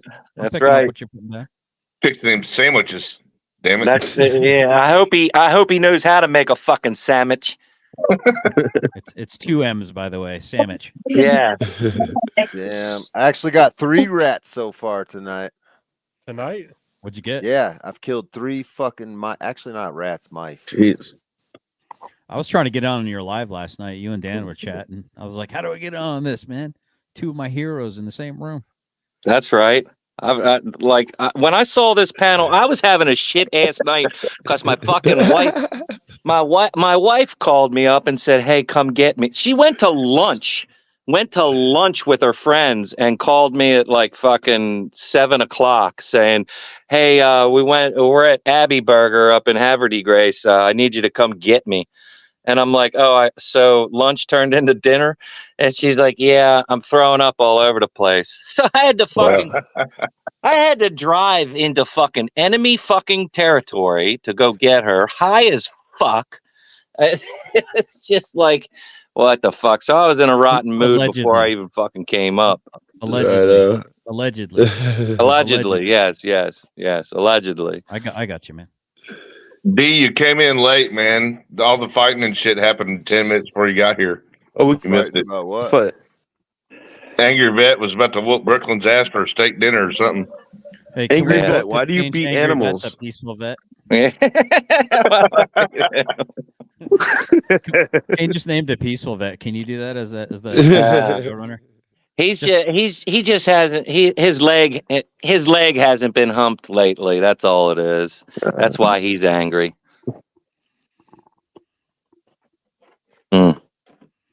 You guys are talking Nobody's about helped my leg solutions. either. You guys want to talk about solutions? Start bartering things. Start collecting silver. Silver is a good thing right now. I'm telling you I guys. got everything. I got everything I need for my homestead. I got the fucking backhoe. I got the sawmill. I got the fucking gator. Nice. I got everything I fucking need. I just need the fucking land. Yeah, I feel you on that. James Freeman's talking smack. OFC. Tell James, I still have that thumbnail I made for you two. Oh, speaking of which, man, freaking for public safety, dude. I got it every time I watch one of your shows. I can't tell if I'm watching 2020 Investigates or 48-hour Investigates. Your editing is freaking on point, bro. Jesus Christ. I just went to fucking chats and Brooklyn's still running his fucking mouth. Good Lord, have mercy. Really? Where? Oh, on YouTube? Oh my God, what a fucking bitch.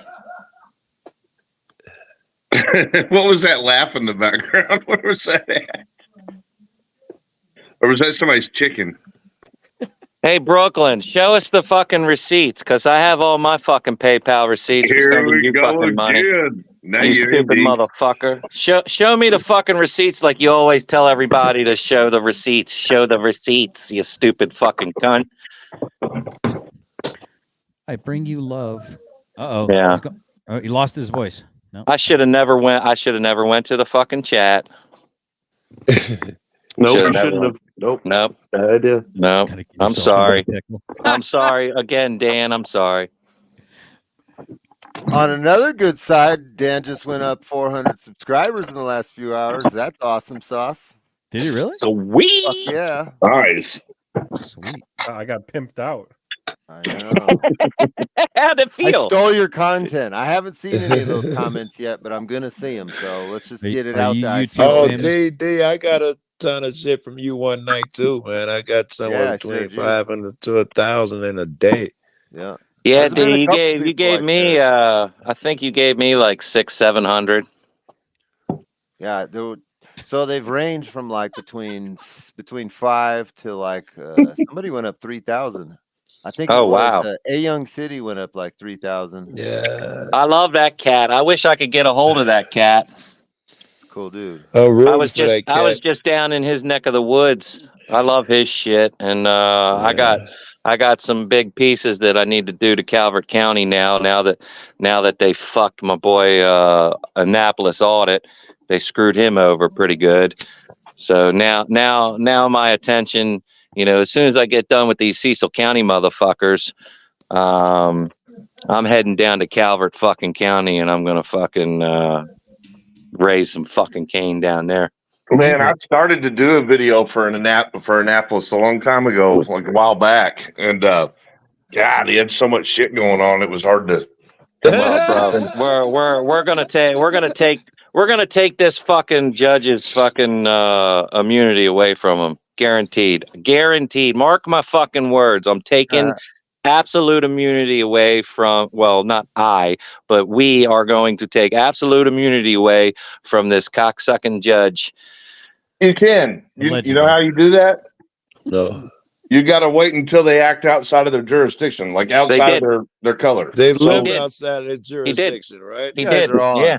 Well, I don't like the word jurisdiction because it's overused, but I think what I mean is you got to wait until they act as, out of color, like He not did. as a judge.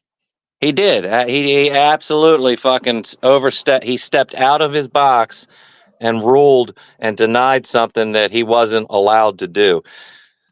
Well, wait a minute. Now, ruling is in a judge's color. No, So, not I'm talking when it's directed to the special court of appeals. A circuit court judge or a district court judge cannot rule on a fucking appeal to the special court of appeals. Okay. Guys, I'm And gonna bounce. It was nice talking with y'all, and happy holidays, Merry Christmas. Good to Thank see you, Thank brother. you for letting me come up here. Bye. Good to see you. Later, buddy. Hey, Angry, Easy I got a question for you, man. Yeah, man. I noticed you've been kind of low profile lately. Is that because of the court cases that are happening that you're dealing with?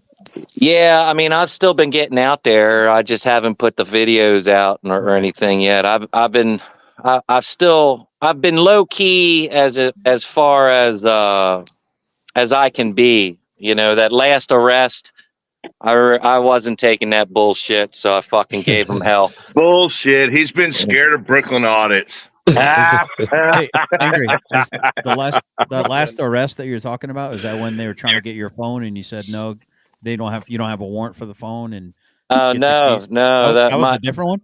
Yeah, no, the Baltimore County Police Department has arrested me 3 fucking times, stacked 10 charges on me. Did they say thank you for your service as they were doing it? Yeah, they didn't even give me a reach around. They So even stacked his arrests. Like they arrested him based on the previous arrest. I did yeah, a video on it with him. yeah. So I beat the fuck out of them. So I'm done with them for a little while. I'll start filing the lawsuits probably in February, end of January or something like that. And then I'm dealing with this VA bullshit. That was one arrest. So I've been arrested four times, and I'm still waiting on. I got a motions hearing for on the 20th for a motion that I filed pro se to dismiss based on the same shit that my lawyer was supposed to fucking file and do right, but my lawyer fucked up the motions and gave the judge the outs that he needed to deny the motions based on just one thing and not 3 separate causes and all that other bullshit.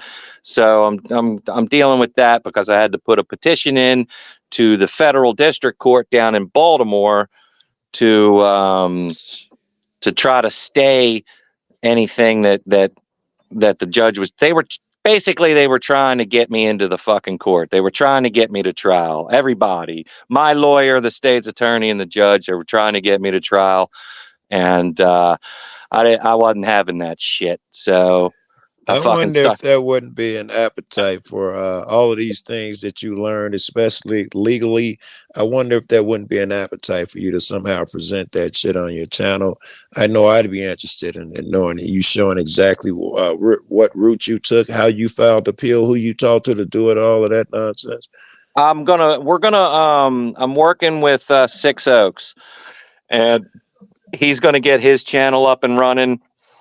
And it's all going to be on his channel. I think Dan just posted one of his comments up on the panel. This guy is a dream come true for the First Amendment auditing community. I'm gonna cut in here and interrupt you heavy real quick praise. and second what he's saying about 6 Oaks. So in the background, Oh. I've kind of tested the dude on his legal knowledge, and he's spit out some paperwork that is legit as shit. So he's correct. I saw he kind of helped me with a habeas corpus that I wrote up for myself when if I do get arrested, you know what I mean? I have a habeas corpus ready, partially because of him. So. When we drop his channel, it's going to blow up. He's definitely going to help every one of us. Basically, take the ball into our own hands and be able to file pro se. And it's not just anybody can be pro se and file pro se and all this other horse shit. But it's the verbiage of when and where it's in the motions and how it's said in the motions. That's what makes it so scary, right? That's why everybody's afraid to do it because they know they don't understand that language. Yeah. You can copy paste the language, but you got to follow the court rules. That's the complicated part of it to me. Yeah. He's going to be a blessing to this community. Tiffany and I fucked up our lawsuit because we made a real minor mistake in the court rule procedure. And where would you have found the court rule procedure? Is that something that you should have Googled first? How do you know that? Something you went. Yeah, Joe, you don't just Google it like later. You follow it as you go. You know, like it's a follow as you go deal.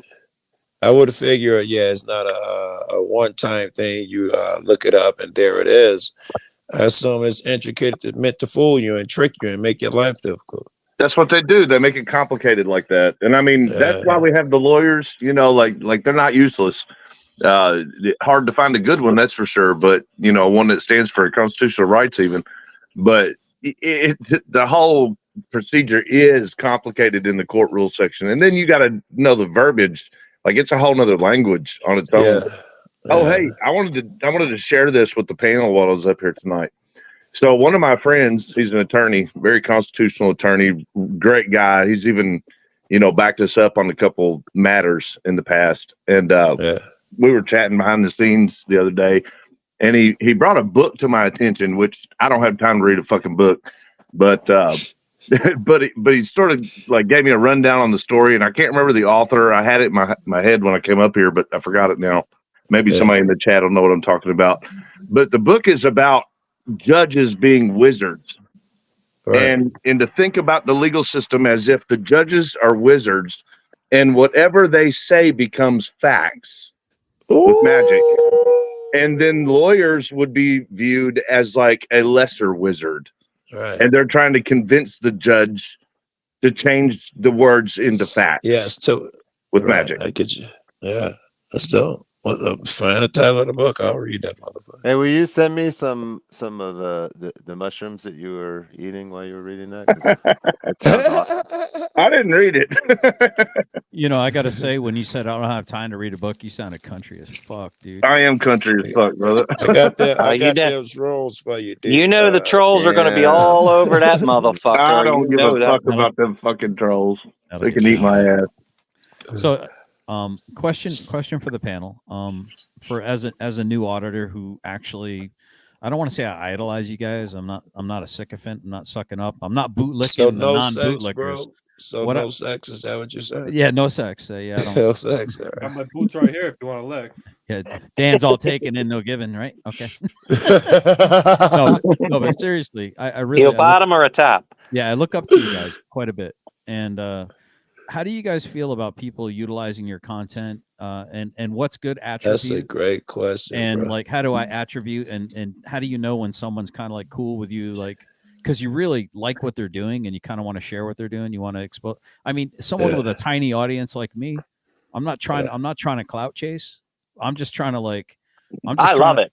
I think okay, the you do? general rule of somebody sharing your shit is number Give 'em one, credit. just generally ask and Yeah. make sure you give them credit. You know, send them their way. I What have the fuck asked, Dan, asking? but I don't you ask ignored none of me. you guys. I just, Direct D I'm not sent me asking a you. check. Sue me. I know the section 107 of the Federal Copyright Code. Let's go. Direct D sent me a check in the mail. I'm with Direct I'm D, I with- could use some more subscribers, man. I dare you to make one of my videos. I'm getting everybody. I really am. Yeah. Hey, There's we a few got people I won't can't stand because for I know double they do dribble, double copyright dog strikes. skip. Hey, that copyright shit's a big deal. We in that group chat we got in there. Everybody seems to feel different about that shit. Some motherfuckers feel like, man, if it's mine, at least ask. That would be like rights. You know, don't just reach over my gate and take something off my grill. Ask first.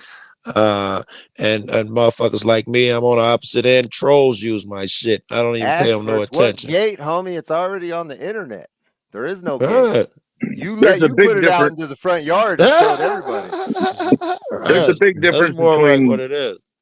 there's a big difference between taking somebody's video and just playing it on your channel and then doing your content about that video. Like specific, the stuff you do, man, is perfectly fine. You know, you're speaking about the video, you're reviewing the video, you're giving opinions on the video. Everything you're doing is completely cool. You know, you're being respectful to the content creator.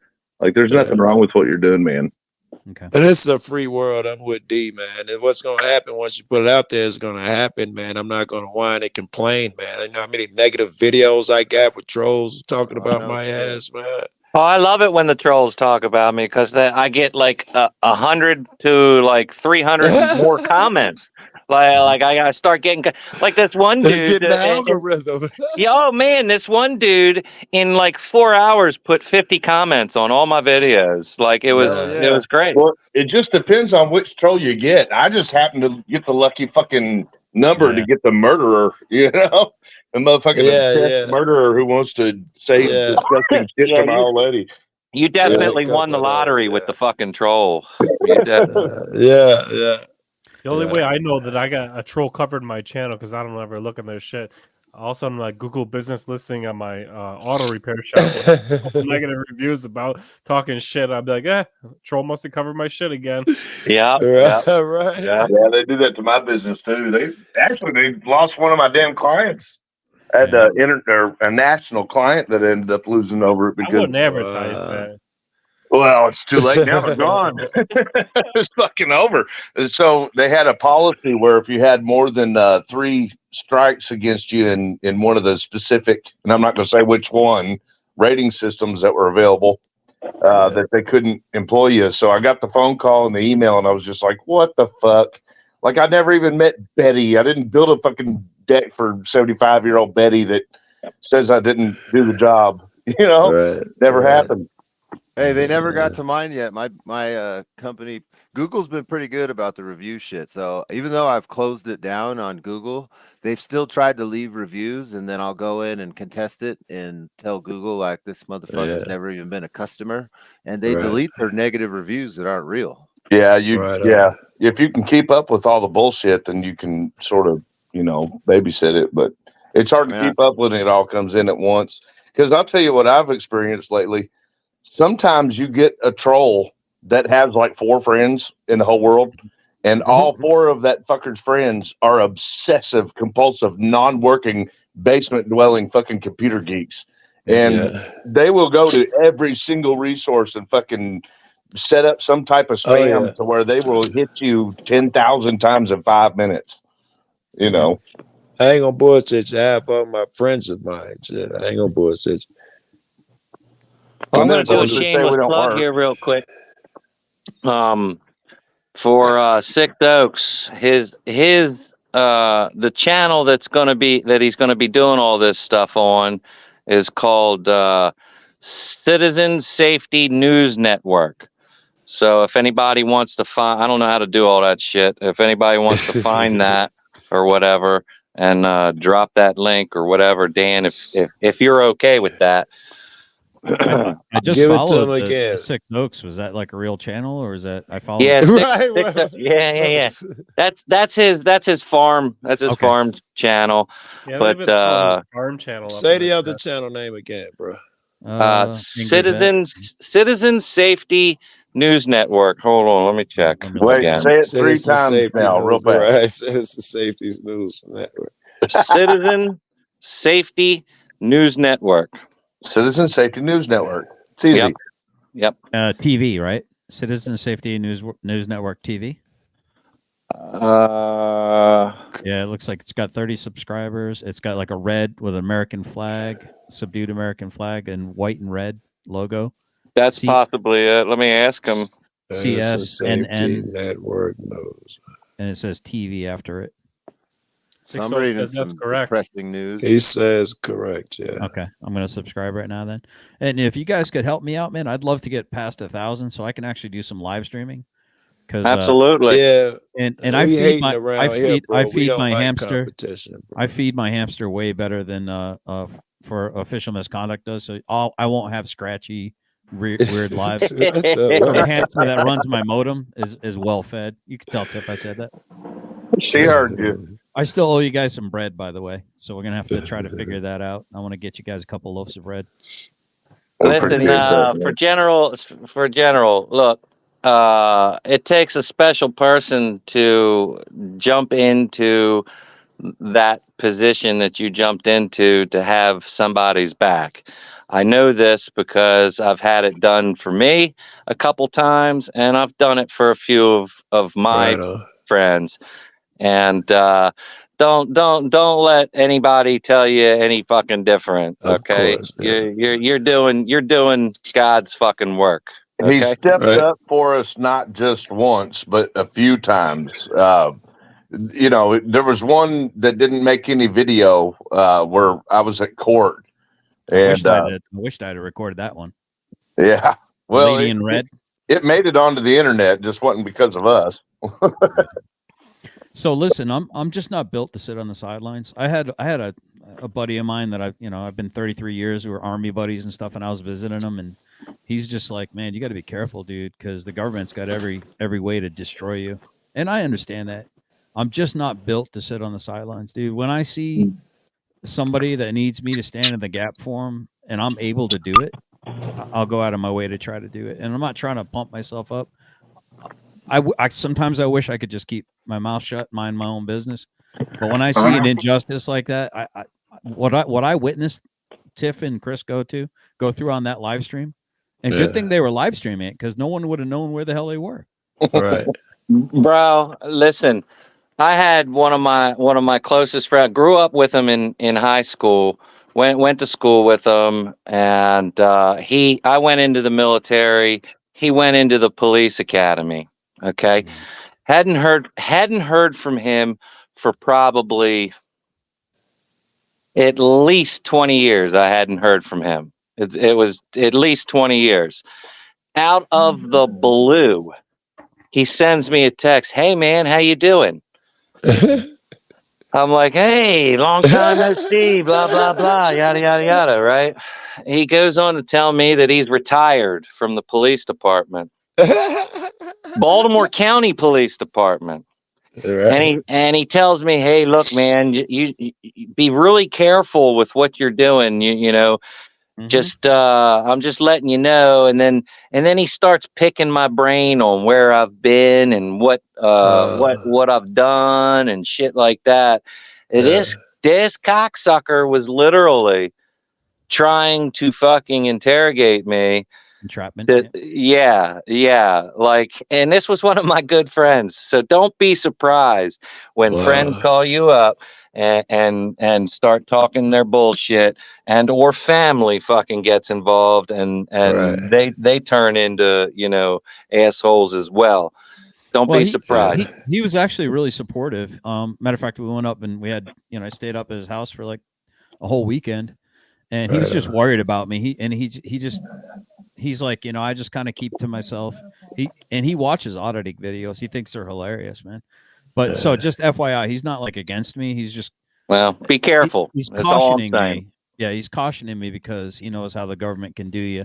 Yeah, I got a good story, somewhat similar to that. At least it'll back off that. So I got a message from a girl that I went to high school with on Facebook or on Messenger. It said she had just broke up with her boyfriend, and I was like, "Whoa, I'm not single." You know, anyway, just kidding. She said I was dating this dude that he was fucking paid. The cops tried to put a hit on you through him. Oh yeah. And I was like, "What the fuck? Like, who the fuck is this guy?" So she shows me who he is, and then sends me the proof. Like, she had a fucking picture where the FOP. The head dude of the FOP had written on a chalkboard ways to get rid of me. They were trying to fucking put a hit out on me. How long ago was this?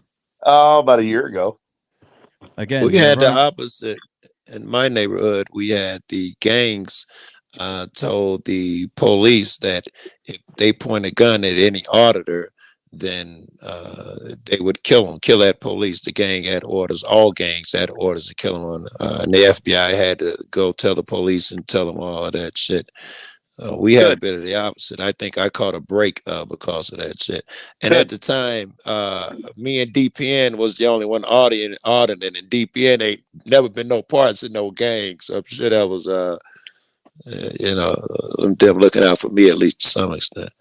Well, another thing they do is they'll let, you know, the snitches out of jail to come frame us. I've got video of a dude that had just got released from Clark County Jail right after I did a video at Clark County. It was like 2 weeks later, man, we caught somebody in our front yard, you know, fucking around, and he had left a backpack up against the side of the house, and in the backpack was a bunch of baggies of some shit that we burned and fucking videoed it. But yeah. And look, we did the facial recognition on him, and it brought up his mugshot from 2 weeks earlier. And listen, if for all you trolls that are out there and you want to target, and this isn't a challenge for public safety or official misconduct, this is not a challenge. These two, they got a track record of exposing corruption and getting I don't know about convictions, but at least indicted. We're getting there. We're getting some convictions rolling. I would not want to piss these two off. And by the way, I've met them in real life. They are exactly as advertised. Chris is about as gentle of a giant as you can find. Official misconduct is quiet until she's not, and then look out, she's a firecracker. But you know, so listen, I could learn so much from those two. And they have the ability to do research like I've never seen, man. It's quite impressive. Well, thank you, brother. Appreciate it. And you guys work as a team. You'll be spitting something and you'll lose a train of thought or something. You can point to her and she'll pick up like you guys are a band or something. Absolutely. That I have to just agree with that because I don't know how. I mean, I've done it without her and she's done it without me. But when we're together, we definitely work off of each other throughout the whole thing.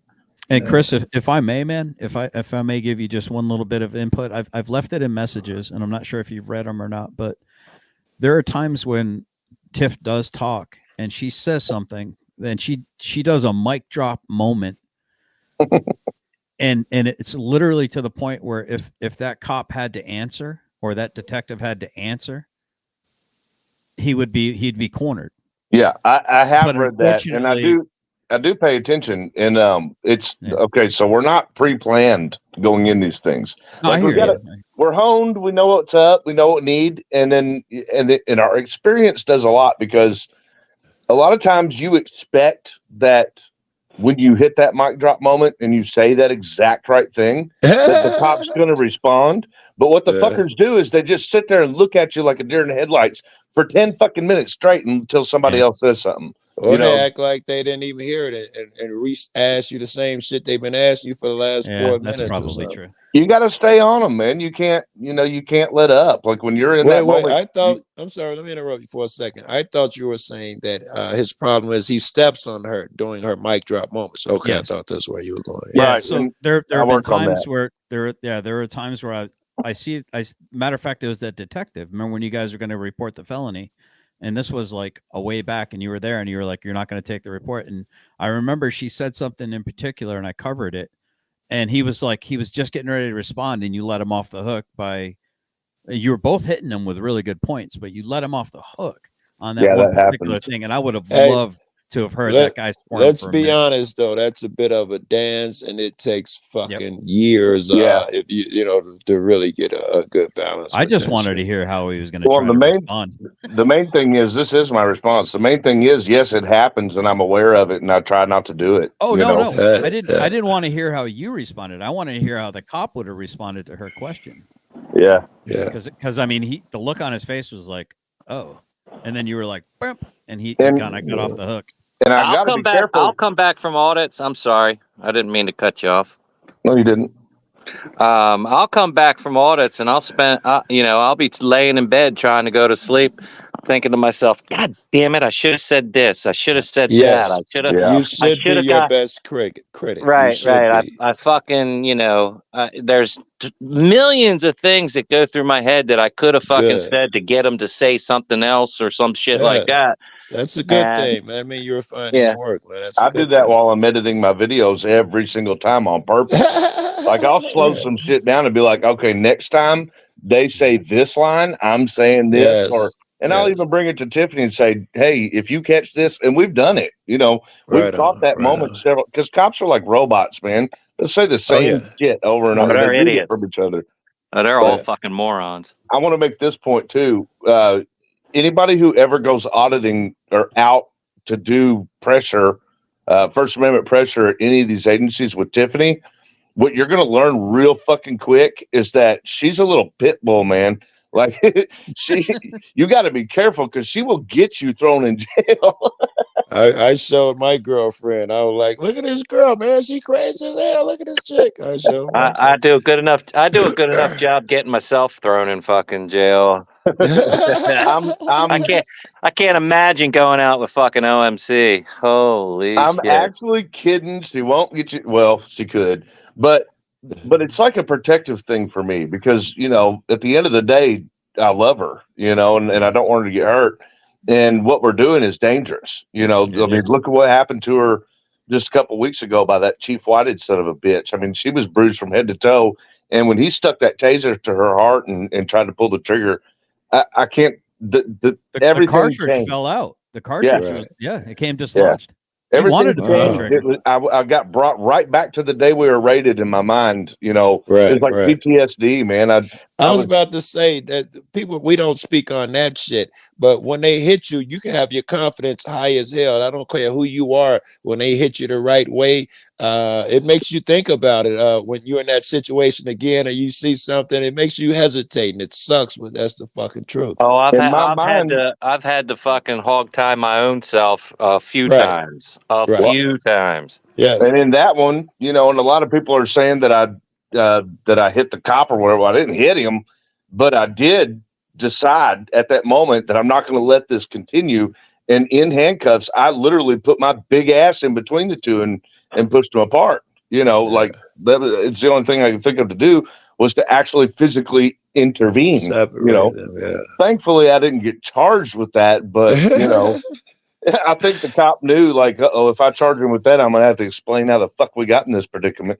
But you know, That's but yeah, usually man, what it is. Because if they can, they're gonna stack every charge. So yeah, if it probably makes them look bad, if they didn't stack it, it's probably because they didn't want to look bad. well, he didn't know we were going to put so much pressure on him to get that body camera footage back from my body camera. You know, they don't wear them there, and that's part of the problem. But yeah, when that moment happened, I mean, it was probably a millisecond, but in my mind, it was a minimum moment. Right. I could hear and see Tiffany getting her back broken by Herod again.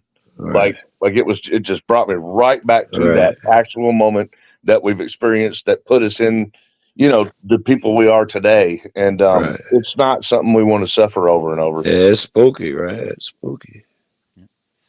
But the interesting thing too is Owen Schroyer. I mean, I'm not endorsing or cursing any of these political people. He's an Alex I Jones will. poet. Who is it? I'll fucking curse him. Owen Schroyer. I'm not making a political statement, is what I'm saying. But Owen Schroyer was recently arrested. He was at J6. I don't think he was. All he had was a bullhorn. He never actually went to the building. Kind of like Dan was actually in the building, doing a rub and tug. Damn you, Dan. Cranking the hog. Yeah, he was the hog. But taking pictures of statues. He went to prison, and when he came out, he was like, as he got arrested, every time he got arrested, the cops were saying, "Hey, I like what you do. I like your work. I agree with you. Yeah. I'm sorry I have to do this. I'm doing my job." Yeah. Yeah, that's another thing I want to touch on is there's so many cops that say that they like what you do. I hear it all the fucking time, you know, like especially when you're getting booked in, right?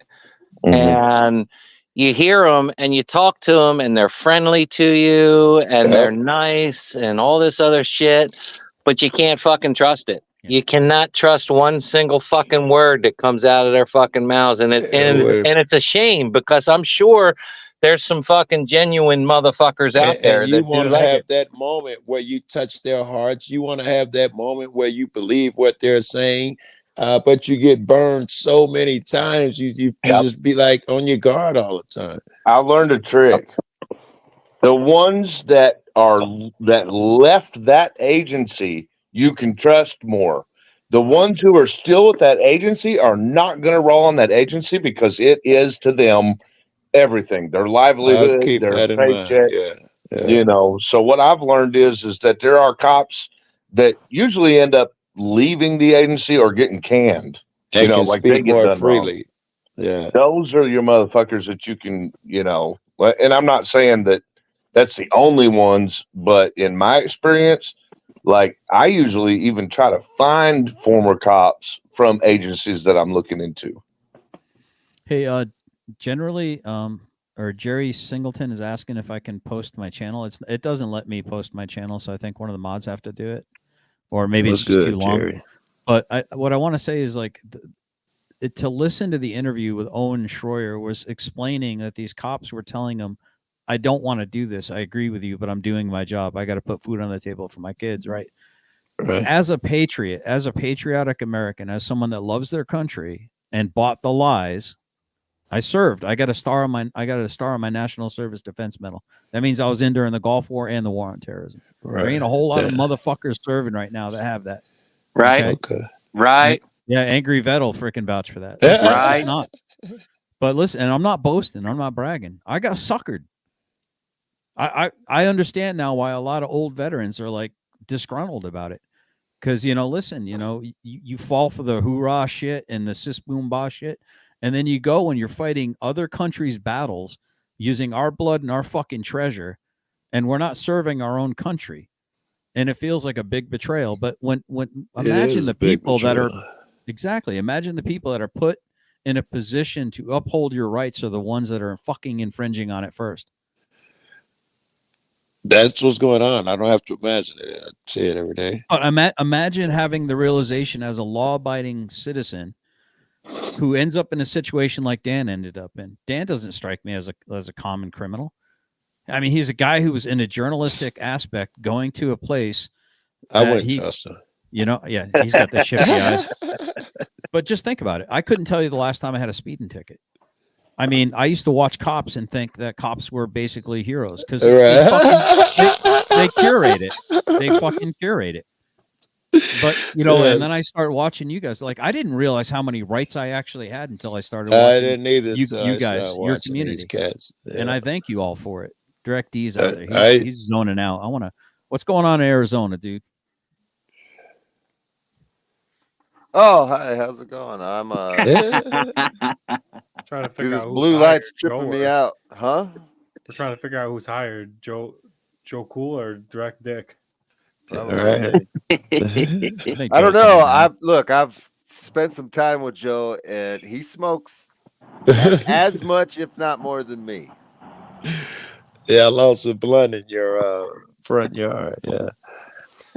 Oh, you always have. You're always smoking. I never found it. It must have fell out the pack. I pre-rolled it, put it in my cigars, and couldn't find it. Hey, Direct D, I got a question for you. I know Arizona was trying to put forward some kind of like legislation HB to make it 2319, yeah, to make it impossible for you guys to film the cops while they're in the course of their duties. Has that been struck down?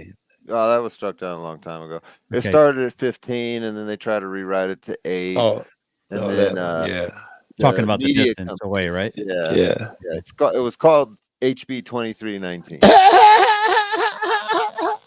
Smoke Joe under. He knows not to come around here playing. Hey, well, as long as Rogue willing to talk about it, Joe Rogue got a shed that's dedicated to reading law books and getting high. Oh, and hey. he smoked that wax and that heavy shit that tear your heart up and shit, bro. Yeah. I tell you what, I'll never do that shit again, ever. Christ, holy cow. One of my best friends, we were up camping, and he's like, hey, Kevin, come try this shit. And I'm like, all right, cool. You know, well, you don't know me, but I'll fucking try anything once, you know, at least. Anal? Twice if I like it. And he's got this little fucking pipe, and he's got this shit hanging on this fucking glass stem thing, and he's heating it up, and I'm like, what are we doing, man? What are we doing? And he's like, oh, don't worry about it. It's cool. And I'm like, and he does like 4 bangs in a row, you know, like he fucking hits it like 4 times. And I'm like, well, shit, if he could do it 4 times, I can at least do it once, right? Because this guy like lives on it. And I'm like, okay, I'll try it. So he fucking gives me one. He's like, just real quick, in and out. And I'm like, okay, bro, I couldn't even fucking move. I was paralyzed. I was fucking paralyzed. I couldn't even fucking move. Yeah, same, man. All night. I was for hours. I was like, holy shit, how the fuck do you do this every day? Yeah, I was running out the room every time he came back to pass around to me, man. I was conveniently running about that motherfucker, man. I ain't And know then no he pulled parts out, of that shit. then he fucking pulls out this fucking machine, right? Oh no, it was another dude. He pulls out this machine, puts it in the middle of the fucking table. I'm like, what's that? And he's like, oh, don't worry about it. And he turns it on. It sounds like a fan. And then he pulls these cellophane bags out with these little orange plastic toppers, and he fucking sticks it on top of this fucking machine. And the whole bag just filled up with fucking smoke in like fucking 2 seconds. 2 seconds. It was called a volcano. And I'm like, okay, yeah, I'll take a little bit. And it was cool. And he's like, just take the bag and pass it around. I'm like, all right. Well, the next thing I fucking know, I have another bag in one hand, the bag that got passed around in the table in the other hand. And I'm like, well, what do I do with this one? And they're like, smoke it, you dumb motherfucker. I was like, okay. Next thing you know, there's like 12 fucking bags all floating around the fucking room. Bag. Yeah, everybody's got their own fucking bag. I was like, Jesus Christ, what the fuck? That was the highest I've ever been in my entire life. Oh,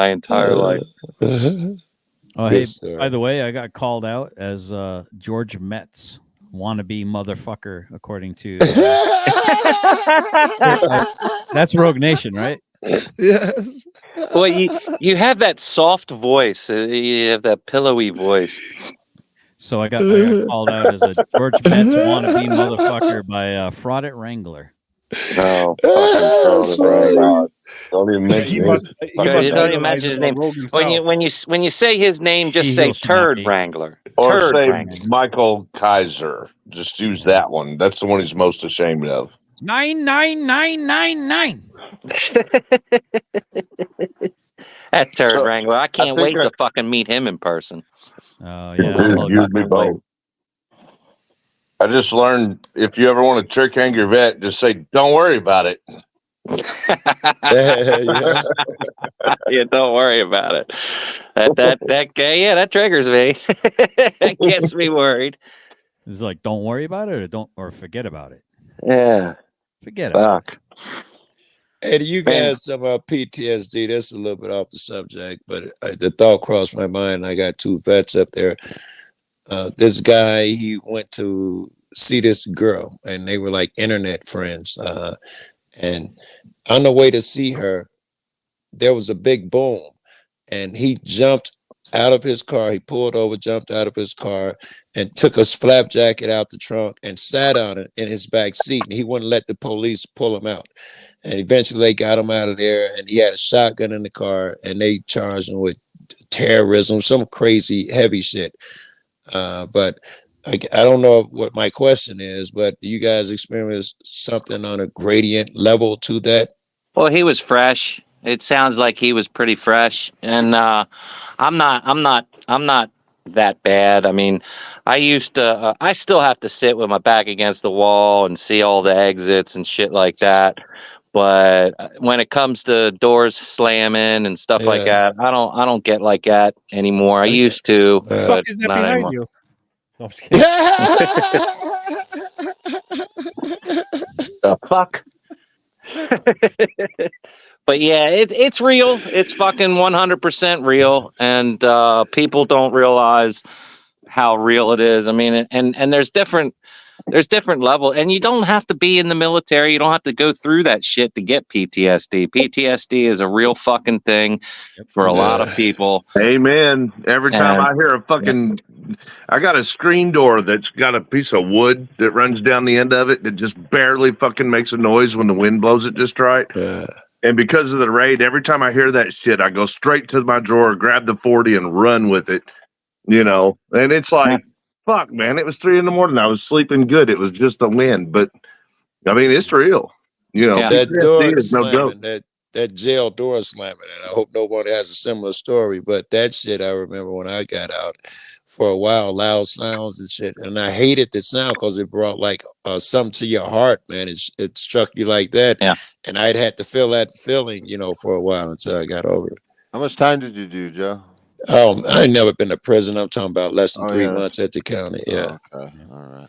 As far as my situation goes, I was in during the Gulf War, and then I was in during the war on terrorism. I went to Afghanistan. I wouldn't say, and this is gonna sound like I'm bragging, but I'm one of those crazy motherfuckers. I'm your huckleberry, and I have no fucking problem. I never felt more alive than when I was at war. Does sound like you're bragging, yeah. I never felt no, seriously, I never felt more at peace than when I was in a wartime situation. And that point in time in a man's life, that's when everything makes sense. It's do or die. That's it. You got a mission. Everything makes sense. It's not dog and pony bullshit. You're going out and you're doing your mission. I wouldn't say PTSD is my problem. I did earn my cab over there. There are multiple complex ambushes, RPGs landing right in front of my vehicle, small arms fire, all that kind of stuff, mortar rounds coming in, Katyusha rockets being fired, all kinds of stuff.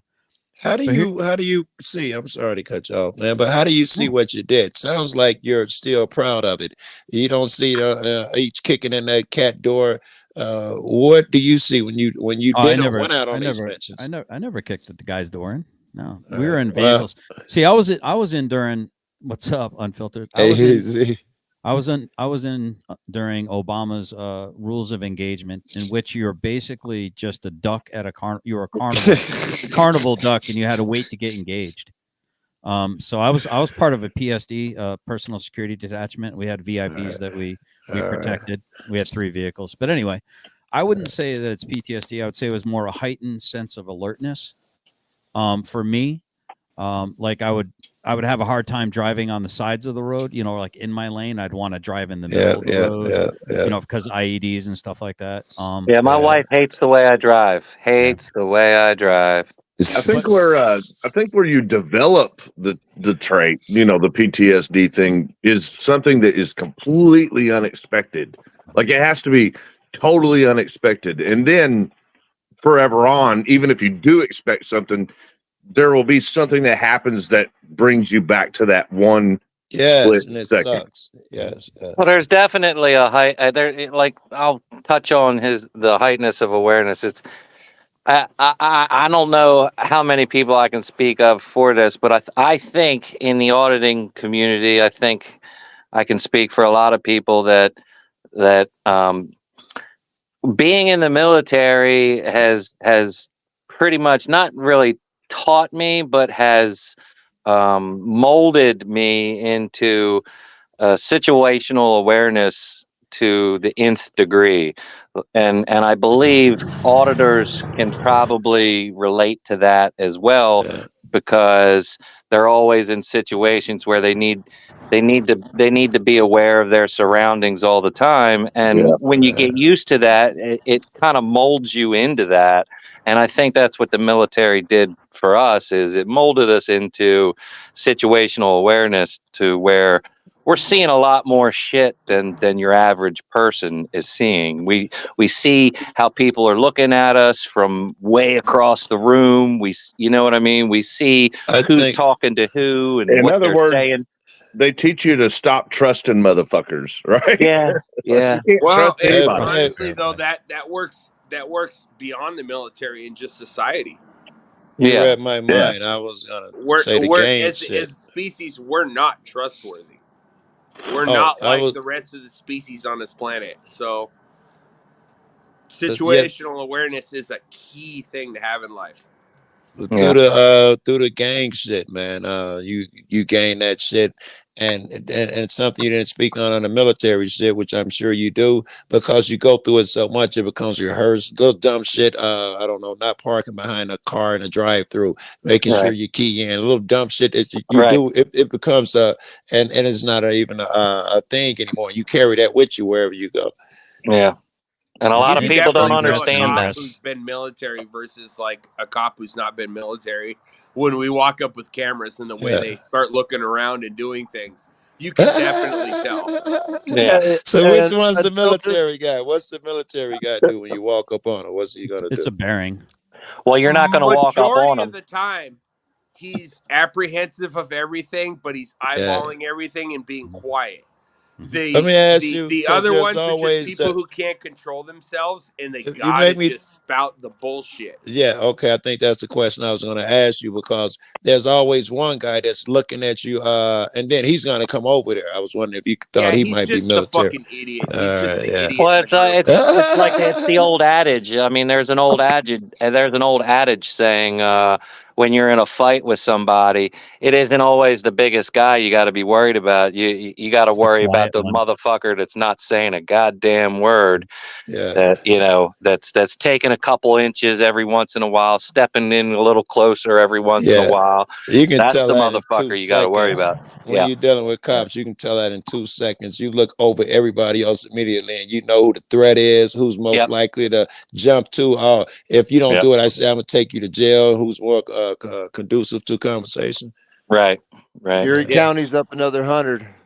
My guy right here above me, he can attest to this and shit. Like when we go out to, when we used to roll out together, we had to play different roles because there, some days I was open, some days I was CCW, but they all knew at a certain point that I was the guy with the gun.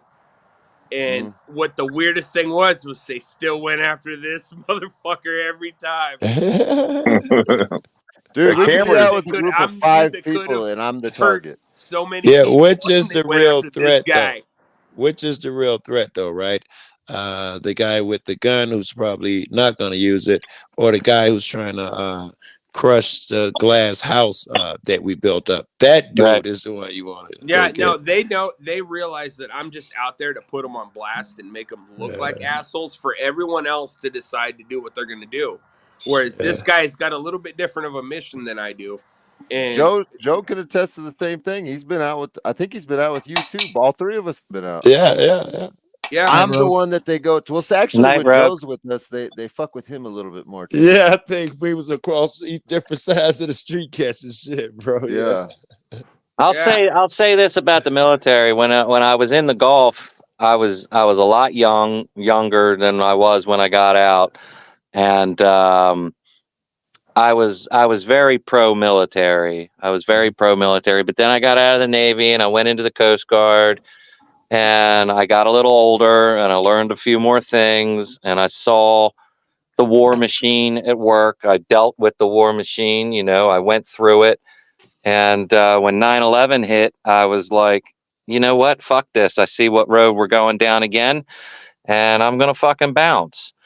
And I didn't make it over to Afghanistan, but I believe 100% that our boys that went over there are 10 times worse in the head than any other fucking veteran that is walking today.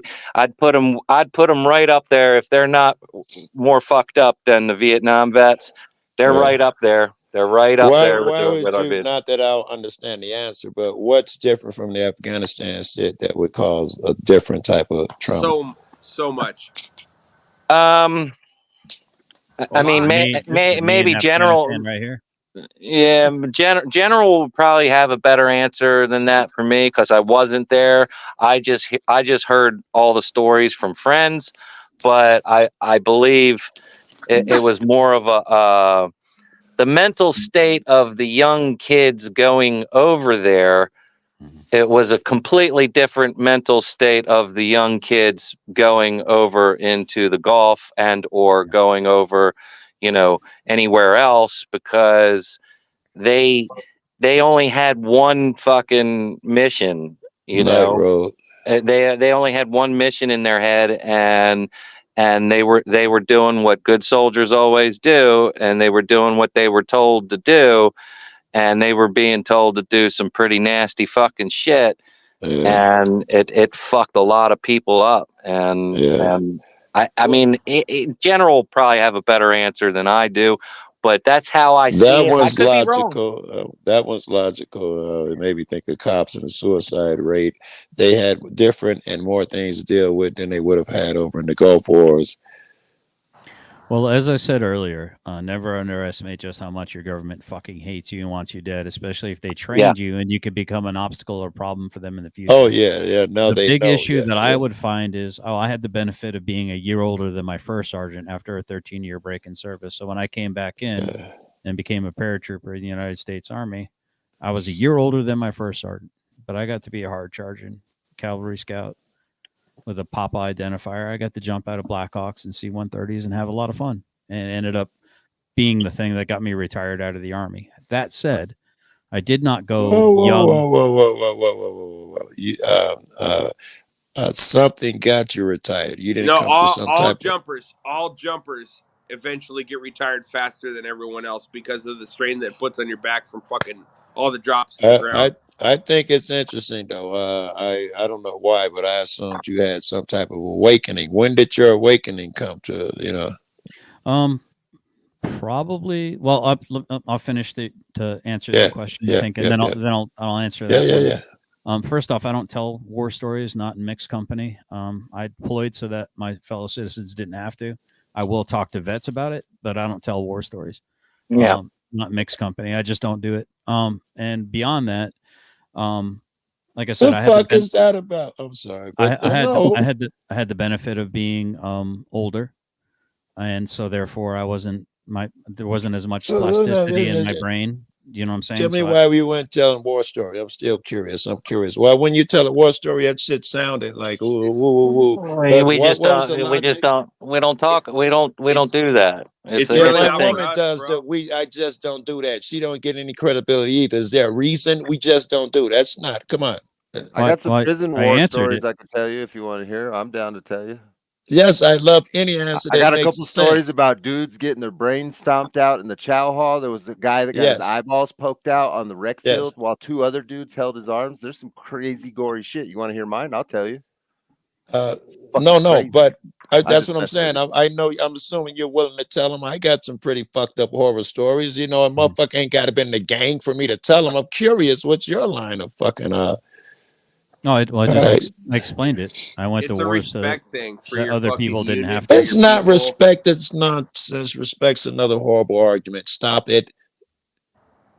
Right? You guys are saying just because. You're giving me small arguments. Just cause. This just is. This is how it is. If there, Well, if, a lot of us don't like talking about it. I mean, why would you like talking about some? I mean, we're all built different, right? We're all Agreed. built different.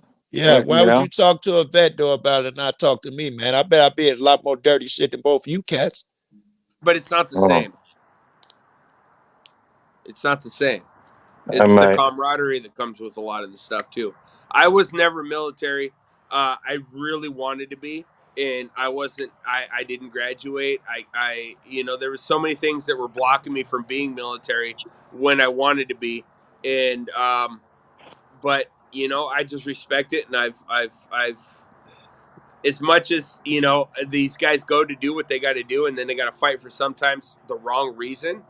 You know, or you know, maybe That's the right why I reason or the wrong respect them. reason, That's depending on the who gave reason you I what. respect them. Yeah. Oklahoma But it's Oklahoma just, outlaw it's something audits. different. It's something different about giving up everything to do this one thing. That's I respect them, right? No one goes over there thinking I'm going to be a puppet for the upper echelons, right? These guys go over there thinking I'm going to fight my country, blah blah blah. And so yes, you gotta respect that shit from coming from any motherfucker, right?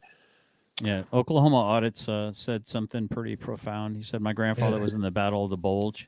He wouldn't talk about it. I know vets do that. I'm asking for the logic, man. I understand. I see you guys do it all the time. You've asked it, and I've already answered it. You just Well, don't want to hear my I'll give you a I'm little sorry, I logic. thought the answer was out of respect or something like that. No, I didn't. AZ said that. What was your answer? My answer is I went to war so you didn't have to. Okay, Confucius. So why He's should saying I? he doesn't want to bring the war back here. If you volunteer to have trauma added to your life, then you could go on YouTube and add it all to yourself.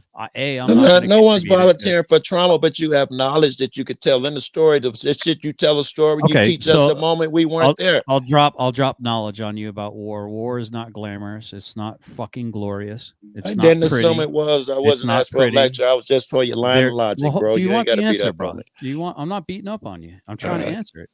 All right. All right. It's not glorious. It's not pretty. It's not Hollywood. There are opportunities for valor. There are opportunities for distinction. There definitely is there is definitely camaraderie. Yeah. And it ain't any different than being on the block with your brothers and protecting your hood. It's I feel better already. I ain't gonna bullshit you. It's the same thing, man. It's the same thing. It's about pride. I'll tell you a little something on how I approach veterans, Joe. This is how I've always approached veterans, even at the VA hospital. I won't even really start the conversation. I'll just say, "Hey, how you doing?" I won't ask them where they've been or what war they were in or what they've done or anything. I'll just say, "Hi, how are you?" And I just let them talk. And whatever they want to talk about, I listen. And if I can relate to any of it, I might reciprocate the conversation and tell them a little bit about my story or what I've done or whatever. But I never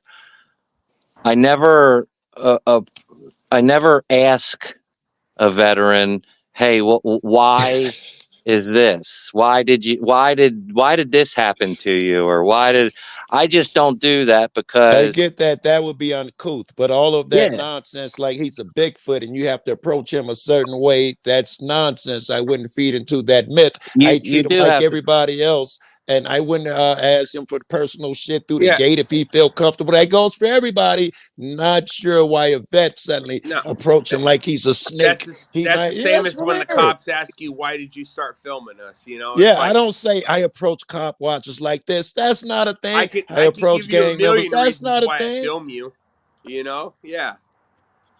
Yeah, no, that's I'm not just just letting one you know how I reason. do it. That's So all. show me audit said at Generally Specific. You at least tell boot camp stories. Yeah, I got a lot of great boot camp stories. I got some funny ass boot camp stories. For instance, I was going to Korea for my first tour, and I was down at Fort Knox, Kentucky in 1989. That's when I went to boot camp right out of high school. I had a 123 GT score. The recruiter took one look at my GT score and looked at me and looked back at my GT score, looked at me and said, "What do you want to do?" I said, "What do you mean?" He's like, "What job do you want to do?" He's like, "You can do anything in the Army except for be an officer because you didn't sign up to be an officer." Apparently, 123 GT is a pretty high score. I don't know. He seemed pretty impressed and surprised. I don't know. But you got Maybe lucky with your recruiter, that's for damn sure. Yeah. 1989, bro, and we got the same amount of gray. You look fucking great, bro, because I'm not even 40. So, I got a question you're about looking good, my friend. You're looking good. Thank you. I got a question about the I don't talk about the war stories. Is do you not want to talk about them because it's like you had an opportunity to go do that and you didn't? I'm not telling you what happened, or is it more like is that no, wait, I'm not hold on. I'm listening.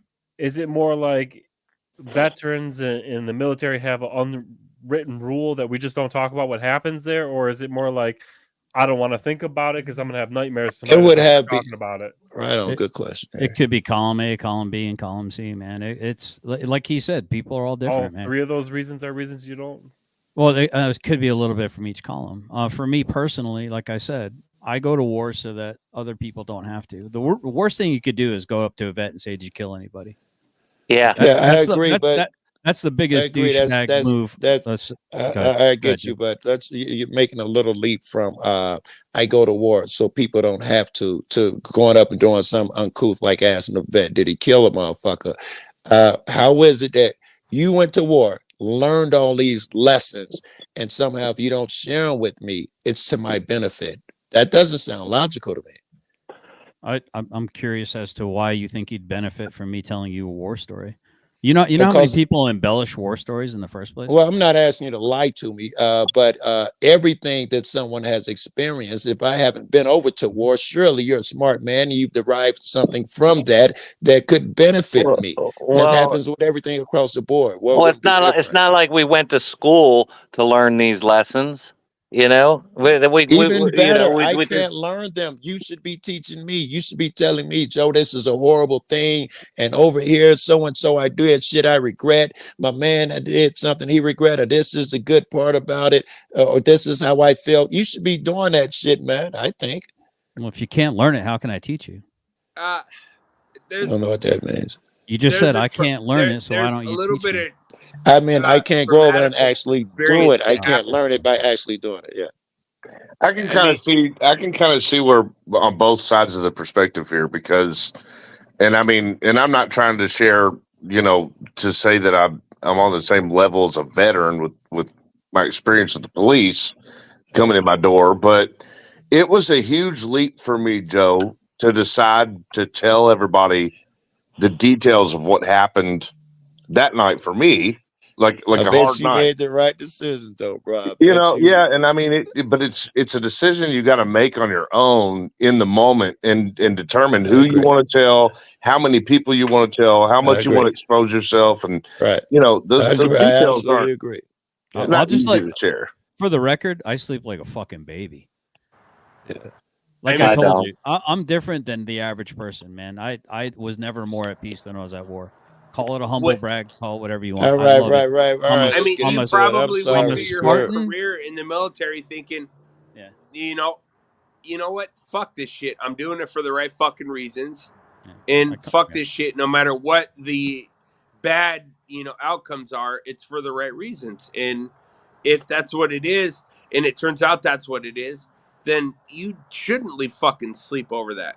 Well, and that's where I think a lot of the struggles are with different vets. I've got a bunch of great friends that are vets, and I think a lot of them struggle with the reasoning. Like their reasons were, not all of them, but in some cases, the veterans' reason was different than the reason that the military had for them, or the political party had for them.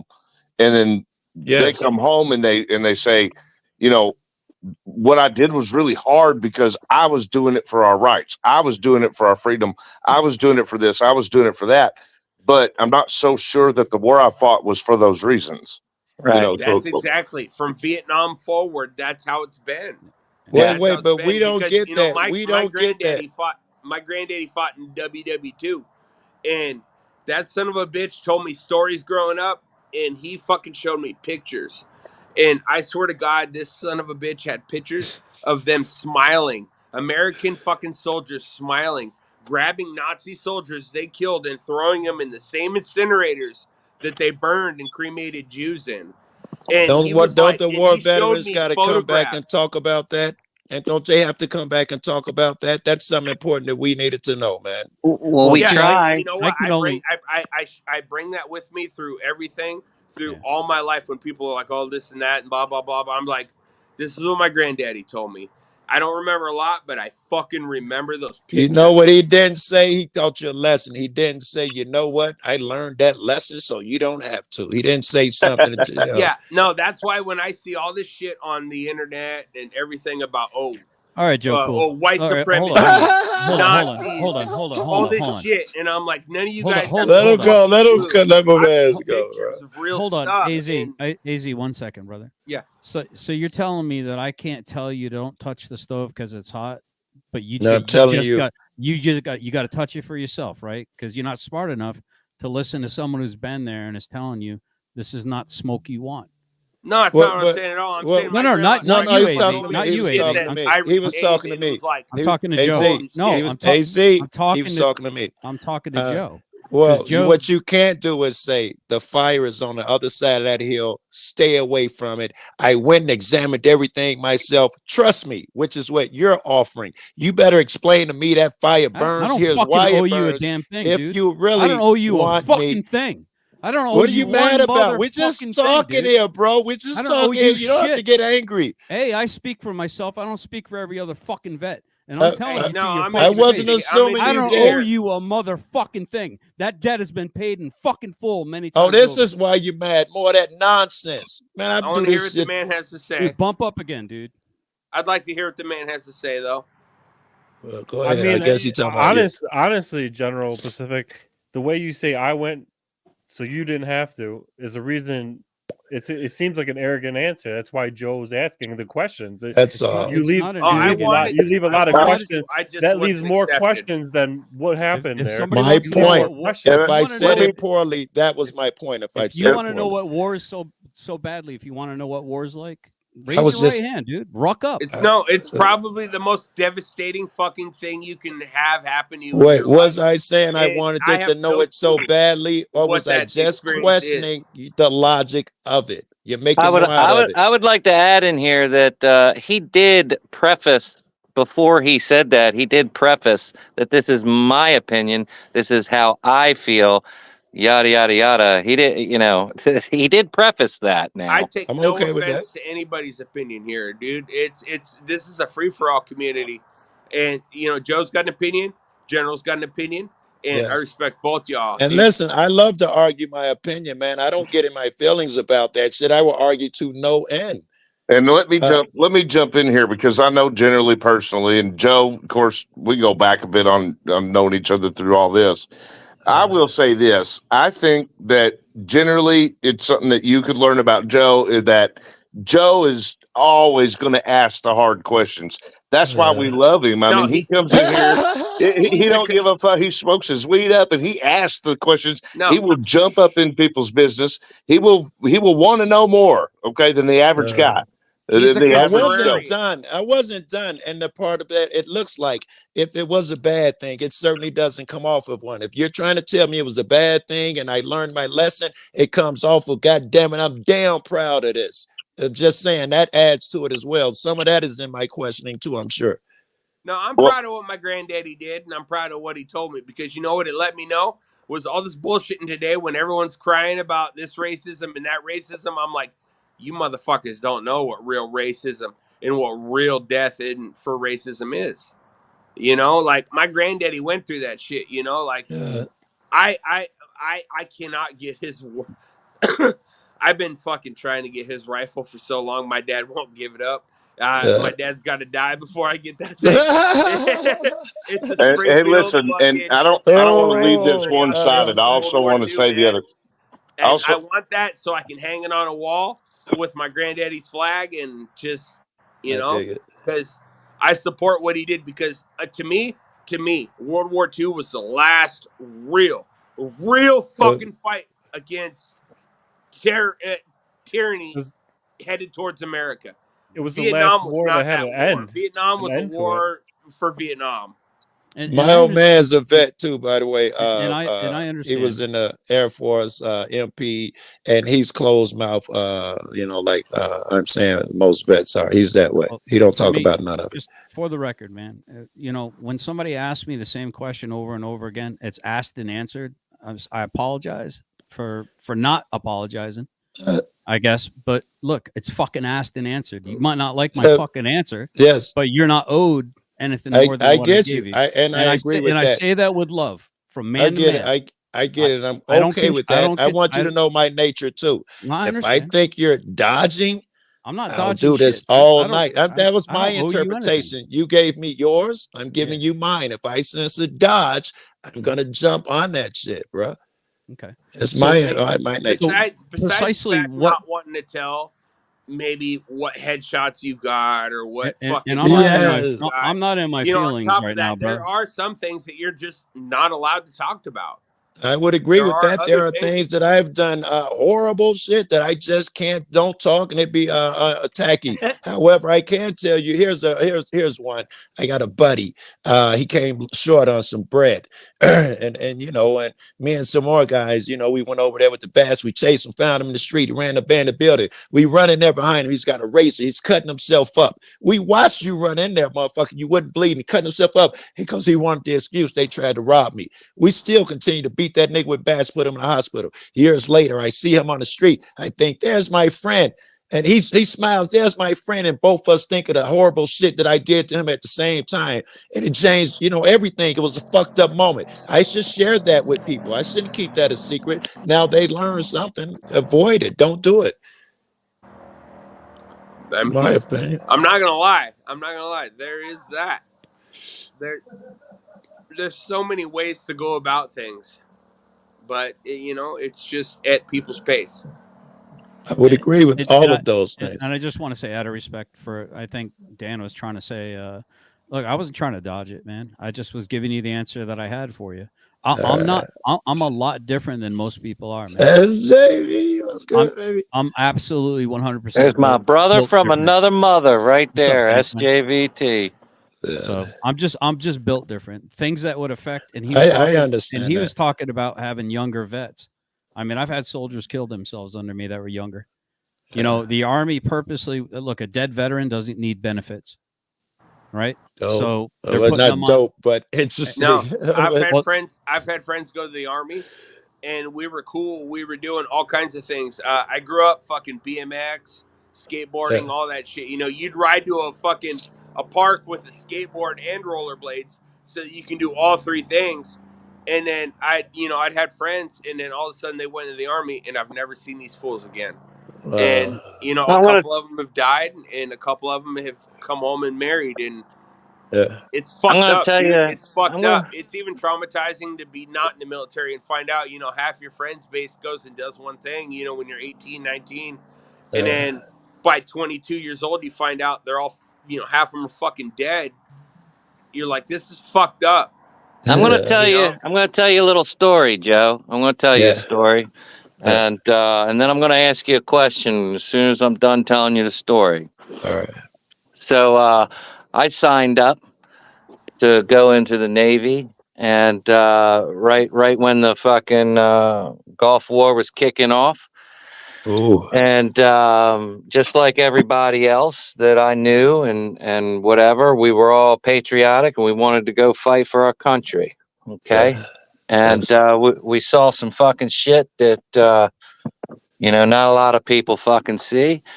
And we went through some fucking shit. And then I got out for my own fucking reasons. And then I I didn't go to the VA right away. In fact, it took me a long time. I got out in 2002, and I didn't go to the VA until like 2015 or 17 or some shit like that. Because I'd the love wife, to know the reasons. I don't want to interrupt your story, but I'm curious. yeah, I'm getting to it.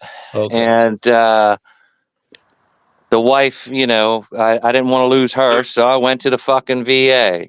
And the VA pretty much put me on fucking medications that I wasn't supposed to be on. Right. They misdiagnosed me. They did what I thought they were helping me because I got service connected right away and I got all my medications and I was getting health care and all this other horse shit. And didn't really talk about the fucking war. Didn't really talk about my fucking service. But then when shit really hit the fucking fan in my life and I needed to fucking talk about it, the VA wasn't there for me to talk about it because I wasn't going to talk about it with my friends. I wasn't going to fucking put them through my misery, you know? So when the VA, an organization that is supposed to help us, doesn't even want us to fucking talk to them about shit. How the fuck could you expect us to talk to you about it? I damn near couldn't. I hadn't heard that story prior. But yes, I totally understand how you know, a motherfucker when he is ready. And in that moment, the people he go to who definitely should have taught him better and had these things lined up already, shut him down, say don't talk about it, and encourage what he was doing already to fuck with a guy here to make him be quiet. I can understand reasoning, and there is one. I'd have been happy with that. Yeah, and you know, I was going to say on the other end of things, knowing generally specific, he's the type of guy that knows what he wants to say before he says it. And when he's trying to get something through to you, if you just hear him through, Joe, you'll hear something good come out of his mouth. You're going to hear the answer to your question more than likely. Just let him go through. I think I got an answer to the angry vets when he's asking, you know, how the fuck am I supposed to explain that to you if I won't to them? I think I got that, and it's if you listen to the person asking you, if you listen to them, you really gotta hear it, man.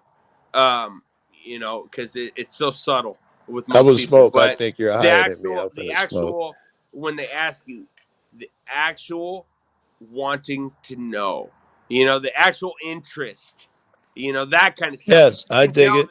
they're really interested. They want to know. They have a passion. Then, you know, if you can see that, that's your opportunity to I dig really it. put your opinion through, because that person's going to be the most type to sponge it.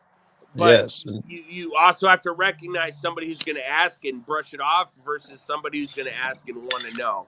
So Good that's where points, you bro. really got to break it through. And, you know, I don't want to leave that on you, you know, like, but, you know, I mean, if you can, try to gauge that. And if, you know, if you feel up to it, then, you know, you throw them a little bit of bone, let them know a little bit of something. But I was listening to you, bro, and you're talking about when you went in, what you did. And again, just like I said to the general, fucking shit, bro. You guys look so good compared to me, bro. You're so older than me, and I look fucking way older than you guys. I'm 50. Well, I'll be 50 in April. Yeah, dude, I'm 39 years old, and I look like this. Yeah, that's just distinguished, man. So to try to answer I'd what say it's answer a little bit hard more. life and drugs and whatever. You know, it's the life I chose. 79 years old, bro, and I look like this. So Joe asked me a very interesting question, because he said, and I think someone else in the chat mentioned something too. It said, like, I'm kind of talking like I'm contradicting myself, and I can understand how it could be confusing. I am absolutely 100% proud that I, for the right reasons, raised my right hand, swore an oath to a constitution that I believed in. I fought with fidelity and honor and distinction and virtue, and with the people that were to my left and my right. Those are the people that the citizens are who I swore to protect and to serve. In my mind, I was doing that. Now, the people that are in charge might be sending me to do shit that I'm not aware of the bigger picture. i.e., bankers' wars. I'm fighting other countries' wars. Now, I might not agree with that, but that doesn't mean I reject the guy to my right and the guy to my left. Because if I'm doing my job in the foxhole, I'm looking out for him, and he's looking out for me and the other guy on his right.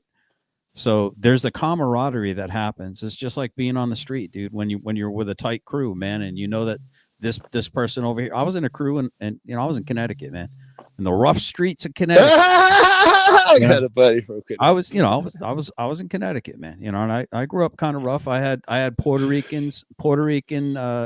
Puerto Rican crew that came straight out of New York that I hung out with, the Monachos, man, and we were part of a crew. So and so look, I understand. And for me, it's like, it's about doing it with the people to your left and your right, and you're doing it for the purpose of serving something greater than yourself. Not just. Well, you know what I love the most about you generally is that you come home and you do it for the citizens, and that's same thing with you, Angry Vet. Yes, I'm you not guys come home overlooking and you that, do by it. the way. I'm not overlooking that, by the way. We'd have got to that part where I got to big up you tons and shit. So to kind of flush out, and I know I'm taking a long way around, but I'm trying to respect you enough to give you the proper Do answer. your thing. Do your thing. And I know you like a deep answer, so I'm going to give you. I'm okay with it. I'm going to go deep. I'm not going to hold back. I'm giving you all the way deep, baby. I'm going balls deep, bro. That's what she said. Right? So I'm not holding anything back for you, Joe. I'm giving all I got, man. I'm getting aroused. All right, man. Keep your pants tight. So, Hey, not to throw everybody off subject, but I think Direct D's working on my video right now.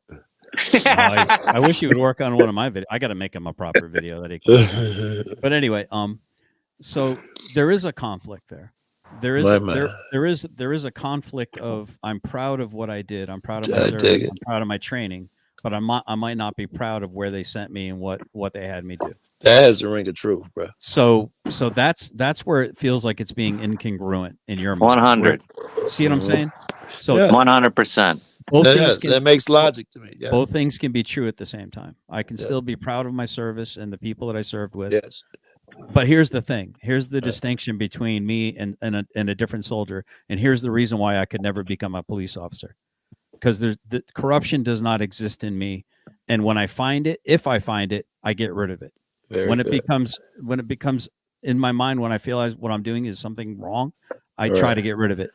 I could not be a cop because they would take me on a ride out in the woods and kill me because I wouldn't tolerate corruption. I hate to tell you, but we found it right in your backyard, bro. Found what? Your mind corruption. No, I think he realizes there's a difference between your line of camaraderie in war versus your line of camaraderie in everyday life, as in the blue line. I wanted to test that line. I wanted to ask my man's, what if you'd have come to this awakening in the middle of your war term? Say you did 4 years, in your second year you come to this awakening. Now you have another decision to make. Do you leave because it's immoral, or I got to help my friend that's on the side of me? It would be shitty of me to leave. Well, I made that decision on 9/11. I did. I came to my awakening when 9/11 happened. So, and for me, the Bible says, "Let your yeses be yeses and your noes be noes." Agree. If I signed a contract, well, I got to fulfill that contract. And then once I fulfill that contract, then I now I know better. But see, you got to understand the indoctrination that they're doing to our children right now with some weird shit that we ain't never seen as Gen Xers.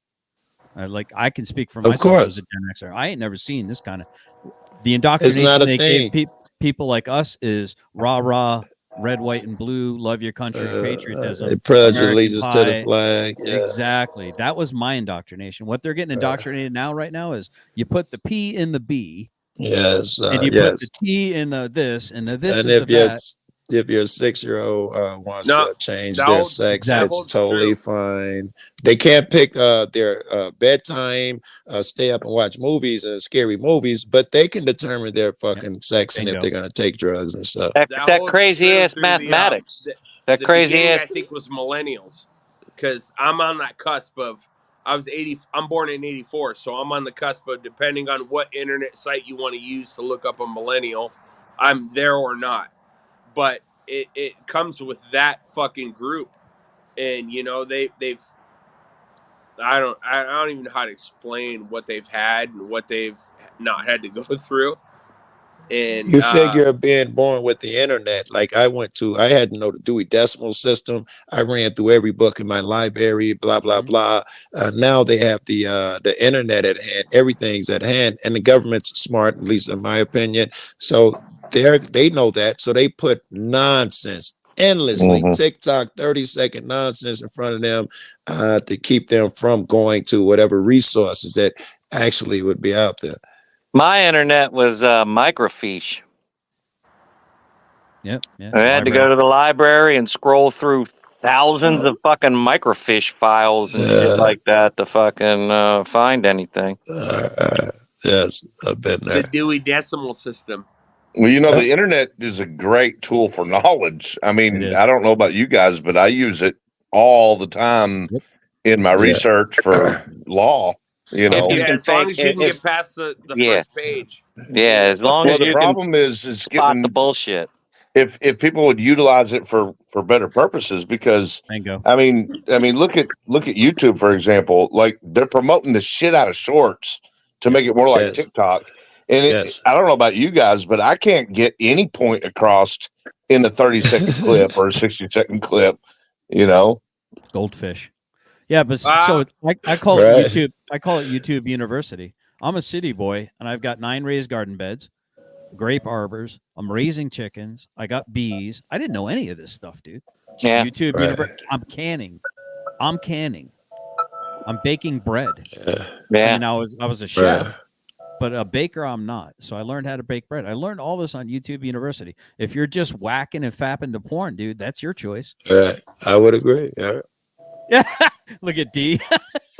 Why do you think I got 3 kids, dude? He's like, someone say porn? Yeah.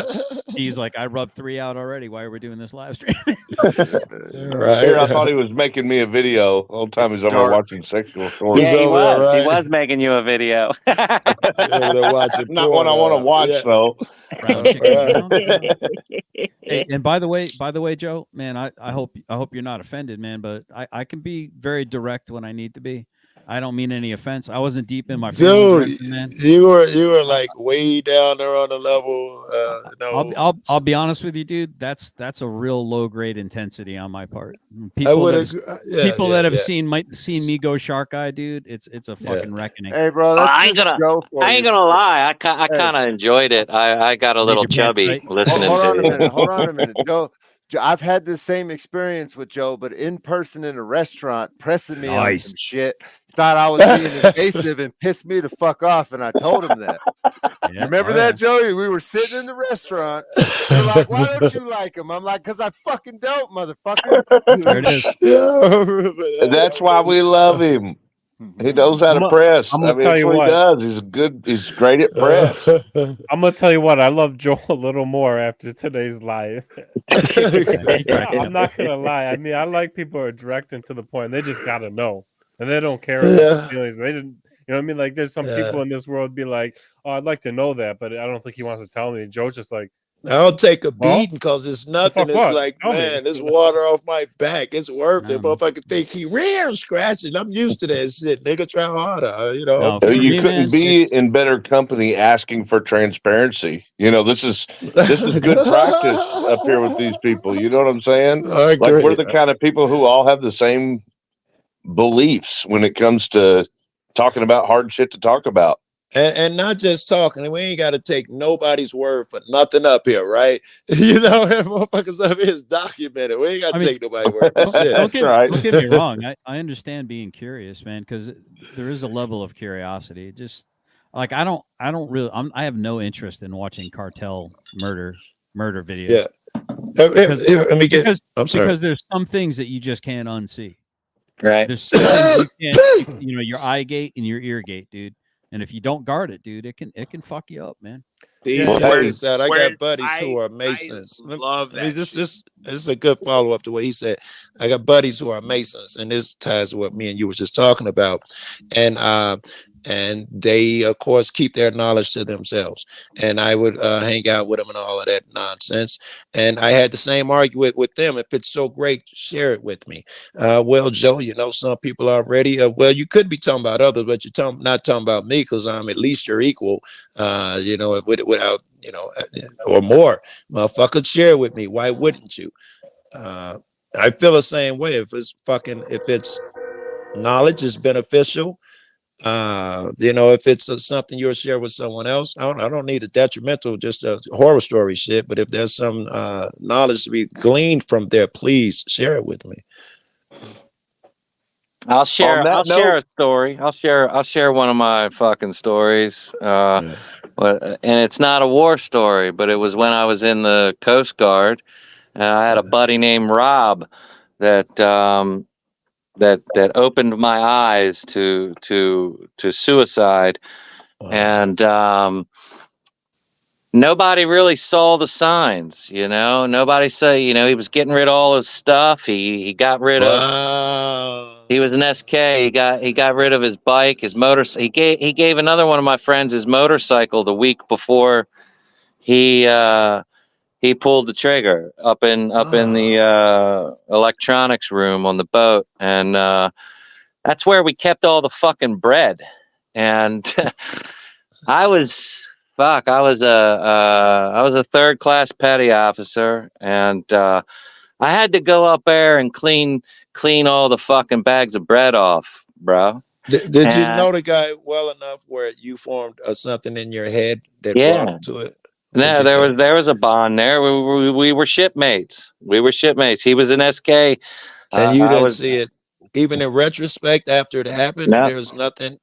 In retrospect, yeah, you know, you could see the things that were going on, but in real life, you couldn't tell. The guy was pleasant as shit, nicest guy in the world, but you didn't see what he was going through in his head. You think it was some military that drove him to that, or some personal? Oh, absolutely, 100%. It was 100% military driven, and see, hey, Angry, don't sell yourself short, dude. A lot of people don't realize this. Coast Guard in general, overall, in peacetime, sees more conflict and more quote unquote war than I would as a paratrooper in the middle of a war.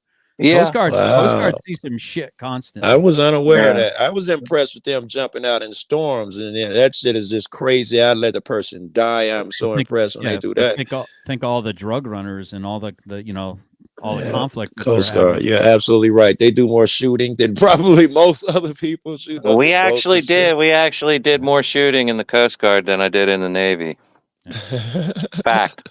But you know, respect for Coast Guard, man, and it's as much as I love the ocean, I kind of wished I had joined the Coast Guard. I don't know why I didn't put that together. Well, that's why I joined the Coast Guard, was because I was sick of the fucking war, and my enlistment was up, and I got out, and I came home, and all my fucking friends were still fucking, you know, smoking weed and doing nothing and going nowhere.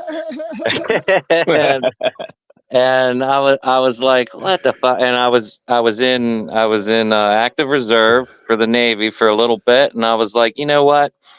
I can't leave this life. I need it. I need to be back in the military. So I decided to go into the Coast Guard because I figured, you know what? That's going to be a fucking cakewalk. I went to fucking culinary school for the fucking Coast Guard, and I saw more fucking action in the goddamn Coast Guard than I did in the fucking Navy. And then 9/11 hit, and I'm like, oh fuck no, this is not gonna do this. And I bounced. Guys, I am up like 3 hours past my old man bedtime, so. I think I'm a bad the you cats too, man. I will cut out as well. Instead of falling asleep on panel, guys, I'm going to tell you all goodbye. It was good seeing you, PS. Love y'all. Love you. I got a premiere tomorrow at 1. You don't mind I throw that in there, do you, Dan? I'll take it back. Too late now. Take it back. We'll see y'all there. Unhear it. Unhear it. Love y'all. Good night. Men and women of the comment section, you did not hear that. Scratch that from the record. Good night, guys. You know, one of my favorite pictures of you, like whenever I watch your videos and your intro, I got 2 questions for you, Dan. One comment and one question. The funniest thing is when I remember on your intro video, you're like recording inside a cop's car and he approaches you and you're like looking at him all kind of bashful and you're slowly backing up, kind of awkward. Yeah. I just love that because it's like you're like a docile Bambi out in the woods. You know, you're like, hey, I'm not a threat. You know what I mean? Like, what are you overreacting for? The other thing is that the second comment is, well, blah, blah, blah, blah. You're in my traffic stop and now I need your ID. And you're like, well, you're not getting it. That is actually at the police department. I was standing by the gate and he's like, well, you were in restricted access area. Now I need your ID. I'm like, you're not getting it. I loved it, dude. That's like, and well, there's you okay? He just got done. That cop just got done shoving me around the lot. So if you watch the full video, there's where they talking about those of you who discipline your kids. You all discipline your kids in a certain place or whatever. Like you're not got no home training. Where's that quote from? This actually, I use a program called InShot for my editing on a cell phone to edit videos, and the song is like just some small artist. His name is not the King. Okay, and the song is called Options, and a lot of people don't understand it. But if you consider the government, the cops, and the public servants our kids. Yeah, it makes perfect sense, and it couldn't make more sense. Like, oh, okay, so they ain't got no home training. Okay, yeah, there's like these, and the outro is even better because it's like, if you don't discipline your kids, take some away from them. You know what I mean? Like, yeah, you know, and it says like the only people embarrassed of this video is the only people that don't are mad about this video is the people who embarrass of their child. You know what I mean? Like that's a quote going straight to the chief of police watching his fucking dipwit fucking officers out there. They're getting all the redress, and it's like the only reason you're pissed is because you never disciplined your fucking kids. So I'm glad I asked because I wasn't 100% sure. I want to do a breakdown of that song because like the song's like 2.5 minutes long, and it just talks about a lot of kids, and it's like in the intro it talks about cutting a kid's hair, giving him a foul haircut, and send him to school looking like a fucking idiot. That's what I do. These fucking cops act like an idiot. I put them on the internet and make them look like a fucking idiot. Give them a bad by just haircut. giving them their own fucking thing. It's like sending a kid to school with a fucking fouled head. You know, he's gonna have to be seen by the whole world saying the dumbest shit, acting like a dumb shit, not knowing the law, swearing an oath to the Constitution. In the intro, just a lot of people like, you got to get rid of it. It's awful. It's awful. I'm like, dude, it's too perfect. Hey, you I ever stumbled across the song, and it's like just some like a rapper, like mixer. He's not famous. If you listen to the whole song, there's probably other parts of the song that's great, and it's just like, you know, like your kid act up, take some away from him. You know what I mean? Like, take his fucking overtime away. Well, that's what we have a duty to do that to our tyrannical government, don't we? Yeah, but we're not doing it, and that's what James. I keep saying when I tell people, you know, the reason why Cecil County is so against me and all, I keep telling them, well, this is why this happened. I say I catch myself all the time, and I'm still guilty of it. I catch myself saying the same thing you said, Dan. I keep saying to them, well, it's because I was up in Cecil County making all of their cops look like fucking morons. Yeah. And I catch myself saying that all the time, but I gotta keep remembering I'm not making them do anything. I'm not fucking making them look like fucking idiots. They're just being idiots in front of my fucking camera. Like, I'm just there capturing the fucking moment of these clowns being fucking idiots. And I got to stop fucking saying that to people because it kind of paints me in a bad fucking light, really, when I think about it, or I feel that way anyway. I don't know how you feel about it, but I mean, I got to stop saying that myself anyway. It's well, like there's a good example that they use. Like, I get called into probation, I get called before courts, and they complain about the government getting redressed, and it's my fault. And I'm Yeah. just like, here's my perfect example. I say to them, and I bring the clips to it. Like, I got arrested for J6. I got arraigned. I got it. The whole news media put it out. They put it out by my auto repair shop. They said everything. You know what happened? I got about 15, 20 voicemails on my freaking phone that day. A shitload of negative reviews on my Google business on my auto repair shop. It has nothing to do with it, right? And I got death threats. I got, oh, I can't wait to go to jail. You're going to spend the rest of your life in jail. You're going to get ass raped, blah, blah, blah, blah. And I say to these people and the judges, I say to the probation, I say it to the cops all the time. I said, listen, I did something stupid. I walked in the building. I broke the law. I got arrested. I got shit on my voicemail of people threatening my life. Did I ever say, CNN and Channel 4 News, look what you guys did? Yeah. This is your fault. All right? No, I called took ownership. responsibility for my own actions. And I never fucking once did I blame the media for producing the news. So I don't understand why you guys are talking to me, because your fucking officer arrested a fucking guy for saying the word fuck in public, fabricated the shit on body camera, then you motherfuckers gave him a fucking promotion. And now I put the video out and you guys are pissed at me? How Right. about, you know, take responsibility for your own thing. You know what I mean? Like the song's perfect. It's the only people it's embarrassed of this video is the people who are embarrassed of their own kid. It's their own people that is doing it. It ain't me. Agreed.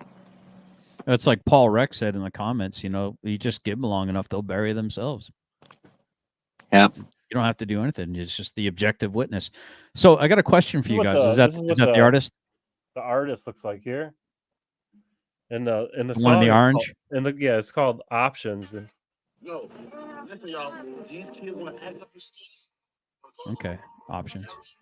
So these cops, they want to go out in the neighborhood, act a fool, and embarrass you. You know what I mean? Like, and that's the only way. If you understand like that concept, the intro, nobody would ever tell me to get rid of the intro. It's perfect. I couldn't find a more perfect one. You should do like a short explaining it. I'm gonna do a. I think the actual song is I don't know. I can't pull it up right now, but like I think the actual song or the actual clip is like 2.5 minutes. I'm just gonna go through it and play video over the top of it and just sort of show the cops doing what I'm talking about in the video and just like explain it and just post that in front of the video so people can understand. But what was your other question? Well, I had a question. Go ahead. Oh, D had a question. Everybody's dropping like fries. Yeah, dropping like fries. Now I'm hungry. Thanks a lot. I didn't mean to interrupt you. Go ahead. No, dude, I've been talking the whole night, but I have lots of questions, and you guys have a wealth of information. So some of my favorite auditors, well, obviously the people in the room, but like Press NH Now, hilarious. I tried to get him on here. I can't get a hold of him. Dude, anybody knows him. Genius. He's a I love that dude. Love that dude. Sorry, I hit the wrong fucking button. I'm always doing that shit. Are you on the phone? Yeah, I'm on my phone because the wife's in bed. If you turn your phone sideways, you'll get a full screen like we got. But you I probably think, have to back out. yes, and come yeah, back I'll have in to do it over again. I don't fucking know how to Just do so you all know, that shit. for the future. But so like one of my favorite lines from Press NH Now, I don't know if you remember, there was a video. He was like fighting with somebody outside of like I don't know if it was a McDonald's or something. There was some guy who was getting fired or whatever, and he was getting his last check, and he was like barking. And Press NH Now was like recording him, and the guy was trying to bow up on him, and he's like, yeah, he's like, it's a dog that barks the most that never fucking bites. You know, it's just, you know, with his Boston accent. I love that shit. But he's cool, and AFA cracks me up too. AFA, he did the that dude can tear somebody up. Oh yeah. But he did when he was talking about the music, because I remember one of his more recent videos, he had a situation and there was like this blonde lady, and she was cranking up Taylor Swift. Everyone in the office was playing Taylor Swift, right? Because that's definitely copyrighted. So you knew they were doing it in a coordinated fashion with intent and malice, in order to try to interfere with your ability to disseminate that without having to go through extra steps to try to wash the music. Not everyone has that knowledge or that understanding or that YouTube extra Studio money. does it. Like it's It does? YouTube will do it for you. Like you I'm don't gonna have have to to research download that. nothing extra. You don't have to, you don't have to do anything crazy. YouTube Studio will do it. I'm gonna have to look into that. I'll have to do a YouTube video, try to figure that out now. I mean, it's not like the end of the world for me. It's kind of like my two pet projects are trying to get all these like plexiglass barriers down between us and the public servants. I think it's annoying. Oh, good luck.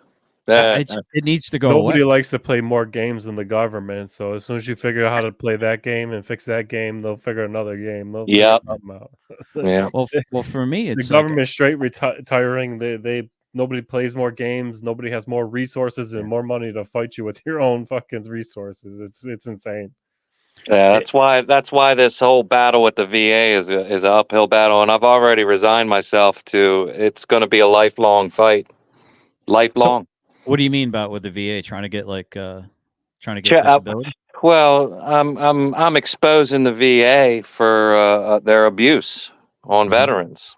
Not giving them the right medications, misdiagnosing them. Huh? Over medicating them. Over medicate. I 100% believe that the 22 a day. I think half of that is because of the VA. Yep. I think half of that number is derives straight from the fucking VA and the way the VA treats certain people. Listen, I just- got.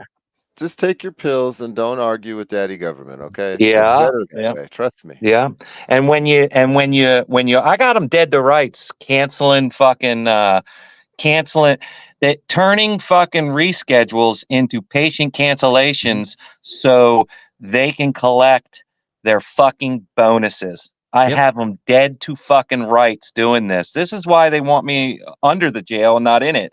Like, literally, like and I can't wait to fucking break this story, but it's going to be a fight. It's going to be a long fucking fight, a lifelong fucking fight. Did you hear about that one VA story where they had a World War II vet was basically in a coma in a hospital bed, and this was probably close to 15, maybe even 2 decades ago, 15 years to 2 decades. It's a while. I remember hearing about it a long time ago. He was in a coma, and they had neglected him and not checked on him so long that he literally had maggots. He was aspirating on maggots. They were pouring out of his mouth and out of his nose. That's how neglectful they were to a fucking World War II vet. Yeah. And I'm seeing, and I'm telling you, man, you look at the average person, like 25 years ago, if you would have asked me for a word to describe America overall, I would have said excellence. And if you ask me now, from 25 years to now, I would say incompetence.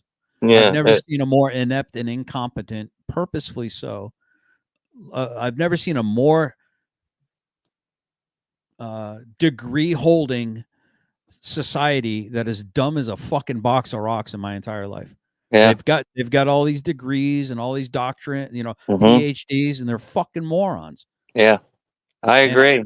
And I'm I just agree. like, what happened to our country, dude? I got these fuckers dead to rights on all kinds of ADA violations, HIPAA violations, everything under the fuck. Anything you can think of, I fucking got them on. And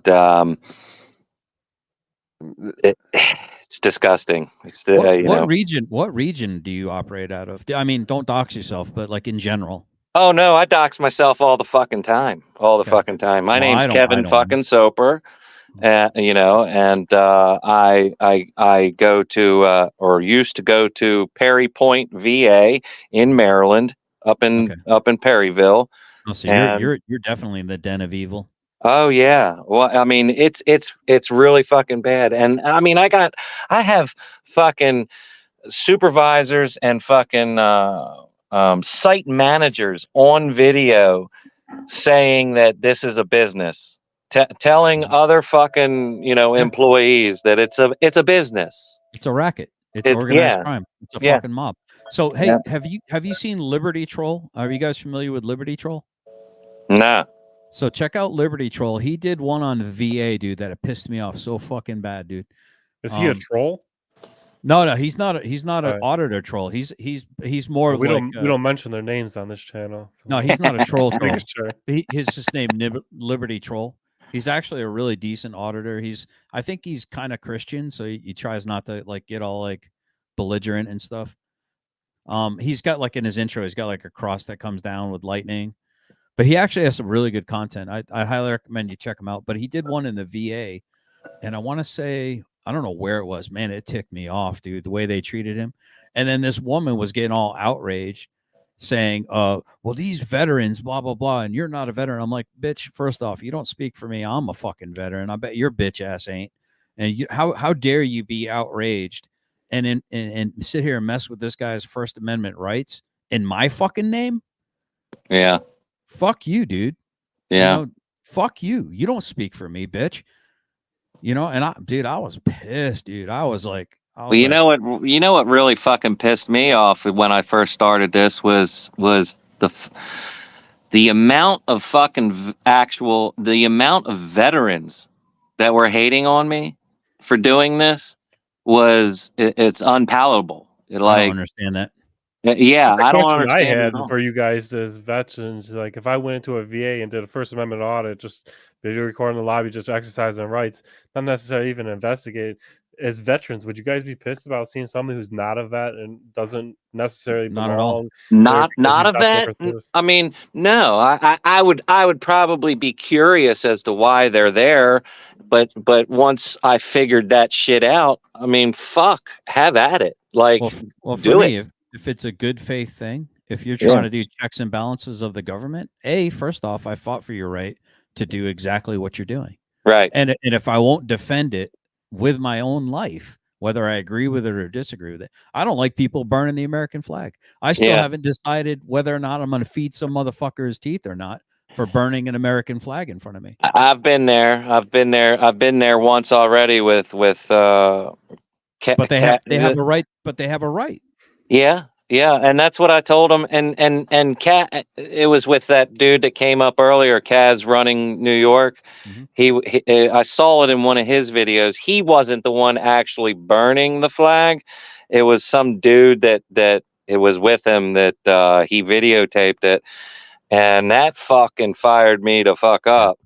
And I said some things about it, and Which is and then your we First talked. Amendment right? Yeah, and we talked. I talked to Kaz about it, and he totally understood where I was coming from, and he was like, "Yeah, I'll never do that again." He said, I just videotaped it. I wasn't, it was in the moment, yada yada yada, and I understood because I probably would have videotaped it too, but I would have videotaped myself beating the living fuck out of the dude, but.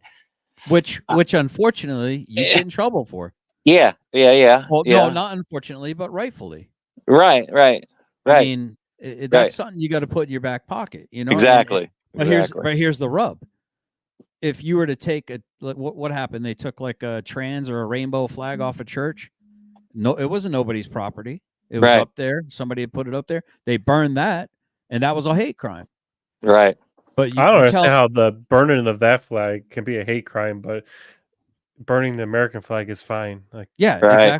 How is that? How is that any different? It's this fucked up world. Speech and a right. It's the fucked up. It's this generation. It's the cancel culture. It's everything that we're fighting against. Really, to be honest with you, it's. Well, understand something here. So let's do an insight. I'm gonna channel my inner Joel Cool here. It's not crazy when you're purposing it to try to get people to pit. You take a very patriotic 2 or 3 generations, and then you pit them against a very unpatriotic, hate their own country. Most of these people hate the color of their own skin, which I don't understand that. I can't comprehend why you would hate an immutable trait that you had no control over. Anybody born in the United States of America was blessed like you wouldn't believe. Anybody. Right. You know, I mean, it's a gift, but it's like what they're doing is it's like a color revolution, man. They're pitting two, like, an immovable object against an unstoppable force, and then they're just sitting back.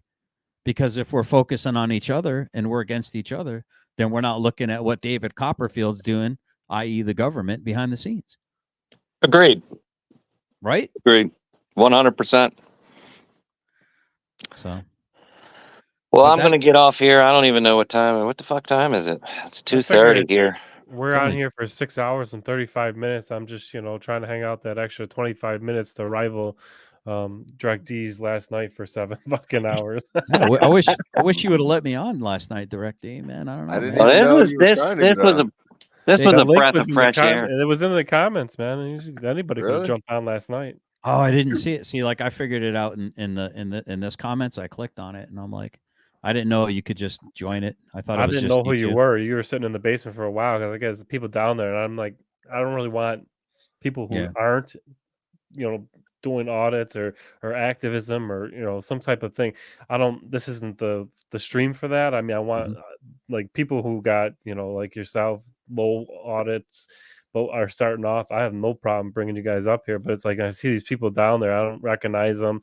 I take a picture, send it to some of my other buddies in the chat. I'm like, you know who this guy is? They're like, no. I'm like, every now and then I'll take a shot at it, like Kaz on New York or whatever. As soon as he came up, he starts screaming the N-word, and it's just like, man, come on, like my goal and my plan. My goal. I mean, and I my knew plan, who he was. My goal and my plan is to do a lot of auditing after the first of the year. I'm trying to kind of cool it in the area because we're for public safety and official misconduct. I don't want to audit in their area and try to kick up a hornet's nest for them and make it harder for them. Go do some cop watching, man. And so that's really that's what they told me. Do some cop watching. And I'm planning on going and I'm planning on interviewing cops in the area. I'm actually planning on Fucking going and interview. talking to Go these find people. them at a traffic stop and shove a camera up their asshole, and then I'll share your video 100% guaranteed. Yeah, go watch my last arrest. See how that works Where are you out. located, General? I'd be like, what's that? Where are you located, generally? I'm pretty close to Fort Knox, Kentucky. So I'm like a hop, skip, and jump. They're like over the bridge in Indiana, and he comes to like Louisville all the time. So it's like, I was in the area. I'm like 20 minutes away from the Brandenburg PD, and these are areas like. And again, if anyone's coming to this area and they need a haven, I'm a fucking gourmet sous chef. I got 25 years of culinary experience. Nice. I'll cook you some food like you ain't never freaking tasted before. Well, we're gonna have to have a little throwdown. We're gonna have to have a little throwdown. Let's do it. Oh yeah, that's right. You do cooking stuff too. Yeah. That's right. Yeah. What's your signature on dish? my skills on cooking either. I'm a chef. All right, let's do this. So what's your signature dish, Angry? What do you know? I don't really have a signature dish. But what I'm best at is sauces. Saucier. Yeah, I'm a saucier. I'm best at sauces. What are the 5 mother sauces? Well, there's your bechamel. There's your bechamel. Yeah, he's got one of them. Okay. You don't mean the white one? You don't mean the white one? No, not the white one. No. All right, Yeah, it all depends. It all depends on how long you cook your roux. I mean, it could be a brown. It could be a brown bechamel if you fucking cook your roux a little longer and make it a little nuttier. Yeah, a little Cajun. So you got bechamel. Yeah. Velouté. What? Velouté. That's a stock base. What the fuck is? Oh, yeah, well, I just call it a stock. I just call it a stock. Well, it's velouté. I'm sorry, it's French. You got bechamel, velouté. You got Emmanuel, Espanol. What the fuck is that? I've never heard of that. Emulsify. Well, I mean, emulsion. An emulsion. Emulsify would be like your beurre blanc, your beurre rouge. Yeah, like right, like a lemon butter, garlic. Yeah. You're legit. But and I didn't get trained in a fancy restaurant. Neither did I. I got OJT'd. I went to culinary school, but my worst class was my worst. It's not a class, but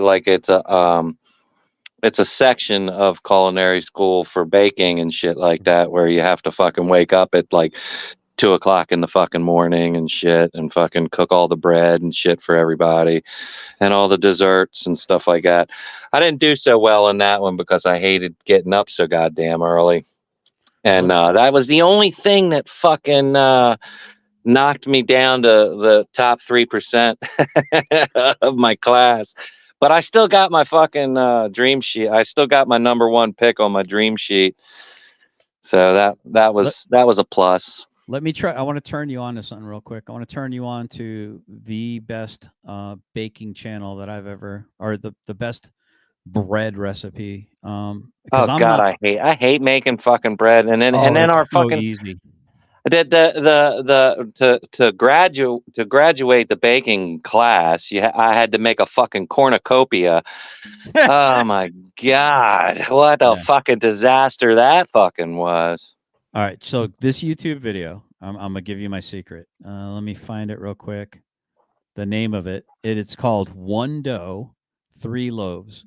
One dough, 3 loaves. It's Brian Lagerstrom, and it was like 3 years ago. It's one dough, 3 loaves, the easiest actual good bread you can make, and it's all about the poolish. It's all about starting a poolish at least the day before, or at least 4 hours. You sure it's not called One Guy, One Jar? No, it's one dough, 3 loaves, and he basically shows you. And if you have a Dutch oven? Yeah, I have several. Yeah, so do it in a Dutch oven, dude. Score that bad boy, spray some water in there, put it in preheat the Dutch oven. I do 525 degrees. I put it in the Dutch oven, put the lid on it, spray it, put it in the oven, drop it down to 400 for about 25 minutes. Then I'll do uncovered for 8 minutes, dude. It's freaking amazing, dude. It's like crack cocaine. I guess I'd say my signature dish would be lasagna. I make a pretty mean lasagna. Yeah, that's our Christmas dinner. That's our traditional Christmas dinner. Mine would be pan-seared diver sea scallops with a black truffle beurre blanc sauce over succotash. Yeah, I can't even fuck with scallops. Can't even touch them for some reason. I'm allergic to it. I tried. I thought I was allergic to them for a little while, so I didn't fuck with them. And then I was like, you know what? I'm older. I'll try them again.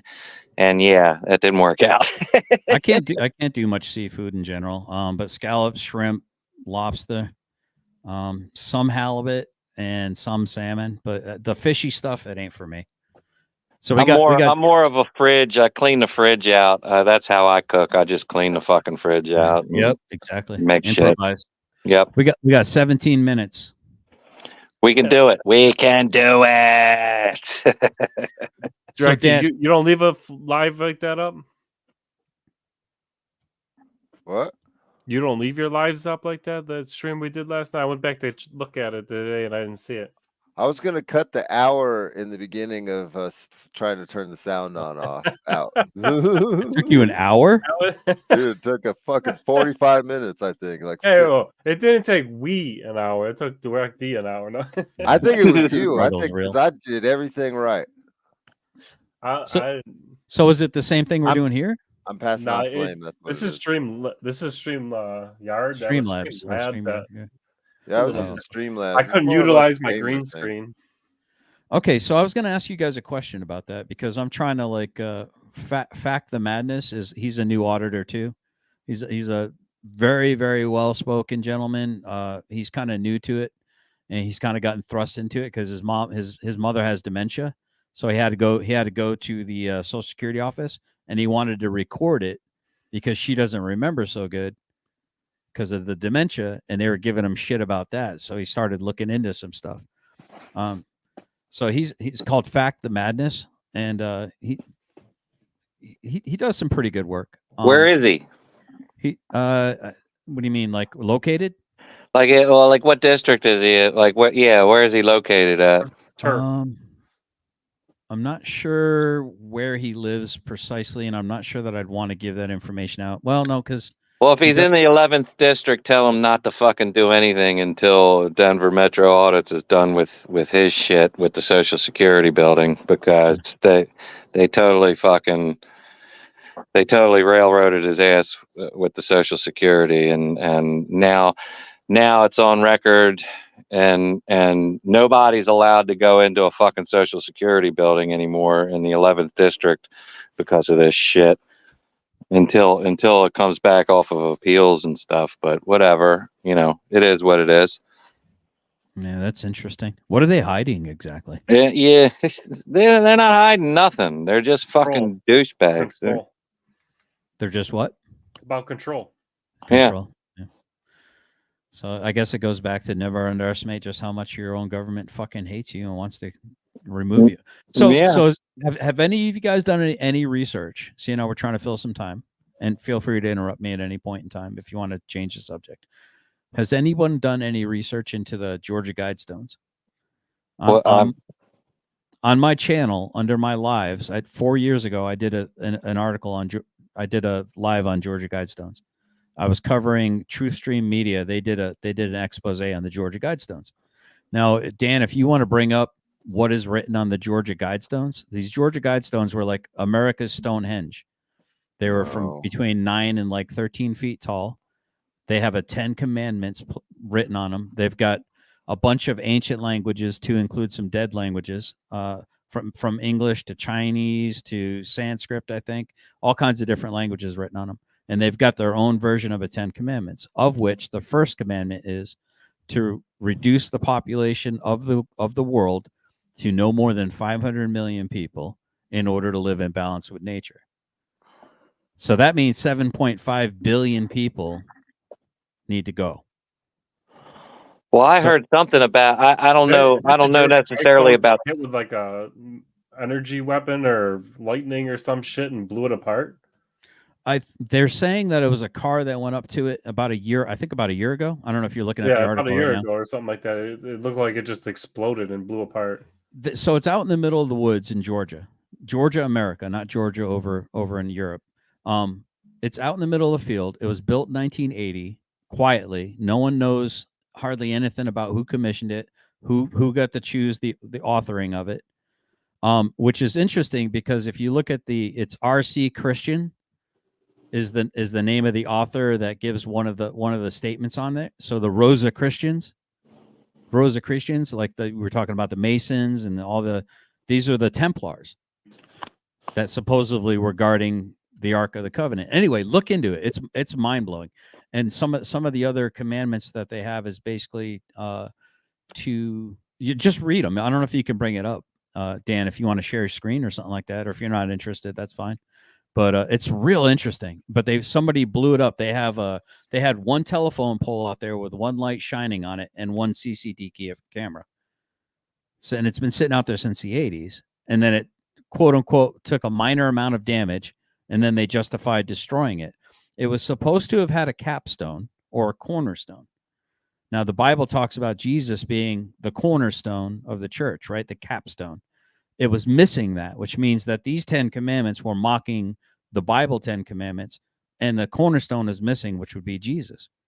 So when God says, go forth, be fruitful and multiply, and this first commandment is to reduce the population to no more than 500 million, that's going against what God is telling people to do. Now, whether you're religious or not, it's fascinating to me. I just think it's fast. Read the other commandments if you want. I've heard of that. So, I believe 100% that the powers to be, whoever the fuck they are actively trying to reduce the population of the world. I 100% believe that. Bill Gates said he wanted to control and reduce population with vaccines. And when someone pressed him on what he meant by that, he goes, oh, well, people in Africa won't have to have as many children because they'll survive because of our vaccines. So they won't have to pop out 15, 20 kids. That's what he tried to say, that how he's going to reduce the population with vaccines. But I did a video. If you go under my lives, if you go to my channel at generally_specific, or if you go to my channel, subscribe to my channel, and you can look into my lives. This was 4 years ago. Another one of my videos that I did 4 years ago was talking about AI and voice mimicking technology. Is it a threat? Is it dangerous? Or is it safe? And now it's AIs everywhere, and people are worried about it. No, you guys want to hear a fucked up AI story? Yeah. I was up in the Adirondacks, right? Adirondacks Mountains. I'm using my GPS to go places on my phone through Google. And you know how if you say, okay, Google, your phone will be like, bing, make a bing noise and like it's listening. For whatever reason, like the phone, I said something or the radio was on and the fucking, it stopped going through the Bluetooth in the truck and it was like, it made the bing noise and it was like listening to me. I was like, bitch, shut the fuck up, talking to the AI GPS. This fucking phone started telling me about how I hurt its feelings. No way. I swear on my mother's grave, this thing's like, I know I am AI, but I still have feelings and I do not like to be spoken with that. And I fucking lost my shit. I'm driving my truck. I'm like, bitch, you shut the fuck up right now. You shut the fuck up. You don't fucking tell me how you feel. You're a fucking cell phone. You're Wait, this was South Park. Fucking tell me. I saw this on South Park when he was arguing with his dude. And it just keeps going. I'm picking up the phone. I'm telling him to shut the fuck up. This thing went on for 2 minutes about how it has feelings, and I'm not to speak to it like that. If you didn't have a video in my head, and no proof it didn't happen. Where's the video? It's probably on dash cam, to be honest. That would be hilarious. It's probably I probably have it on dash cam. Now that you say that, I want to hear Dan going ham on his fucking AI. But I believe it, I think I'm gonna have to, because me flipping out in the car is fucking a video and a half in itself. Like fucking flipping out and grabbing the phone, telling, "Shut the fuck up." I believe they're listening. I believe everybody's fucking listening because I mean, we go through this almost twice a month, at least 2 or 3 times a month. We'll be sitting in fucking bed and we'll be talking about fucking something. And then 15, 20 fucking minutes later, she'll get on the phone and go through Facebook or whatever, and there'll be a fucking ad for whatever the fuck we were talking about, bro. Yep. Like they admitted they do it. But my point in this story is I never really thought of AI as a problem, but like my fucking phone, GPS, Google told me about how it feels, right? Now I'm relying on this thing to get me to point A to point B. If this fucking phone took me 5 hours out of my fucking way and sent me the other way, we're going to a place I wouldn't know, just to be like, hey, you want to swear to me? There, now you're 5 hours away from your destinations after you thought you were supposed to be there. And it's just like, what could AI get away with doing to us? Like, or worse, my computer telling me not to hurt its feelings.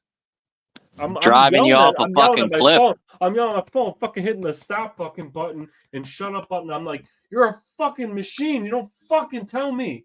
You fucking dude. It was crazy. Like if I God, we need to see that. If I still have the dash cam, I gotta see that. I may have deleted the disc because if nothing happens on dash cam, I generally just delete the disc and. Christ, that would go viral in a heartbeat.